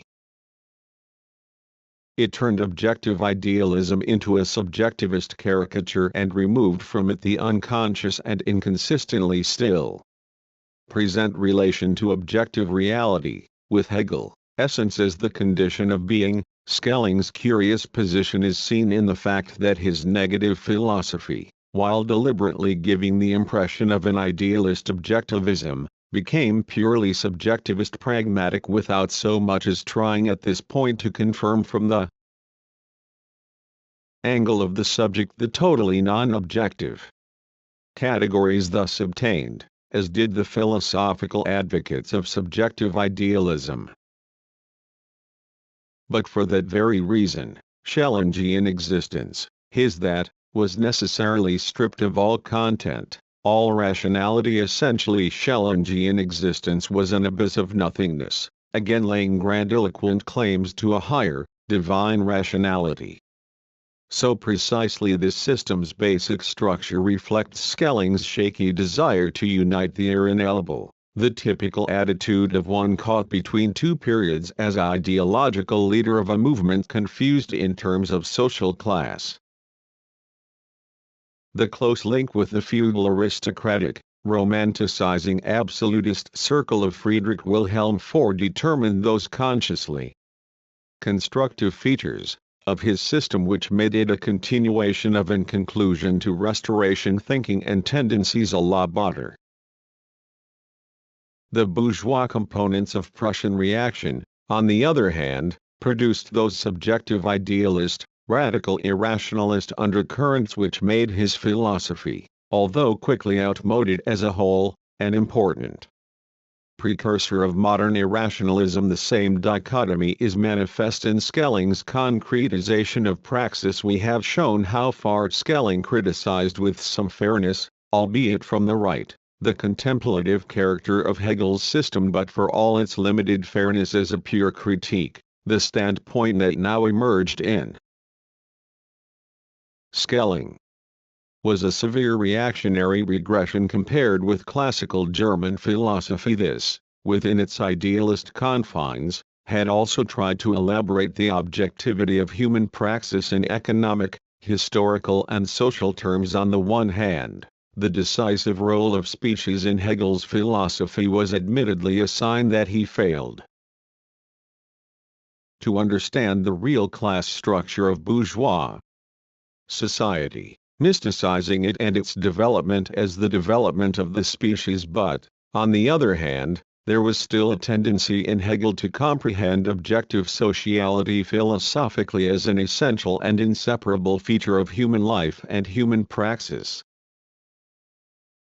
The irrevocable antitheses we have traced in the later Schelling's cardinal tendencies also appear in the fact that, on the one hand, it was the aim of his philosophy to create a rationale for reactionary feudal absolutist conservatism. It is no accident that Friedrich Stahl, a philosopher of law and politician proceeding from Schelling's philosophy, became the ideological leader of Prussian conservatism in this phase. But on the other hand, it is likewise no accident that the praxis concept of Schelling's positive philosophy is radically antisocial and confirms an individualism as extreme as we find somewhat later in Kierkegaard and then, in the imperialist period, in the existentialists. Schelling wrote, "It has therefore been shown how the ego's need for a God outside of rationality, not just in thought or in the idea of God, arises in a thoroughly practical fashion.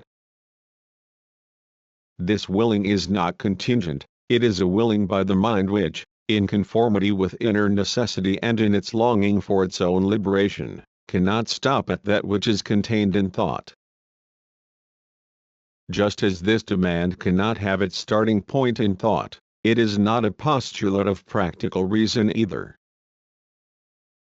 It is not the latter, as Kant would have it, but only the individual that leads to God. For it is not the universal element in man which hankers after blessedness but the individual. If man is restricted, through conscience or practical reason, to gauging his relationship to other individuals according to their relationship in the world of ideas, only the universal, the rationality in him can be satisfied, not the individual man. The individual for himself can demand nothing but blessedness. 103. Here too the aforestated central conflict between the basic ideas in Schelling's later philosophy finds clear expression, and here too it indicates its social foundation, the dichotomy in its class basis. This concludes our study of the irrationalist characteristics of Schelling's second period. It is not worth examining in detail the separate questions of his construction of mythology and revelation as a whole, as a system model. This philosophy exerted, after all, only a very fleeting influence on irrationalism's development. On the other hand, it has been possible to observe so far that individual motives directly or sometimes through manifold agencies have become important components of the later irrationalism. Hence we deem it necessary to touch briefly on several more of these motives, without analyzing in too much detail the place they occupy in Schelling's system. It will suffice to note once again that Schelling, contrary to his assertions, abandoned the progressive trends of his youth on all important questions and indeed reversed those trends. But wherever he had already set out in a reactionary direction in his youth, he continued to pursue it and developed it further.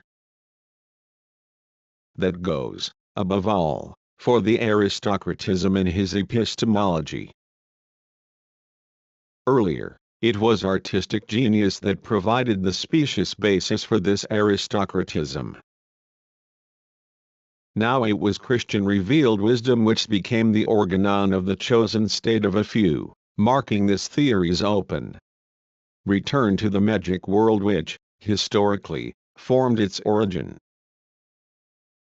Revelation, wrote Schelling, is neither a primal relationship nor a universal one extending to all men, nor 1104 an eternal, lasting one. Schelling's view of time points even more noticeably towards the later irrationalism.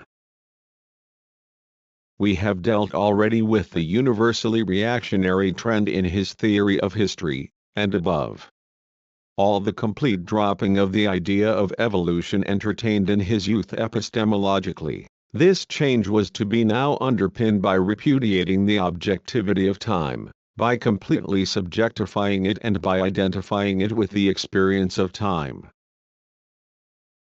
Here, once again, it needs to be stated that an elaboration of the objectivity of space and time is among the most progressive elements in the development from Kant to Hegel, to which the young Schelling's philosophy belongs, at least in part, within, to be sure, the limits inside which this could be performed idealistically. Now if Schelling reverts to subjectifying time in his later works, there are 2 points that need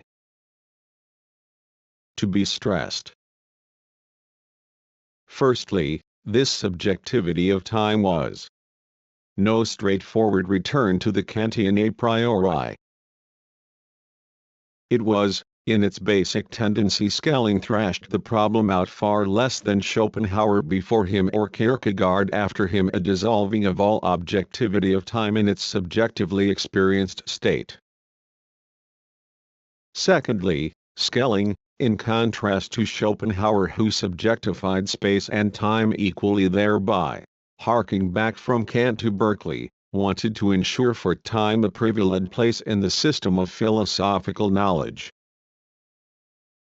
We must lay special emphasis on this tendency because here, again, Schelling became a precursor of the later irrationalism.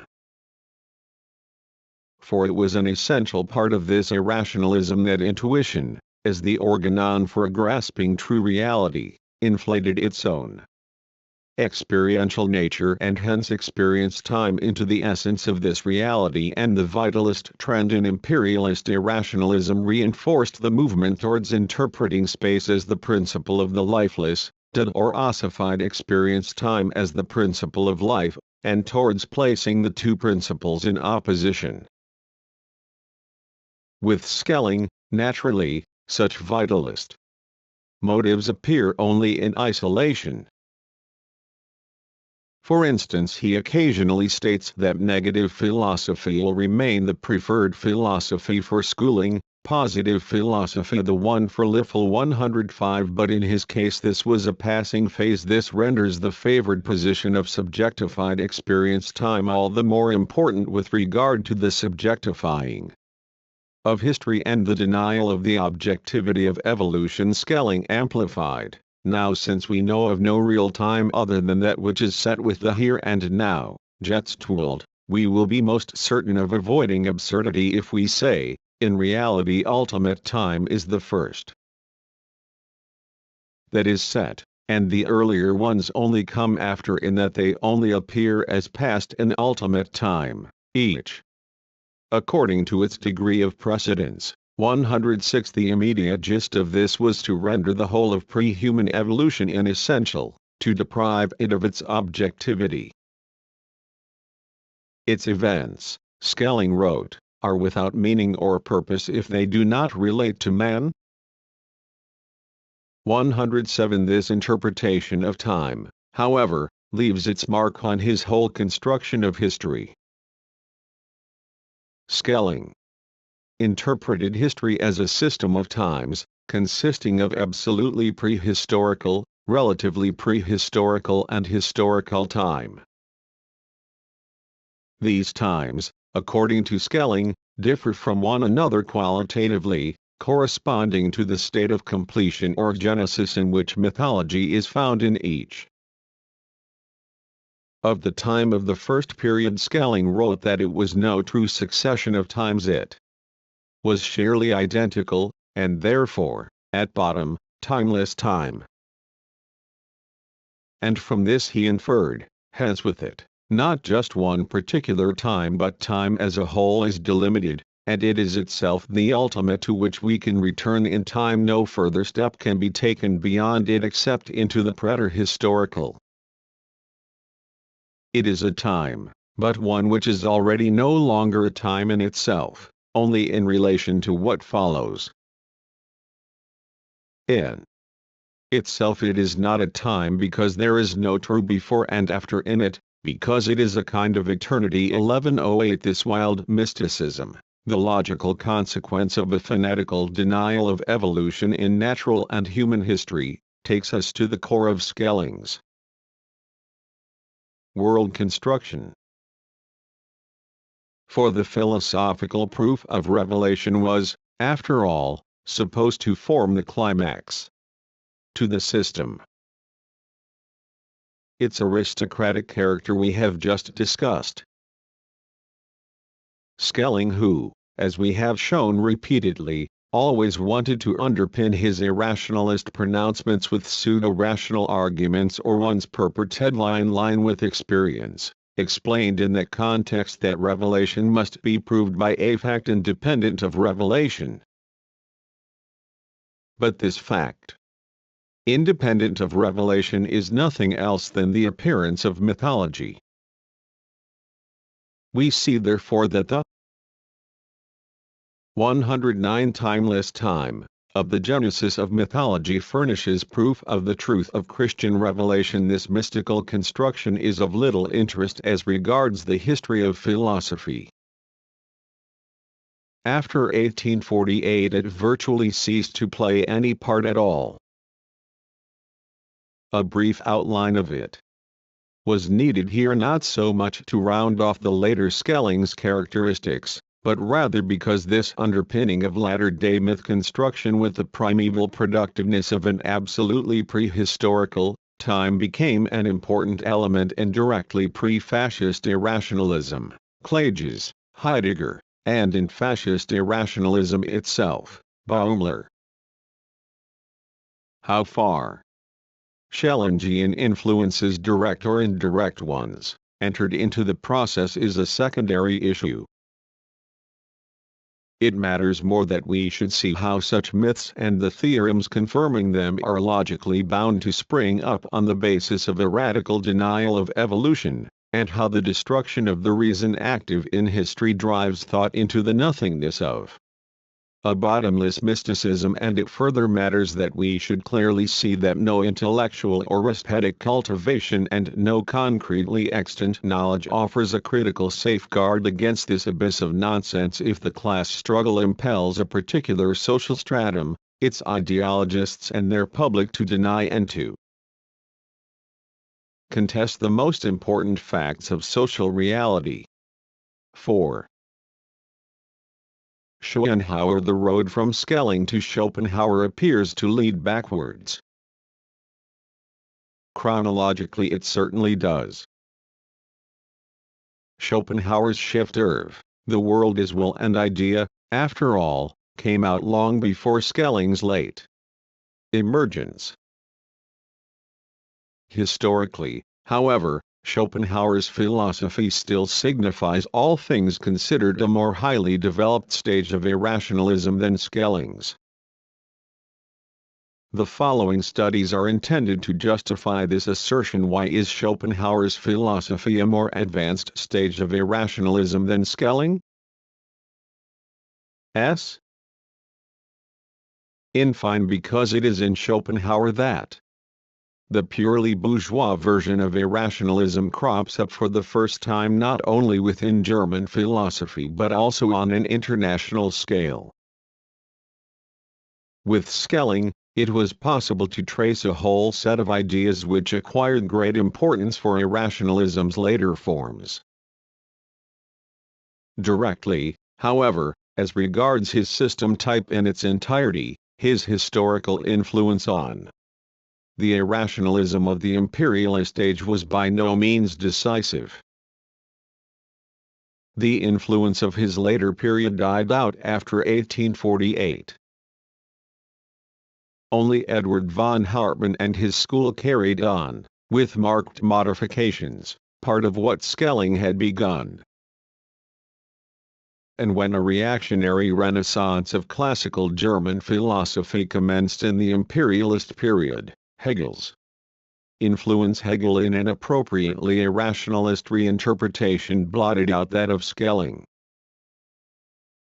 The young Schelling exerted an influence only inasmuch as he provided mental tools with which to bring Hegel closer to Romantic thought, and when ultra-reactionary Romanticism became the heritage that most mattered in pre-fascism and in fascism, Schelling played a subordinate role beside Gors and Adam Muller. 110. It was quite different where Schopenhauer's influence is concerned.